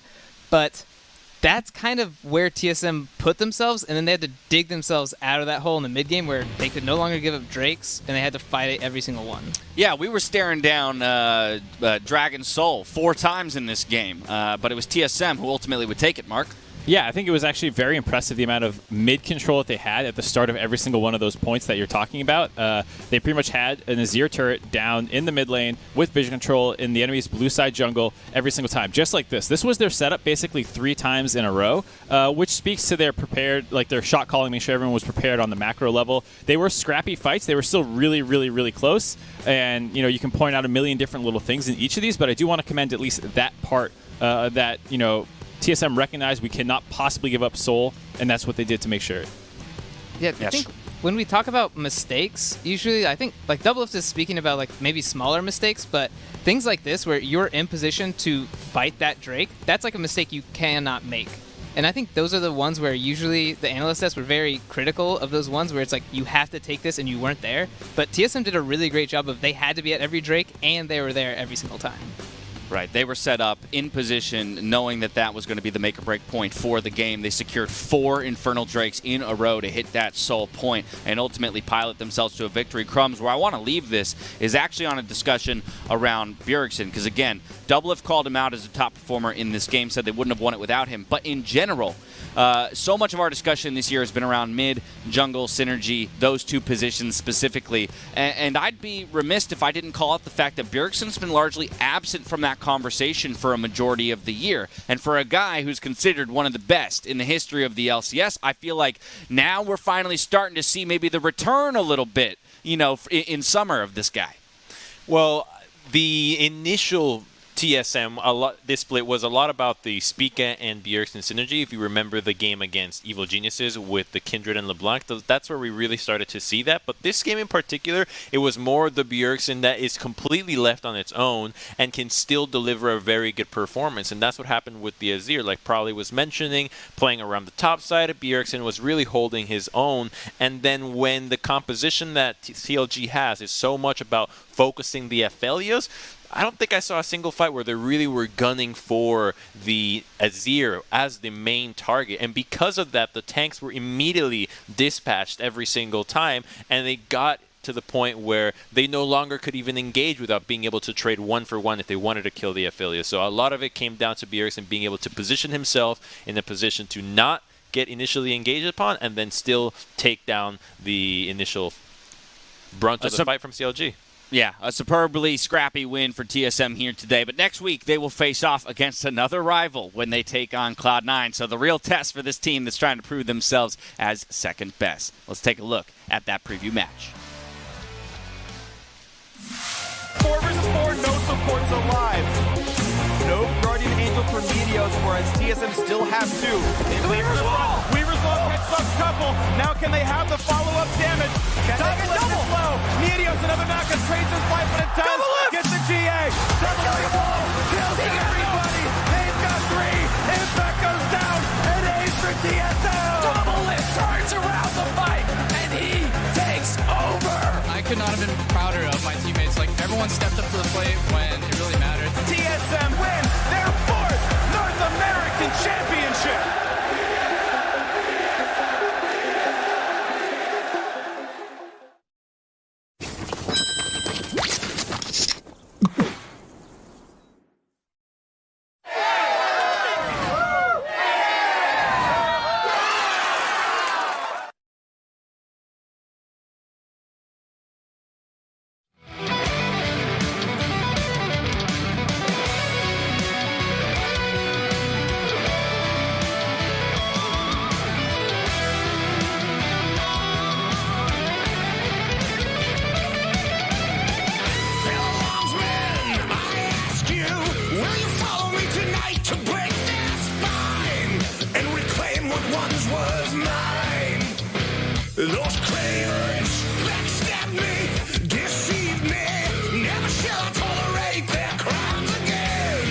Now let the hunt begin.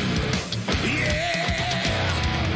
7,000 souls scared and daunted, such a tale of woe.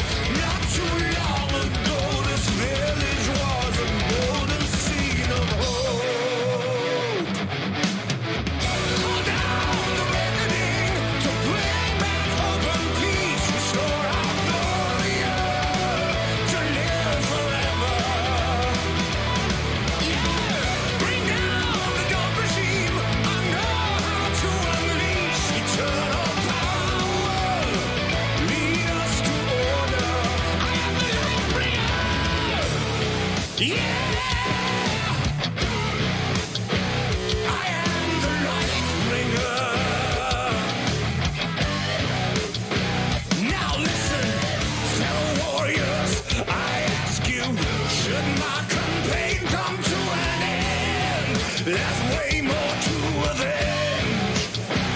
Oh, 50 million souls living in this realm without much hope.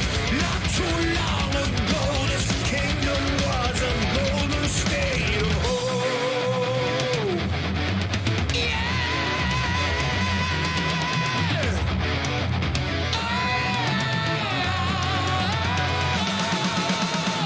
Hold down the reckoning to bring back hope and peace, restore our glory to live forever. Yeah, bring down the dark regime. I know how to unleash eternal power. Lead us to order. I am the light bringer.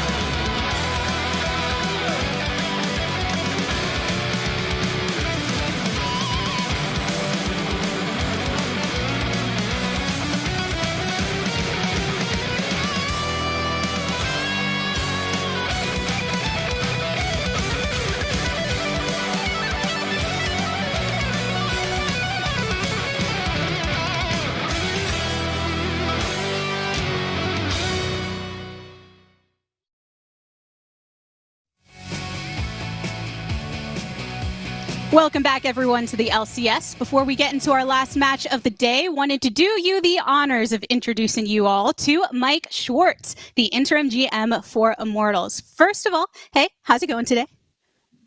Hey, thanks for intro. Pretty good so far. Last match of the day. Can't wait for it. Oh, definitely. You have a lot to look forward to with your org on the horizon. Now, you have a lot of experience across esports. For anyone that might be meeting you for the first time, why don't you just go ahead and introduce yourself and your role within the Immortals organization? Sure. So right now, I'm currently the interim general manager for the League of Legends team. I've been with Immortals for the past couple of years, actually, working as the GM for the Overwatch team, the LA Valiant. And before that, I actually got started in esports as a player development coach with Counterlogic Gaming back in 2016. And I was there for 2 years with their League of Legends and Counter-Strike team. So coming up on 5 years right now in esports across the orgs. So it's been a good time. Now, circling back to League of Legends here in the LCS, and I mean, the Immortals squad has underwent a lot of changes, right? Both to roster and staff, and you yourself being the interim GM, who exactly as a whole is leading the team currently, and what progress has been made to finding those permanent staff positions? Yeah, so right now, you're running with myself, kind of overseeing the operational aspects of the team, and then we also have our two assistant coaches, Mala and Gotuan. So we're working together as a unit to try to make sure that we're running the operations on a day-to-day basis, making sure the players have what they need. And just in regards to kind of for the future, we're still doing interviews and searching for those candidates to really set us on the path for 2021. And the path has been changing a lot in recent weeks because of the drastic changes that have been made on all fronts. And as a result, the audience perception has changed a lot as well, going from disapproving dissent to really boasting about these academy players that are showing out, the returning of familiar faces. What is your view on that swift change in perception that has been occurring?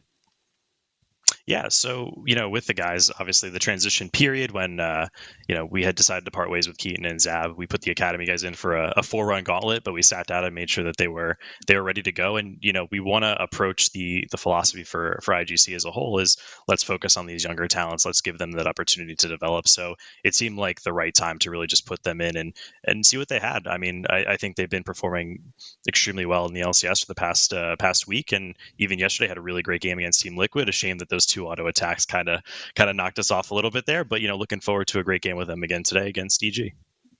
And with those changes, what are your expectations, not just for Summer Split, but beyond when it comes to Immortals? So, for the rest of Summer Split, we want to continue to evaluate those positions across the board and make sure, we understand, where all those pieces fall going into the rest of the split, what roster is going to give us the best chance of success. And then also into 2021, what we think that's going to look like. But like I said, we want to focus on getting that young talent and really developing and pushing it forward. So, make the best finish we can, hopefully push through the playoffs this Summer Split, being that it is top 8. And then as we lead into 2021, really just evaluating and making sure we set the expectations and philosophy going forward. Well, we're all looking forward to seeing how that push goes. Thank you so much, Mike, for joining me here today. No problem. Thank you for having me. Alrighty, everyone. I know we're ready to get into games, so without further ado, let's send it to the casters to close out our gameplay for the day. Thank you very much, Tigress. Welcome back to the caster desks. And yes, Immortals, I think, have been looking a bit better with the roster swap, and they're going to be going toe-to-toe with a pretty strong squad on Evil Geniuses. They played Team Liquid very close yesterday. Yeah, they did. And what came out of that game, I think, with more evidence is further discussion specifically on the champ select of Evil Geniuses and Jizuke. This is probably going to be one of the biggest topics for the week moving forward because so many of EG's losses, well, all of their losses, have really been pinpointed first on, okay, they picked Kassadin into Cloud9, got blasted.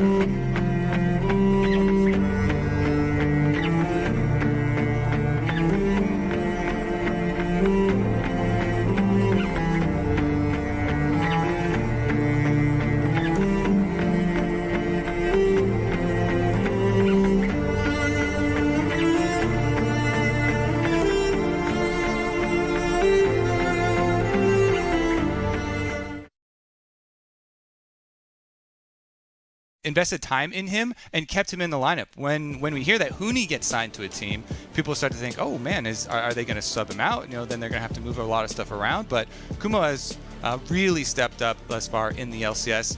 Now, back to the draft point. EG and Jizuke specifically, all of their losses, they've been these clanger games that have been the Kassadin versus Cloud9. He's got Jizuke on the support pick of the Karma. That's not going to work out. Most recently, the Kog'Maw game, which cannot go split push, very low mobility champion.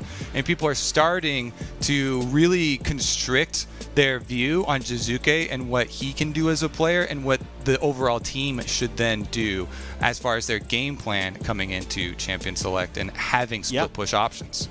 Yeah, I mean, they were, I think, easily the second or third best team of the spring split, and that was off the back of them being a very explosive team, a very aggressive team, and then when it came down to team fights, Bang was there to be cleaned up, basically never died, laned solidly, team fought exceptionally well, but it was aggression out of Svenskeren and Jizuke to go do a bunch of stuff. And this split, they are a much less aggressive team. They are trying to find different looks. As you mentioned, the Kassadin, right, where, well, they don't have pressure out of the mid lane now either for the first 12 minutes of the game, and they play for the Karma game where, okay, yes, he has some push pressure, but he can't be explosive on the other side of the map. It's just a Bang composition. Kog'Maw, a little bit similar like the Kassadin, where you're not doing anything very much in the early game, and you're waiting to scale till rank 2 ultimate.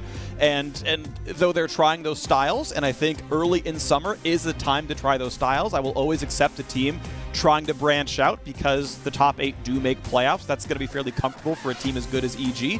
But yes, that hasn't worked. They picked up 3 losses because of those trials. So when does it go back to old standard, to old faithful? Maybe it's today.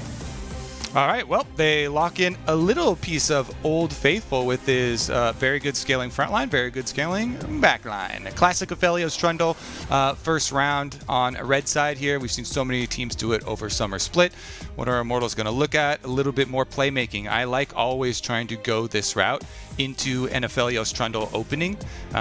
When you get your Lee Sin, it enables Lee Sin, or enables Xmithie to go try and create a lot of those picks earlier in the game. And basically your goal is what you're saying, I'm going to try and create a play, get a kill, then I take the objective. Trundle is the one who grinds it out, plays off of a winning lane or something, and focuses on PvE a little bit more. But Lee Sin and Rakan double lock-in is so much more. We need to find our pick, we need to find our kill first, then we'll go pick up the objective afterwards. And look at the priority on getting Kumo onto Volibear as soon as possible. No flex pick shenanigans, just saying, no, Svenskern's in the Trundle. We got Volibear for the top side. We are ready to go for this one. He's going to like his matchup here against Alorum, who, to be fair, even when the man was given counterpick on the Immortal side, he's like, yeah, still Malphite duty. This man is just going to be on tanks, and that's okay. That's fine. It's an okay way to play the game out, but it also means that Kumo doesn't seem to be very afraid of getting counterpicked anymore in the matchup. And they can just ban a couple tanks away and let him feel comfortable up there. All right, continued focus on support bans. Rakan always worried about tankier engaged supports. Thresh also to me is one of the really good ones. I always talk about it, but it seems like people ban Leona Nautilus more often. But I'm always happy to play Thresh into it, take the skill matchup. I love when you see a good Thresh player interrupt Rakan with the plays and then hit him with death sentence while they're trying to jump back to their carries in a straight line. So I would vote Zeyzal, go for that. A little bit more skill intensive, but I know so many people just love going with the Knot because it's a easier point and click, and obviously you just have the auto stall too. Sure, of course, very, very strong, and yeah, I can't clear anyone picking Nautilus as champion is great overall, but the bans are finished going through. Set is going to be added to the ban list there, so the tried and true Alorum Malphite is available. They take the Orianna combo that Immortals wanted to run last time around, though. Ori Malphite will not be available this time around for the squad, and honestly, with the Ezreal over the top and Rakan there, the Immortals very easily could have wanted to play another Orianna composition, so it will push Insanity down. His Zoe is still up, but otherwise it will have to be a new pick for him. Alorum, you hovered this one last time. You hovered the Urgot last time, and you went with Malphite. Yeah! This time he's going to lock it in, though. All right, no more Malphite for Alorum. He's out of there. He's had a lot of those games thus far. Urgot is another one of the champions that he's super well known for now, after his time in Academy. I do like it to the top side, the more tanky options, kind of grinding you down. Urgot got a buffs a couple of patches ago, pretty far in the past, but nobody else really picked it up. You see sometimes like some spot games from Whippo or something in LEC, other players that really like the champion and enjoy the semi-tankiness of it. But rounding it out with Insanity's Azir, like you said, I have really liked his Orianna play thus far. Forna, a rookie, he performed super well on stage, and now he's got his hands on one of the most iconic carry champs in League of Legends. This is going to be a fun one. I like the compositions on both sides here. Evil Geniuses are going again for a fairly standard team fight-based composition. Now, I will say Jizuke is good on damage-focused team fighters. His Corki game, right, that was the very first perfect game of the split for them, right, when they dismantled CLG very, very hard on their first game, so he can play the backliners really well. I like that he's on a champion with some agency in the Orianna, can be the big playmaker, can go for flash shockwaves and whatnot as needed, so I think this fits him very, very well. I still think any EG comp that backs it up with solid team fighting. Bang is on Aphelios. They've obviously got a solid front line here with a Trundle, with the Volibear, with the Nautilus, and then the the Orianna help it out. EG's comp feels well-rounded. It feels good for what they're going to be able to do. The LeBlanc band away means you got to play something more standard, and it's going to look really solid. I do like the Immortal side, though. I think they have looked pretty good on this lineup. They've played some top teams very, very close, and I'm excited to see the Urgot come out. Yeah. I mean, ever since they've put the Xmithie roster back in, with Apollo, with Hakuo, and then the rookie solo lane kind of flavor, it's been a bit of a revival for the team and for the brand, and people are kind of cheering for them again as underdogs. They're definitely still underdogs going against EG here, as this EG draft, we've talked about having kind of a checklist of approved Jizuke champions. This definitely does check that box. box. So they are within the bounds and setting themselves up for success.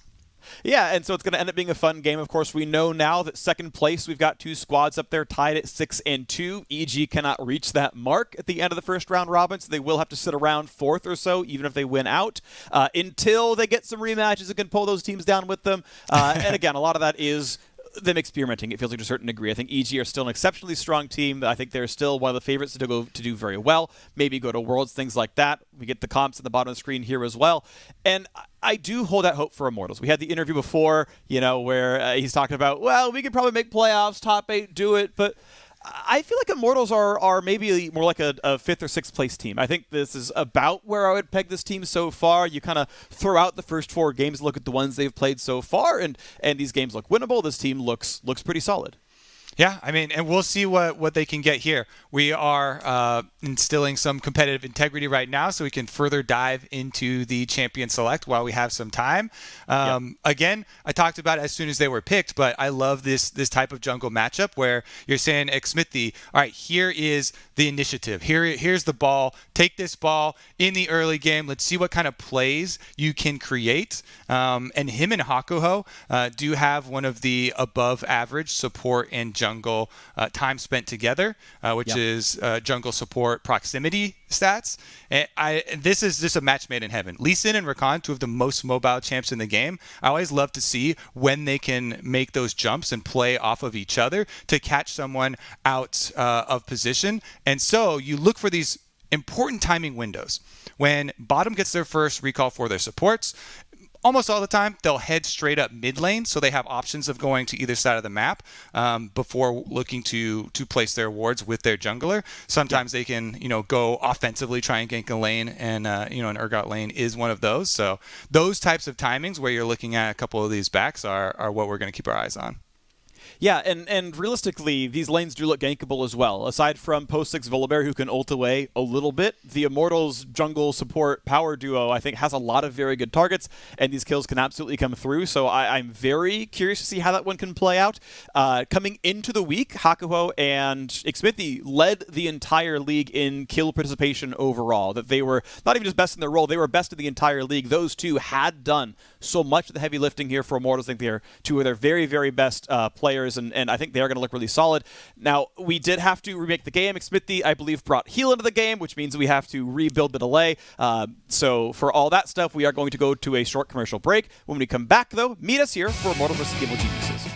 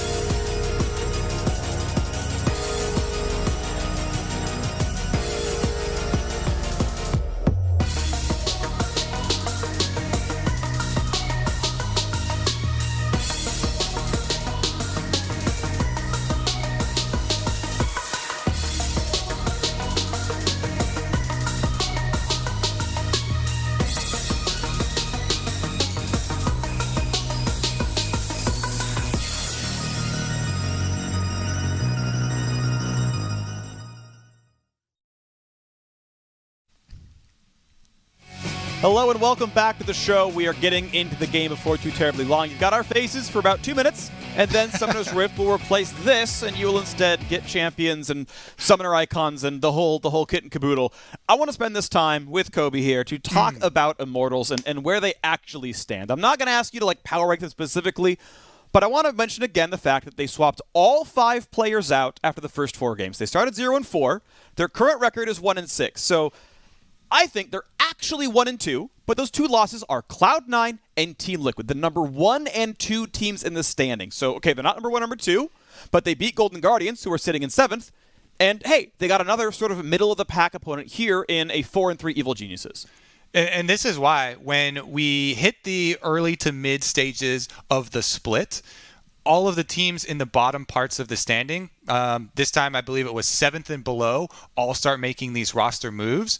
It does lend more excitement to the games because you're like, okay, different look here. And there's an added caveat with Immortals that a lot of people didn't agree with the initial move of benching so many of their LCS players, the Xmith, the Apollo, Hakuho, that just puts, I think, more excitement behind this one. And when you add in the fact that their rookies have actually had good performances in their LCS debut, I mean, this roster got the first Immortals win of summer in their first game back into the LCS with Insanity and Alorum both being big parts of it. And that's the kind of thing that I think is kind of heartwarming and bringing people into these games and giving them some kind of renewed faith and maybe some renewed life for the squad. Going against EG, I still think is a very difficult task, as EG have proven themselves to be extremely fearsome, especially if they have a draft that you more closely associate with them being able to pull off. Yeah.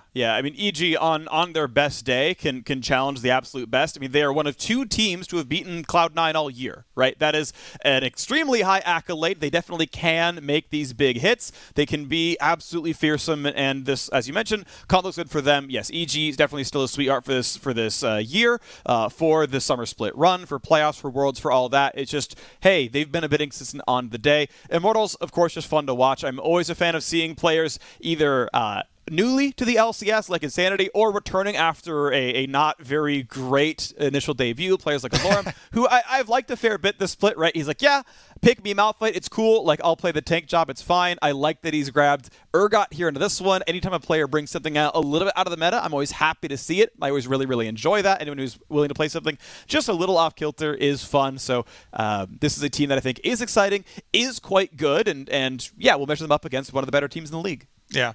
The thing is, this time around, so EG have a pretty straightforward comp that doesn't have a lot of split pushing. And that's one of the things that when we're usually talking about, oh yeah, the EG style, that's a pretty big part of it. I will say that Orianna, with her extra mobility, we've definitely seen her in side lanes, pushing out side lanes before joining the rest of the team. And she is going to be safer than something like the AP Gogma, which we saw getting picked off a lot. But it is going to be a much more straightforward match. As we have fixed the summoner spells for Xmithy, we're back into the game, competitive integrity delay, and all happy to be here. I'm definitely happy to be here, Kobe. I am excited. I love casting League of Legends, and I really do think you're going to get some good stuff out of this game. I like both these teams. I think they're solid. Kumo flashes some IG flare. That one was not on the bingo, nor was the Crab. But you know what? That's fine. He's just going for some bonus points here. I like the Crab. He's against Urgot. I don't know if that was intentional or not, but I'm a fan. I like it. Did you notice that Svenskeren also loaded in with the Crab? So maybe they double Crab gank the Crab got. Too bad he didn't choose that actual skin. But I really am going to be looking for those early opportunities, especially with these 2 junglers, as we talked about Xmithy on the Lee Sin, trying to find one of those offensive looks. I need Riot next patch to add a... We don't even need all the team flares. We just need #LiveEvil to be one of the pop-ups because Sven will push that on cooldown. It will just be just a text on screen forever. Banger play. Yeah, banger tweet or banger play, #LiveEvil, just every time. Just the 2 of them together, you know? Well, that's it's hard to make banger plays as Trundle, but I've seen a few. You banger pillar, boom, LiveEvil. You just interrupted somebody's dash, boom, LiveEvil. Yeah, exactly. Into Lee Sin. I feel like he's gonna drop at least one Xmithy Q or W this game. And it's gonna be a banger pillar. That's going to All right, happen here for this one. We're setting him up. He better deliver. Yep.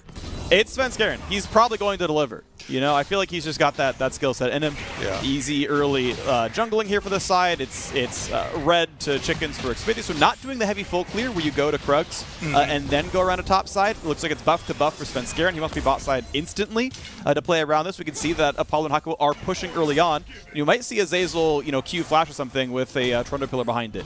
Yeah, and the way these matchups go, too, Azir should have some good early wave control, just trying to focus on the minions, trying to push. But I also want to point out, Xmithy also looking for an early level 3 possible gank up towards the pushing Kumo. Alorum has let him soft push into the front of the tower, and Xmithy will go red Raptors blue. That can give you ganking options towards a Volibear. If you want to focus on, all right, we've got the Urgot. He's got great setup when you land your E. It's pretty easy on another melee champion. If you can get up there and gank the Volibear early and set Volibear behind, this is a champion that does rely on the power that it gets early in laning. If you kind of try and attack one of the strengths, that would definitely be viable. But Smithy, as you see, he's just returning to normal farm. He's going to give up the top crab and all. Yeah, I think what happened there is he was looking for the ability to go top side, and Alorum probably called out that Kumo shoved the wave, went into fog, which usually means he dropped the trinket in the river. And he's like, okay, my jungle path is not going to lead me to a gank. It's not going to come through this time. Never mind then. So Svenskeren's going to play top side. He's like, look at that pillar. Knocks off the shield. Makes it a lot easier to kill a Scuttle Crab. And going to help make sure that top lane feels safe. The extra vision control until a Blast Plant spawns in 3 minutes or so. No easy gank path for Xmithy. Just going to take his bottom Scuttle here on that side. And I want to point out what Svenskeren is specifically doing here, spending so much time in this brush.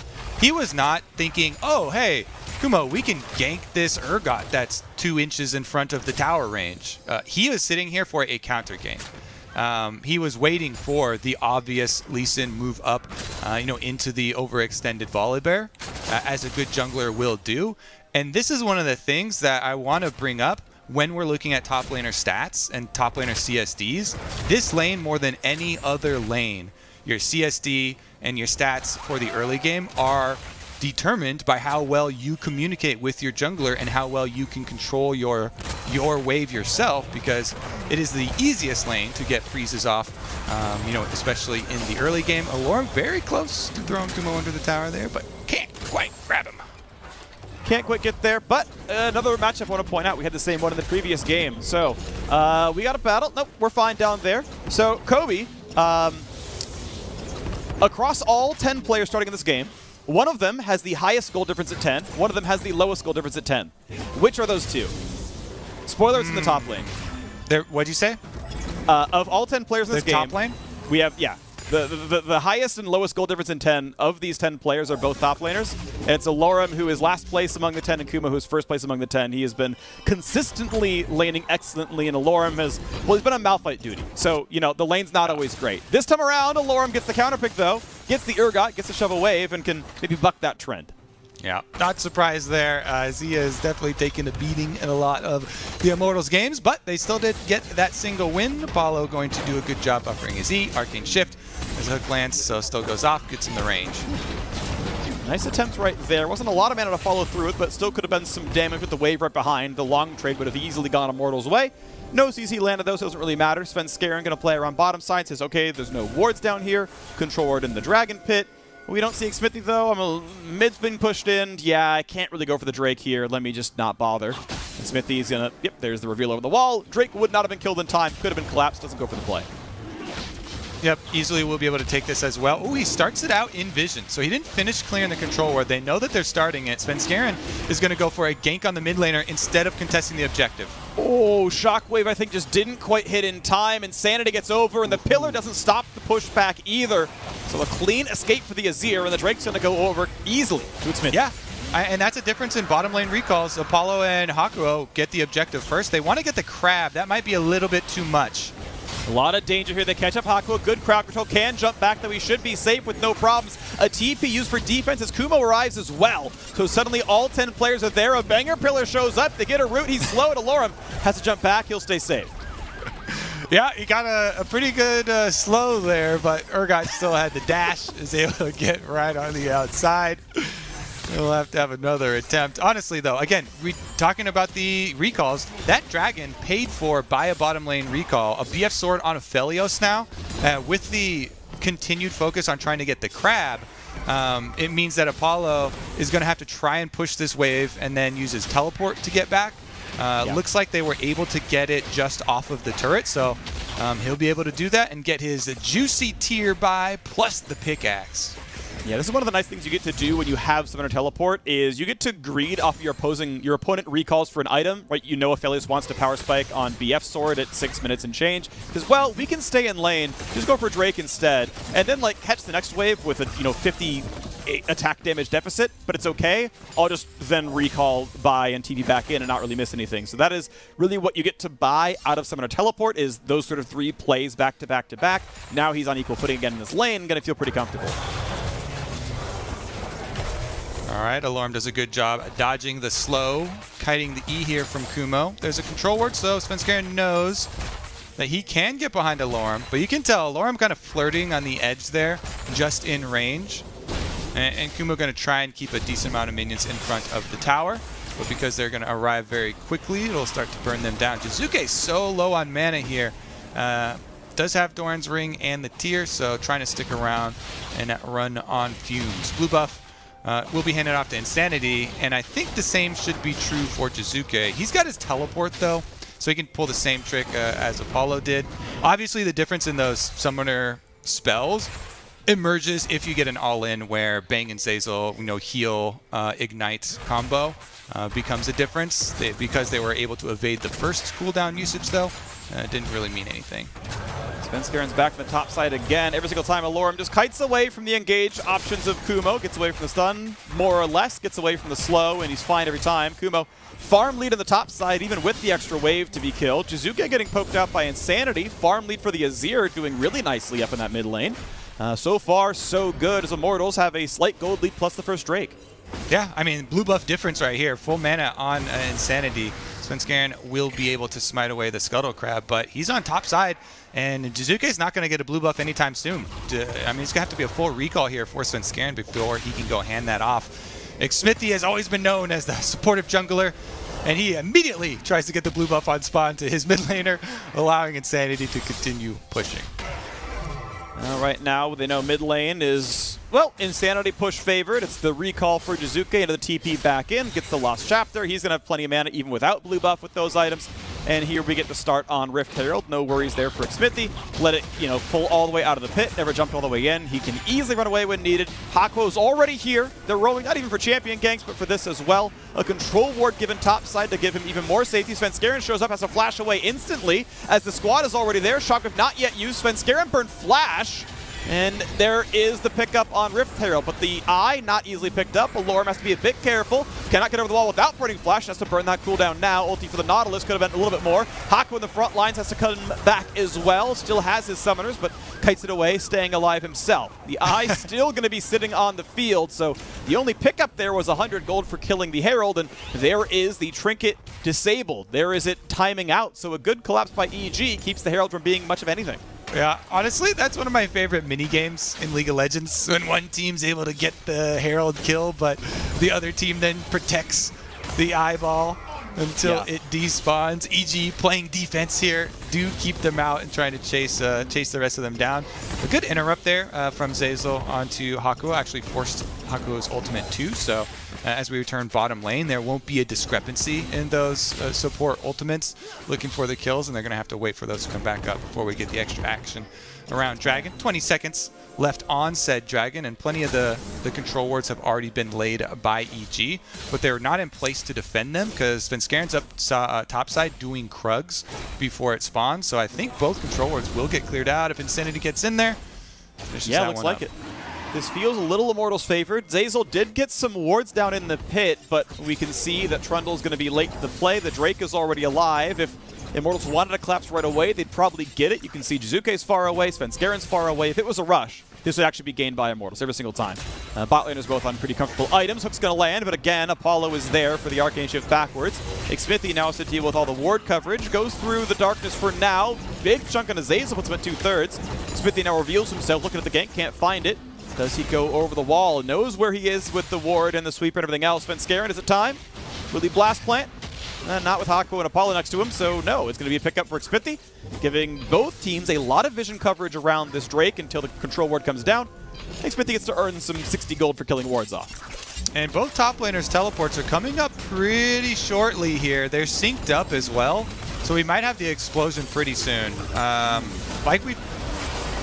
That is flash burned out. Danger onto Apollo. Easy kill. First blood comes through. And FLICKR's ready for the second one. A flash force out of Xpithy as well. Too aggressive for the Ezreal.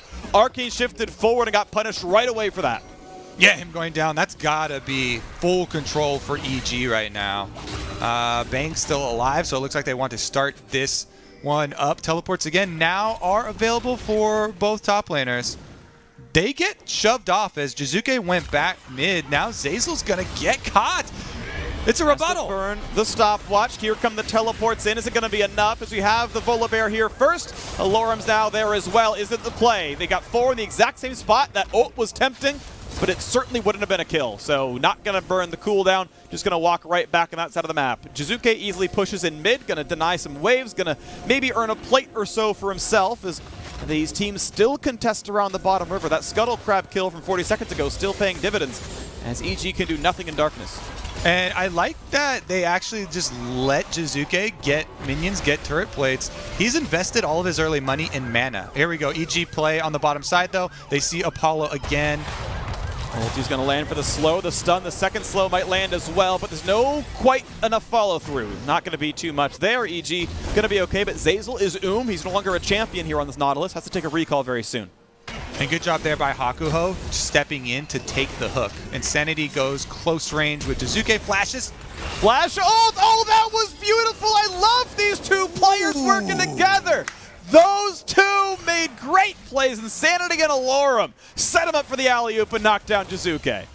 Academy LCS at your service here. Alorum and Insanity doing all the Academy players proud, stepping onto the stage here. Look at that communication. And the coordination actually pulled that off. It's one thing to say, all right, I'm scooping him back, flash here, low health on Insanity, but right into the Urgot ultimate. Really well coordinated and accurate here from Alorum. Also leads to the Dragon for themselves. Immortals slapping back quickly. And look at that, Immortals 2 Drakes to 0, equal gold so far. I said I liked this team. I thought this was not a deserving 1-6 record based in this roster. Well, they lost to Cloud9 and Liquid, but they are winning right now. Winning against evil geniuses. We could watch this all again. And look at the minimap. He's down there by inhibitor turret. Insanity setting up the entire time. He eats the shockwave. Okay, it's fine. Orianna's phase rush is now gone. He flashes first. Even with Jizuke flashing, he still got him. And Alorum showing his mastery on Urgot. Finds the snipe right into his waiting arms. Just, you love to see it from the newer players on this stage. Once again, IMT, as you're saying, looking to climb out of that bottom part of the standings with their kind of renewed energy. Been poised to do it. They've beaten every team in the losing record they've played so far on this roster. They beat Golden Guardians in their opener and looking to now take down EG, a team with a winning record in their 4th game on this roster. 2-6, kind of 2-2 based on the roster swaps, but again, we'll keep track of that over the course of the split. Insanity, I love how aggressive he's been, by the way. So many times you have a rookie come in, you're like, well, I've got the winningest jungler of all time on my team. You know, we've got Apollo and Hakuo who've done so many good things as well. We're going to sit around and you tell me what to do. He's like, no. Me and Alorum, we're taking this 2v1. I'm going to flash ult this guy. Don't worry, I got it. Yep, does it. It's really good to see him play with aggression, with confidence, and it's paying off. Ooh, gonna get bit. Yep. Good kick away. That pillar sadly did not stop any of the move blocks, and Xpithy's going to feel reasonably comfortable. Puts down the smite, but it's the red smite. Doesn't do a whole lot. Ward hops away, stays alive. Does Kuma want in? There's a reveal. Flashes in for the stun and takes a bite out of Crime. Evil geniuses again, finding the ways some way back into this game. Banger plays, FLICKR. Live evil. You wait in the bush. He's got phase rush. You chase him down. Insanity does get hit with another shockwave, but it's going to slide out. Summoner heal for the move speed. They've got the follow through. Hakuo wanted a flash to get the shield. Wanted the summoner heal to keep him alive. It couldn't get there in time to keep him alive. Evil geniuses are right back into the map. 2 kills picked up. The turret about to fall as well. EG have cracked open this game in the mid-game. Credit to Bang for really committing to that. He spends flash and heal for Aphelios offensively. This is one of the marksmen with the lowest defensive capabilities in the whole game, and he's just out here running people down. Flashes, heals to get in range, chases down Insanity, makes good on the kill, makes good on the tower for EG, and Apollo trying to answer bottom. Going to get some damage down there. Of course, no more plates to pick up, but it is some damage all the same. Kumo going to try to clear out of the turret, but keep in mind his health bar is a bit low. Goes for a play. Turret's going to drop in one auto, and now he's got to be respectful if he's knocked up into the air. And how do you escape these two together? Thankfully, Hakuo does not burn the ultimate. Could have gotten another 2 seconds of crowd control there, but not enough damage. So end of the day, Kumo gets to still just take the reset and get back on the map. But in the meantime, top is under fire. The Herald was summoned. A lot of damage early on. That was a great pillar. It did interrupt Alorum that time around. Herald will die, but that turret dropped very low. Bang not willing to go the rest of the way down, but Alorum down to 1/4. Yeah, I believe he just ran out of ammo for the extra range Calibrum. No sniper rifle left, so no easy shots onto the turret.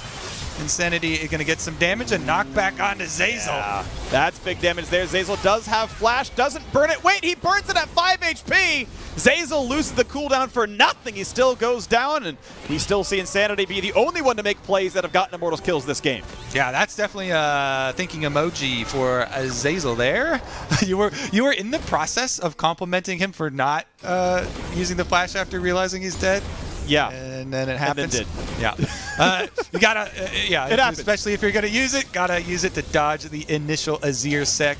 Insanity gets right back up. You know, he got chased down under his tower, still makes the offensive play, still looking for opportunities for Immortals. EG hold on to their 1,000 gold lead, though, and the extra turret means most of that. Okay, so 1,000 gold to work back. Certainly doable. Evil Genius is comfortably ahead in terms of gold. Immortals, though, Drake number 3 is on the field, and Ocean Soul cures all ills, really, in League of Legends. As Hakuo gets some poke and runs away, EG are first to the play. They are getting rid of the wards, and they are creating fog everywhere for Immortals. It's going to be hard for them to fight back for this one. Might have to just bleed the Drake and give it away. As top laners are fighting back and forth, TP's up for both sides. They need to join that fight. It looks like there was none to be had. It's a farm lead for Alorum. The Drake is now alive. Smithy wants to be nearby.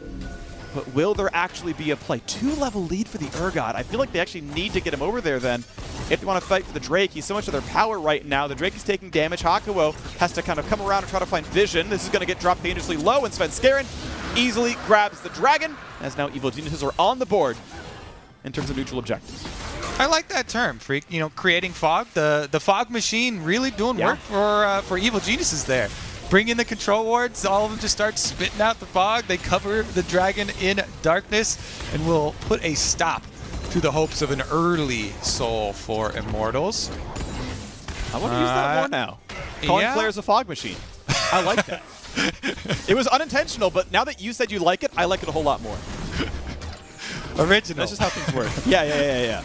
Another thing, it is a little bit questionable for the top side. Alorum is going to ping-pong a little bit of these minion waves. You see Kumo just barely pinged his level 12. That's going to be more than a full level lead still holding over for Alorum. And he did assist in that kill in mid lane, helping out a lot with the Urgot ultimate. But I'm excited to see him in team fights because Urgot is so rarely seen. We should talk about some of the strengths here. Because it's so good to rush cooldown reduction on it, the Black Cleaver is just one of his favorite items of all time. And you can just shred for the rest of your team. It really does help out Apollo for shredding the front line. You can see how easy it synergizes here. When you have the machine gun procking it over and over on Kumo, just shreds right through the Volibear, even though he's got Ninja Tabby and the Bramble Vest. It's just it's such a big one-item power spike that Alorum is very well accustomed to abusing. And then from there, my favorite item, the Death Dance. You move into the 1v9 mode, get your Death Dance, and you try and lifesteal tank through those team fights. And look at this, Alorum, 40 CS lead now, 20 minutes in. He's going to feel real comfortable. We saw the ult for ult a second ago, but look at the cooldown difference. Just look between the two top laners. Alorum is about twice as fast on that cooldown recovery, so maybe more plays to happen pretty soon. As Svenskeren is pushed away, doesn't have to burn too much though. Phase rushes and gets out. They under only a little bit of pressure. Top lane going to crash into the turret, going to be collected there by Kumo. And now we'll see what the next play can be as the recalls come off and items join the inventories. 1,200 gold lead in the top lane. Alorum really doing work, what showing what he can do off of the Malphite. And definitely going a long way to correcting your top laner gold stats for, for the early game too. Insanity, meanwhile, will put up the Azir turret before getting the recall off. And we've got plenty of time before the Ocean Drake. So if you get a pick, it does have to come for fighting over some of the vision in the river right now. And you are looking, as Xmithie and Hakuho, at, specifically for me, the Azir. If they can burn Bang's cooldowns before this dragon in the next 2 minutes, that will go so far in setting up their 5v5. Because then you have the threat of Insanity Azir Sec on the backline. And Aphelios is always my #1 main target. Bang is one of the biggest and most important carries for this team. He does whiff an ult there, but you gotta brush those off. You gotta brush those off. They tried to shoot from the brush and it was off. So that just happened there. You gotta cut away. You know what? I don't roll with a lot of your puns and wordplay, Freak, but that was off the top of the dome, so you get extra credit. Banger pun, hashtag live evil. Banger pun, Freak, hashtag live evil. Nice Aphelios zone. Bang, hashtag live evil. Well, we got some fights with the Scuttle Crab. Akko gets the assist there. Xmithie claims that one with the resonating strike. And we once again look at the game state. It is a 600 gold difference, with the favor being to Evil Geniuses and a 1 Drake advantage to Immortals. Still a very close mid-game here, and we'll see what we can get now as we crest into the 23, 24-minute mark. It's Svenskeren walking forward into the river. Next Drake spawns in just a minute's time. And with Jizuke there, they're trying to push Immortals back. Red will be handed over if they can. Up he goes. There you go. Apollo grabs the red buff. He's got that in time for the Drake fight. That might be very important down here. Yeah, Ezreal with red buff. Classic match made in heaven, even though he always has to slow now with the Iceborne Gauntlet. Extra burn goes a super long way with the poke. I would say biggest power spike though, Jizuke's death cap. He's got Seraph's death cap on Orianna for this fight. So you do have to respect the Orianna shockwave. Meanwhile, we did have another Azir skipping the mana items, and I really like how Insanity here does have Nashers plus the Leandries for possible poke damage and burn as well. If you can get Azir poke and red buff Ezreal poke down before this, that is ideal scenario for Immortals. So I think they force EG to commit to the dragon, just try and poke them as much as you possibly can before it, while keeping your eye on the Orianna ball, and that's their recipe for success. Crucially for Immortals, they've got that Scuttle still dead for about 10 more seconds, so the Drake plays are at least trackable as it gets pulled out. This might be the attempt forward now. Xmithie gets over the wall, shouldn't be seen, so he can go for a steal. Lands the Q, goes in, smite, no, it's going to go to Bang. And the fight begins. Xmithie's going to drop down 1 for 0. Hakuo locks up a ton, but not enough damage as Evil Geniuses now have the numbers lead. Alorum is on the run. He's going to try to kite away. Sven's going to have a new pillar pretty soon. Gets chunked to half. He's got to be respectful of what Urgot can do with the ulti. The 1 for 0. The Drake picked up. EG take that victory. Pretty even setup there, but EG just clean house. I mean, being able to get the splash damage there, Xmithie goes in, can't get the smite. Aphelios, I believe, is the one who got credit for that, getting the dragon. #2 now for EG, but also they didn't really get a lot of poke done. Apollo throws out a Mystic Shot here. Jizuke just kind of sidesteps it. It looks like they're worried about the engage, so it's just a straight up smite fight. And then you see on your screen, Zeyzal marks the Rakan, and I really like this from Zeyzal. Because he's tankier as the Nautilus, if you hook the Rakan, then you auto the Rakan, you just lock him down, you take away any of the surprise, any of the initiation for Immortals, and they don't really get a start as far as, fighting through health bars in that fight. And Xmithie just has to go in for the straight up steal in the middle of 5 EG members and gets burned down. It's going to look pretty good now. Evil Geniuses have jumped up to a 1,200 gold lead again. They've tied the Drake count, and it feels like they've been in control. The one matchup that feels really Immortals' favorite is the top lane one. It's Alorum being heavily ahead of Kumo. Again, back to a 2-level lead. Obviously, the gold difference probably remains about 1,500 between the two, as the CSD is still at 40.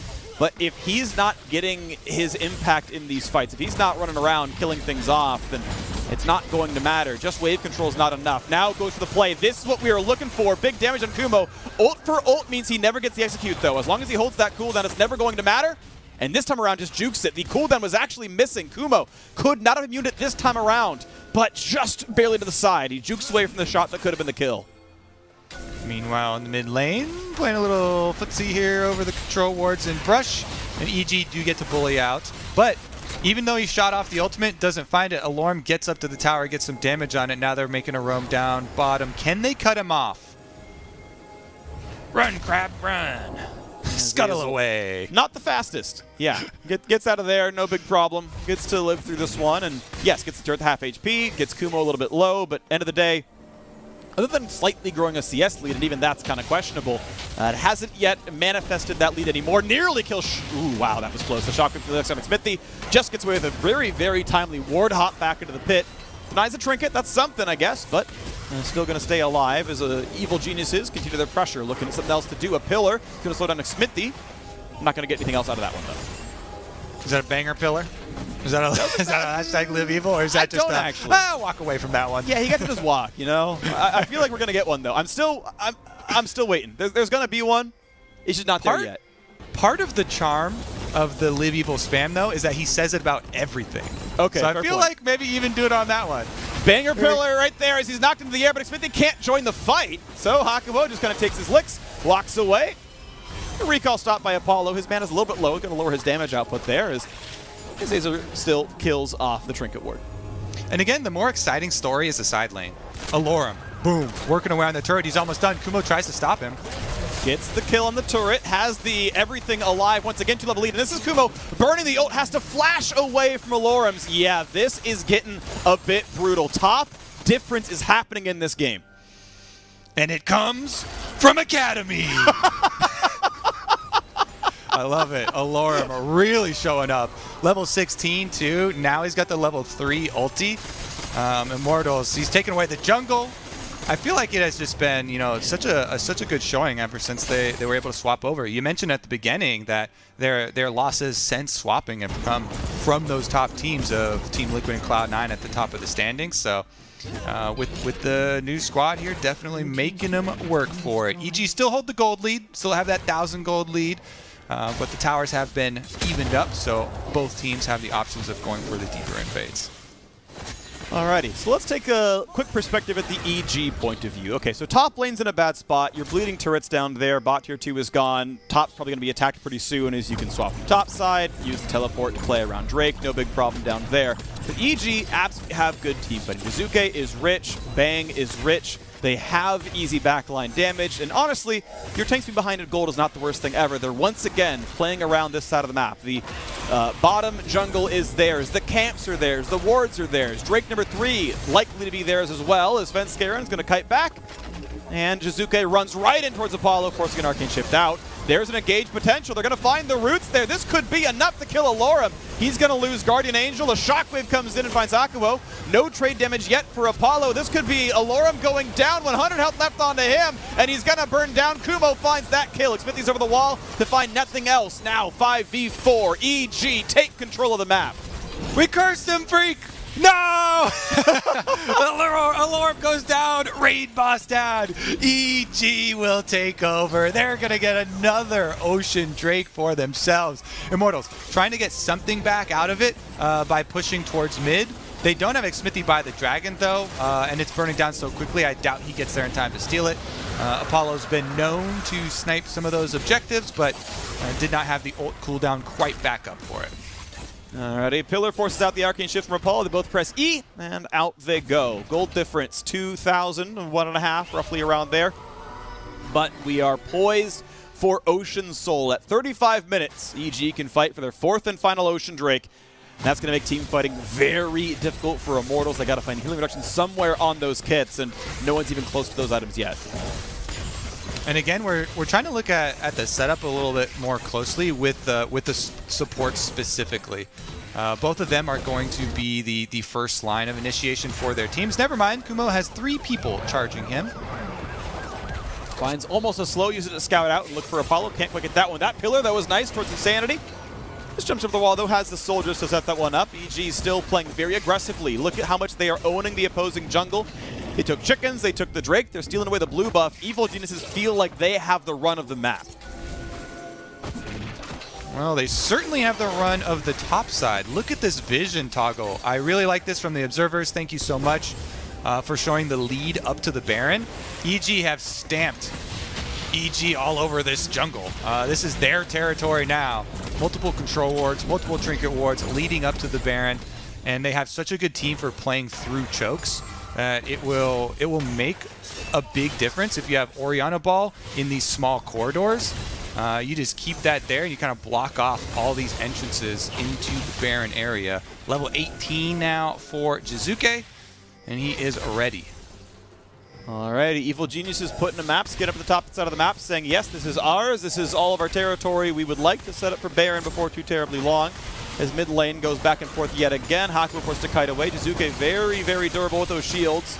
And looking at the next potential shockwave, Smithy would have had to burn Flash, doesn't have to here though, and it's going to be just fine as they walk away. But again, Evil Geniuses get to knock down the wards and get to play our map, our side, top side. Shirelia's popped though. Is this a play? He's going to charm, he's going to flash, he's going to find the knockup. Is this the kill? It's going to be a shutdown to Xmith before he can do anything. Zay's on the front side, just forces the Lorem to back up. Insanity is in danger. He ults to buy some space. Flashes away as Kuma wants in. Level 16 of the Volo Baron now has to run back away, but tanks long enough to not be killed. Apollo gets away there as well. Alorum wants in onto one, and there's the pullback. That's going to be a fear. And that's going to be him running away. So now 4v4 on the map, I do believe, feels comfortable enough as Hook comes in again. This is dangerous, and Alorum is going to go down. Bang wants one more. A single auto attack would kill Insanity. It's going to force Apollo to flash away, though, and map control once again belongs to Evil Geniuses. Yep, and are they going to go straight for the Baron here? Insanity does have teleport. Apollo has teleport, so the carries can recall for Immortals. They have an option of trying to fight. Smithy has revived, so I think they should contest it. EG trying to bait. They're playing Fog. Hakuo knows, and look at that. As soon as the sweeper spots, he's like, yep, over the wall I go. No play to be had. I like the intelligence there for Hakuo. He was in a brush the whole time, so they didn't even know he was coming through like that. Didn't know they were spotted. Good plays by Hakuo to make sure that Baron doesn't go over. Yeah, it's so difficult to check those choke points. Going through these small windows, Apollo and Hakuo are the ones with all vision checking tools. If you sneak Apollo or Hakuo in here, he can just jump right back out, use the sweeper, a little bit of vision, and is safely able to check it. Here he goes, over the wall, gets the engage, double knockup, but boom, Jizuke getting that shockwave is the game changer for EG. And then they try and chase him down. Alorum on your side, on the bottom there, does get a decent amount of damage. He gets the counter kill, but the rest of the team chased off, so there's nobody to follow up. Ultimate, boom, into the fear, and Hakuo tries to get the knockup to save him, but a banger pillar from Sven Skaren will allow EG to flash forward. Bang is on the rampage. Once again, he flash heals forward into the fights to pick up extra kills. Yeah, they live evil, they die Immortals here is the gold lead. Once again, 3,000. It's been growing in Evil Geniuses. They are 40 seconds from Ocean Soul. Doesn't guarantee the win. We've seen plenty loss with that one, but it still feels like EG are the better playing team. All these team fights have gone their way. They're getting more done. And as the final recalls come through, we're 30 seconds away from that objective. EG going to push in mid first. Immortals going to play around it. Pillar comes down. Alorum's going to be safe. Okay, looks like they're trying to split the squad. Frontline needs to stay in front of Bang. Finds a slow, finds a knockup. Big damage there. They've nearly cut off Sven Skaren. He's one hit away. Kumo's forced back as well. Shockwave on a 2.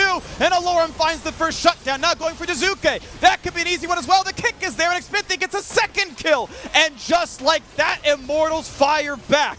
He will not chase in for more. 2 kills are enough. The Drake is easy, and they could maybe even go for Baron afterwards. 40 seconds on the respawn. That is a chance to play for both objectives. Yeah, they got to burn it down here. The rest of Immortals are holding the mid wave. Looks like they want to try and push that one more time before sliding over.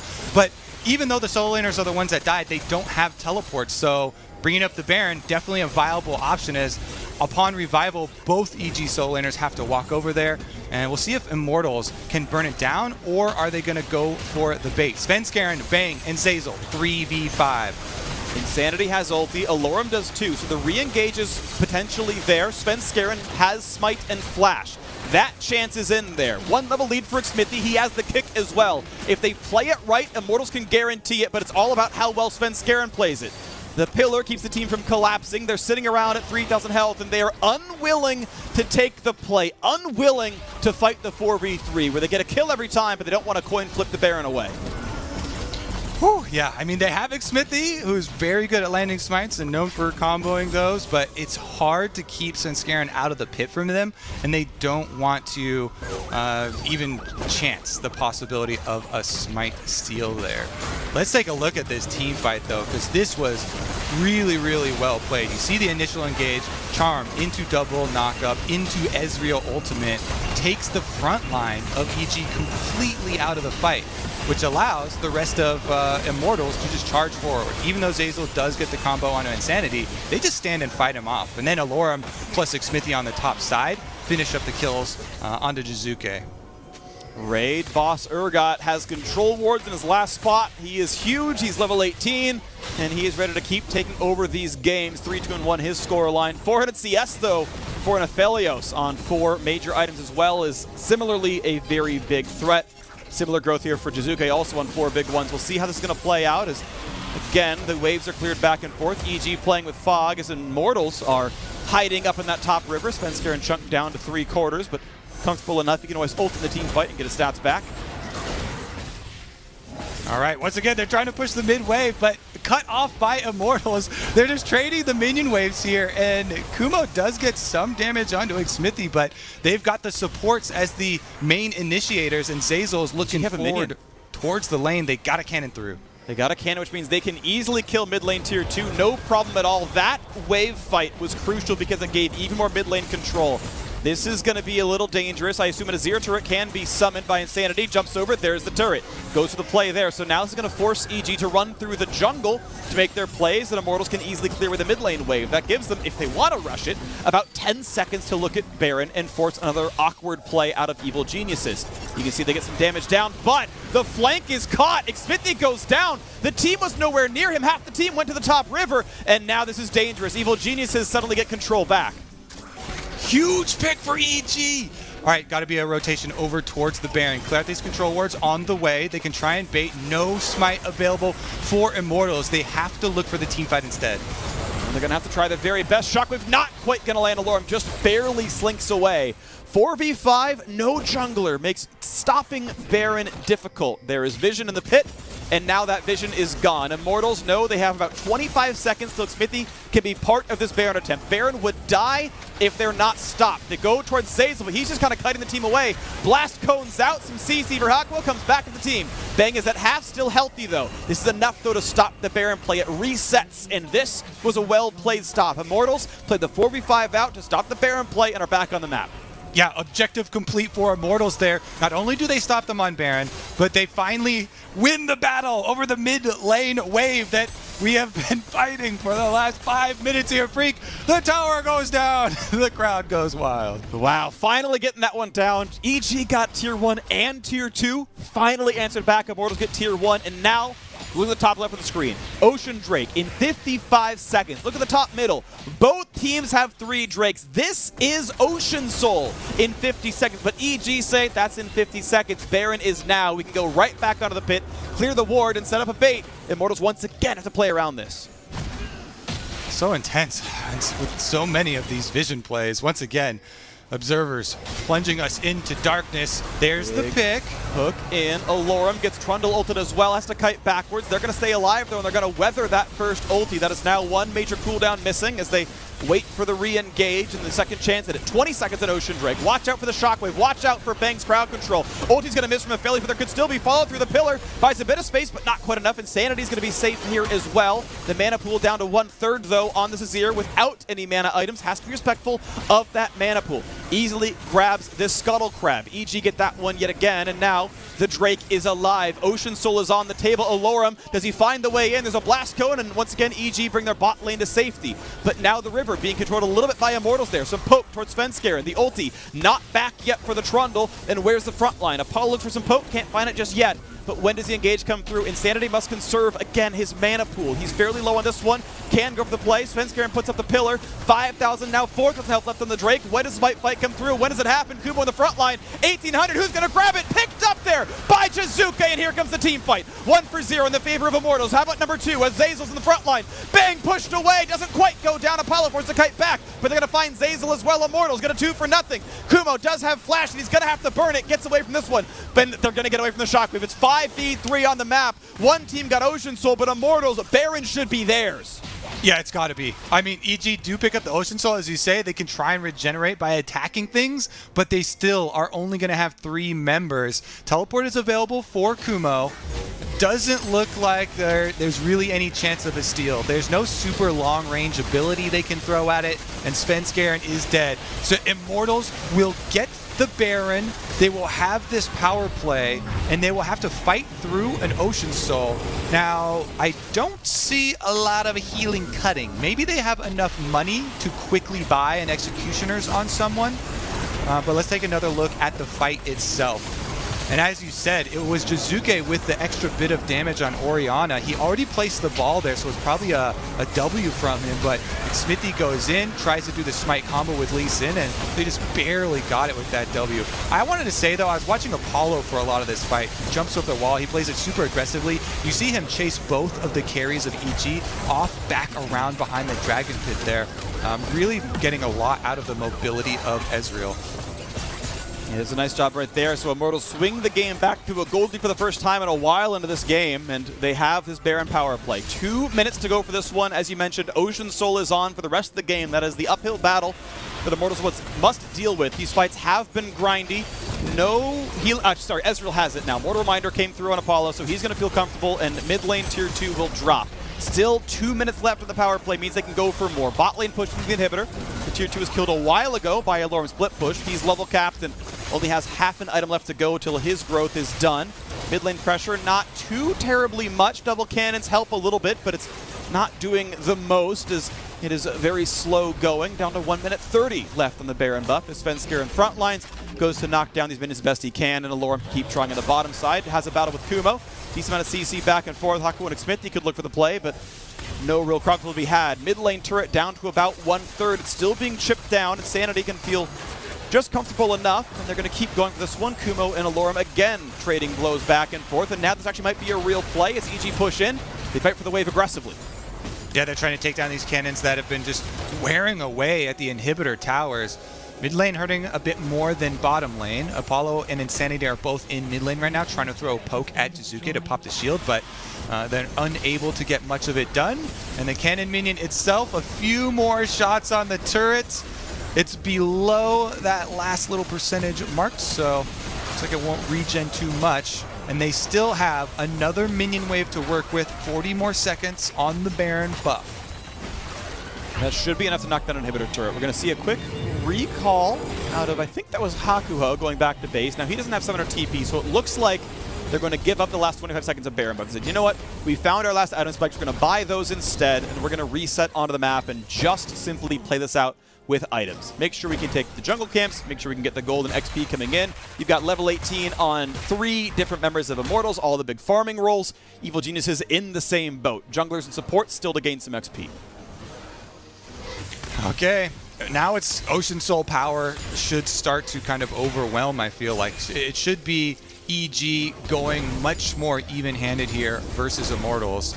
But again, it comes down to so much, of the setup. The Guardian Angel is another really big cooldown that's back and available for Immortals, for Alorem specifically. And this is full item Urgot. Can go right into the thick of things to play the front line for them. These late game team fights, 45 plus minutes free.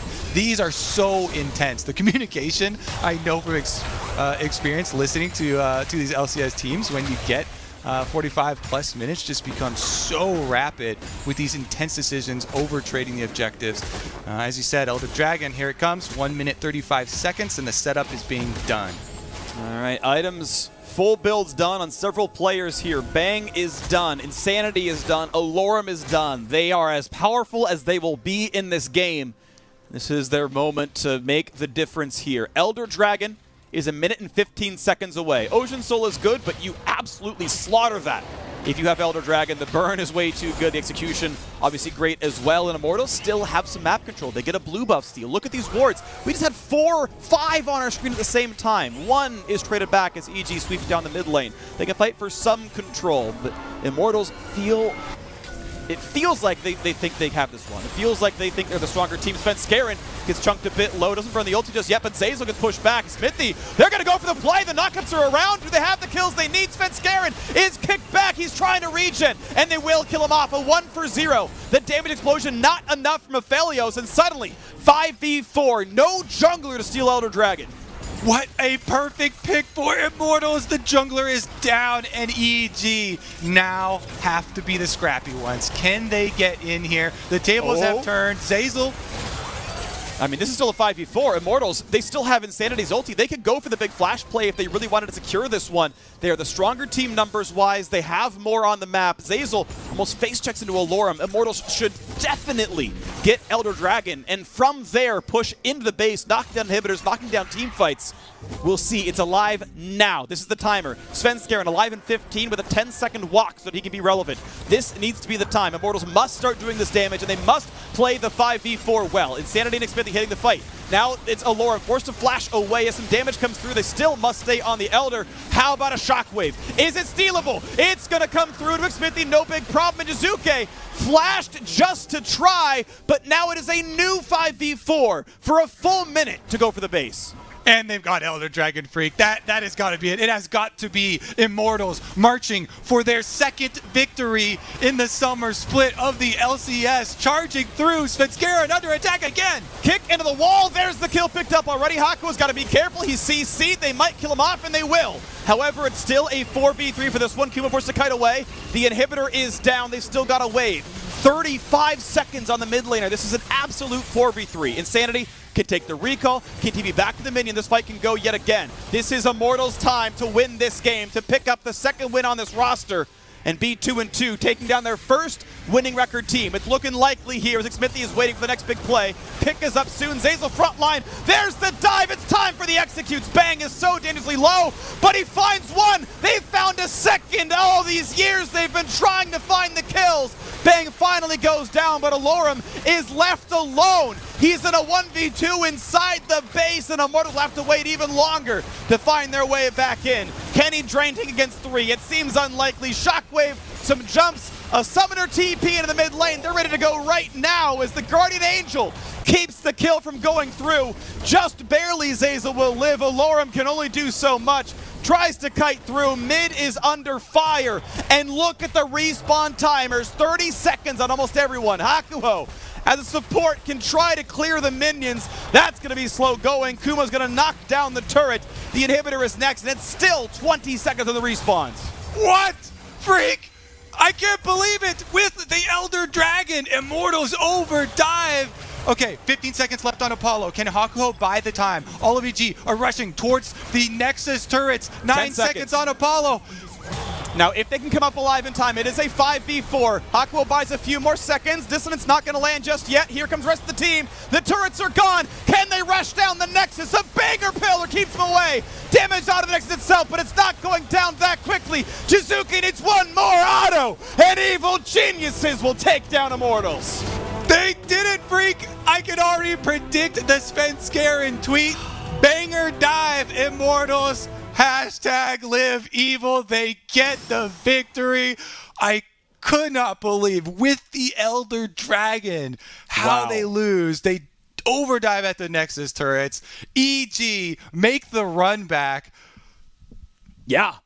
Orianna Aphelios. They had so much damage concentrated at all the same time. You have to watch the particles again in slow motion to see it all. Just enough damage to stop it through. I can't hate on the attempt at the dive. You can't let Aphelios sit there and lifesteal tank with Hurricane. You've got to go for something big, but it was not enough. My heart breaks for Immortals. Evil Geniuses, well, they made it in the end. A really, really tight game, but it does mean EG improved to 5-3, and they are going to be sitting there in 4th place as a result. Now, that does it for us. Riv will meet you back here after the break for a Verizon post-game interview, so don't go anywhere.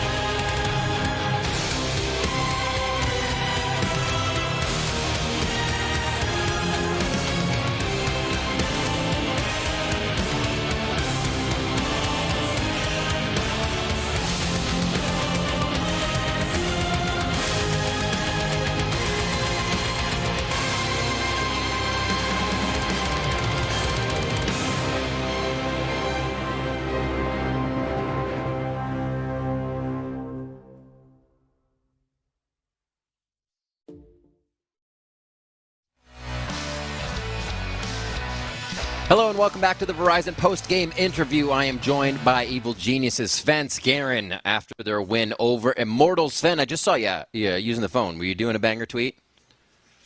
Yeah, of course. You know me. Oh, perfect. Perfect. You have to get those in. But we haven't been able to speak to you for a while, so just overall, how you doing to start things off?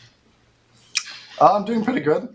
I think we've been improving a lot since Spring Split to Summer Split, and we've just been taking practices really serious. And I think that game didn't really show how much we improved, but it was still a fun game. Awesome. And obviously you're saying live evil, but that game was living on the edge a little bit. Can you walk me through how you guys thought that went and how you were able to pull out the win? Yeah, so I think going into the game, we kind of thought we were going to be able to kill the Zergot really easily. Like, that's kind of what we wanted to do, but in the game, it seemed like he was kind of unkillable, and SC and Eswell would just, I don't know, keep poking us, I guess, so we couldn't really do much. So, yeah, it was kind of a miracle that Bang were able to just 1v9 the 200 years at the end of the game, and we were able to win. Maybe fitting Urgot into that evil repertoire soon here. Just a quick question about that. Have you been impressed at all by the Academy players kind of stepping up and able to show up on the stage? Is it taking you by surprise any? Yeah, I think there's a bunch of good Academy players. IMT as well, for sure. Like, I think Aloim and Insanity are pretty talented. And Aloim, he just plays all these really annoying champions. So it's really they're just annoying to play against, I guess. But yeah, I think there's a lot of good Academy talent. Absolutely. And speaking about players, you got to go up against Smithy once again this game. What's it like playing against Jake all the time? You have to follow his pathing. You have to make sure he's not tracking you 100% of the time. What's it about? Yeah, so playing against Smithy is always interesting because obviously we have a lot of history. And, I mean, he kind of took me down a lot last year, so it feels good being finally able to take him down. But I feel like it's kind of just a team gap this time around, so yeah, I'm happy about that. Right on. Final question. It is a week from now or 2 weeks away, looking at Cloud9. How are you feeling about that matchup, that rematch, I should say, as you be going up against them? Most likely undefeated once again. Do you think you can tarnish that record? Yeah, going up against Cloud9 is always fun experience because they're just so much better than all the other teams in the league. So I think it's always like, even if we lose, like, we're just going to try our hardest and see how much we can push them. So, yeah, I just hope we can push them to their limits. Awesome. Sven Skaren, thank you so much for joining me. All right, now we are going to take the time to throw it over to the Bud Light Breakdown and see what today was all about. Thank you very much, Riv. Today was all about banger games, left and right. Bangers. Bangers. You heard it here first. I mean, I just don't know how it keeps happening, my dudes. Help me understand this. Immortals was so close, and this is 2 games this weekend where it feels like they're autos away, one mechanical play away from taking the game. I mean, I appreciate them, like, pushing the envelope. Like, I know there's going to be a lot of people who rewatch that game and be like, oh, look, they had bot inhib, they had free Baron, they could have done a lot. But they had a lead, they had a big numbers advantage, and they went for the game-ending play, and they're this close. I think that's a good look, and I hope the players don't get discouraged with that kind of, like, closing mentality. It's a great look. We were talking about EG as the second best team just last week, and all of a sudden this roster that just came into the LCS is taking Team Liquid and taking EG to these kinds of games. I don't think you could ask for more. Like, yes, it's not going to be the most winning record since they didn't even start with their own record, but the games they played, and especially Alorim and the Urgot, I thought was really impressive. Yeah, they're not even playing like the most meta standard comps, like super easy. I know earlier in the week they played the Malphite Orianna, but now they're playing like Azir, Urgot. Like, these are more intricate to perform compositions, but they're at the Drakes to contest. They were playing team fights pretty well, and the Lorem specifically, I want to give him a shout out. He played amazingly. This was his counterpick in the Volibear. It looked really great. At one point, he's like taking tier 2 turret in front of Volibear's face, and there wasn't much to do. So this was a really good fight by Immortals, but Evil Geniuses, they definitely came out on top. They did have a strong comp as well, and yeah, eventually Aphelios gets pretty obnoxious, even though he's at 1 HP. Oh, look at the track the health here and the healing, everyone at home, all right? Just above 25% there, and a 930-plus heal comes through on the Aphelios to keep him alive. He'll still go down in this fight to Alorum, which is what's so incredible about it, but Immortals taking the stab at the win. It's one of those moments probably where we, even during this play, I heard you calling out when the inhib went down the first time. This would be an okay time to back and go to Baron, but really wanting to extend for that victory, they kind of overextended just the slightest amount, and it bites them in the end. Yeah, I mean, because that's a kind of call that if the game ends up being a loss, you're always going to go over in your head because, yeah, we're 5v3 at Nexus. We can end. That's definitely a play. But if they back and they take Baron, there's still no guarantee they win. They can still lose team fights. They can still get Aphelios to 10 HP, and then he heals up to full. So it's they're going to do a lot of thinking on that. But I'm going to say again, I just hope they don't get dissuaded from this kind of playstyle. I want players and teams to be able to push their aggression when they have advantages. Yeah, without a doubt. Now, Crumbs, we've been hyper-focused here on Immortals because it just felt so close for them, and there is a lot of excitement around this roster coming in and maybe turning things around for them. But I do want to do our due diligence and talk about Evil Geniuses just a little bit. We're still seeing I don't even want to call it experimentation because Orianna's not an experiment when it comes to a champion, but it still seems like we're seeing Evil Geniuses go for things that just don't match our image of them as a team. It's because these champions are so powerful in the meta that they feel like they have to get them down. You must be playing the Orianna. You must have the Azirs. If they don't really figure them out now, when it comes to playoffs and they're maybe getting target banned or it just looks like the best pick and they can't bust it out, that's the position they're trying to avoid. But it still did not look as good as you would have hoped when we see other teams play out the Trundle and Orianna. There was a lot of sombreros just tossing left, right, and center. And a big part of it is that Trundle and Orianna as a mid 2v2 is really not as aggressive and punishing to a lot of champions, especially the more mobile ones like Azir and Lee Sin. It was only one time, I think it was a Trundle and Volibear, were able to catch out Xmithie in the jungle. But this is what happens to EG when you have a top side that got countered, when you have a bottom lane that's really just trying to make sure that Aphelios scales up, and then Jizuki on Orianna. Right, exactly. And this, so I'll also call this out. This was the longest game of the split so far. 3 of our 4 games today went over 40 minutes. This one was only a few seconds off that 50-minute mark. But it makes sense then, the context of a close game that goes this long, no one comes out of it looking squeaky clean and like they're ready to challenge Cloud9 necessarily. But it shows tenacity, it shows grit, and overall, it was just an incredibly entertaining game because it did seem to balance on a precipice for the entire time. Oh, yeah, I don't know how you could predict this game at any point. Like, the gold leads were really, really tight. EG had a small one at the beginning, but it didn't really balloon until around 30 minutes. They had around 4K almost gold lead, but at 30 minutes, that's really not substantial. So this was an exceptionally close game for such a long time. And even in that very last play when they were breaking into the base, I was going to call Immortals there. And 30 seconds later, I'm wrong. I'm going to say right here, I think if Xmithie played a little bit better, this game was Immortals the whole way through, which you know he can, right? You know he has those amazing performances, and it's a testament to how well I think Alorum and Insanity are playing, and it's more like this is the year where we're finally starting to see Academy and LCS just mingle and blur into one big pool of, hey, we actually have talent in NA. Yeah. The way it should be. I want to see more guys moving up. Alorum, again, we called out as a star. Insanity feels like he's just about there. Again, a couple mechanical mistakes are gonna stick in his brain from this week, but I'm excited to see what kind of progress he can make throughout the remainder of the split. Now, there is one other big hot topic that we got to make sure we take care of, particularly tied to this game. We started today by playing our first ever round of Emote Bingo. I am unfortunately sad to say that it is steeped in controversy, as there has been a major disagreement behind the scenes about who actually achieved Bingo to begin, between Prolly and Mark. Mark, unfortunately, is not here to defend his case, so Prolly, I'm going to hand this platform over to you.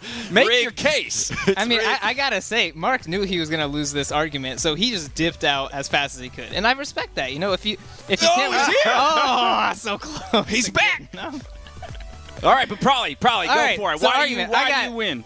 Why do I win? All right, if you saw the order of emotes, it was the Ezreal finger up, which was Mark's victory, and then it was the Thresh Fire, which was my victory. Yeah. Now, according to some popular bingo websites that I've looked up diligently, it is important to know that bingo must be claimed on the most recent number called, or emote in our case. If the caller has already started announcing the next ball, it is too late to call bingo. Mark cannot call bingo once the Flame Thresh went up.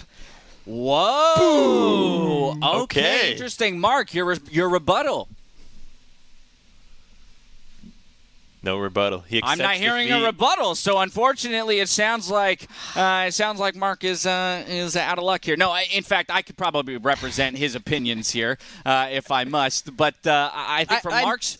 I know his argument. Well, from Mark's perspective, it's about who the arbiter, right, of all of this is. He will also dispute the timeline of events. I'm going to make sure of that, and I'm sure he'll correct me in Discord chat here if I do misrepresent him. But one, he's going to dispute the timeline of events, claiming that the call of the Thresh Lantern was the actual thing that was called out in voice.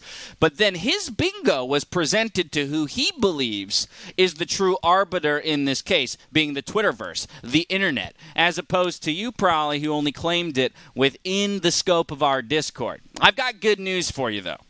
I went to the LCS Emote Bingo officials for a statement, and they have submitted their declaration, so I'll read it to you here now. While the order of emote favors Mark's claim, the call of temporary bingo gives Prolly a solid claim. However, we cannot ignore the timing of Mark's bingo tweet, and therefore we cannot clearly proclaim a definitive winner and award both the honor. After all, isn't bingo really just about the friendships we made along the way? Boo. To that I say, to that I say boo as well. I say boo as well, and I award it to Prolly because he did the due diligence of going and finding the true official bingo rules online. The first ever emote bingo goes his way. That was a fun game, but I'm actually, I got to be honest, I'm amazed it took us till game 4 for any of us to hit bingo. Yeah, we didn't get the camping emote once. We didn't get like the cat emotes as much. The cat Angry emotes, cat. everyone's spamming them all the time. I was angry cat away from bingo for 2 games straight. The games What's were up too with tight. The games were too tight today. Everybody was so tensed up they could not think about spamming emotes. It was all about ending the game or not throwing. Also, it should be mentioned that Mark tampered, by the way, by tweeting out looking for people to use his emotes specifically in that final game of the day. Maybe we'll bring that one back later in the split. Let's move ourselves right along, though, here at the end of the day. There were a lot of powerhouse matchups, and this weekend it came down to who stood out the most. The votes have been casted, and our Week 4's MasterCard Player of the Week goes to TSM Bjergsen. He absolutely carried on the Twisted Fate, and then he had a pretty solid performance on Azir. Like, if he did not play the way he did on Azir, TSM definitely loses today. So I think that we're starting to see what Bjergsen is really capable of right now, as this meta seems to truly be in his wheelhouse. Yeah, the sad truth of Bjergsen, like, he has this kind of ceiling that he needs to be reaching in his games. We're actually used to seeing this kind of Bjergsen, where his team is doing okay but not great, and he has to be the one to kind of win the game for them, and that's exactly what he was doing. You mentioned the Twisted Fate. He would use his Destiny to top lane, he would base, and then TP bot. Like, he was everywhere in that game, just completely causing chaos. And in a Azir game, I mean, that damage per minute is no joke. Even Doublelift in his interview mentioned that, Bjergsen was basically 1v5.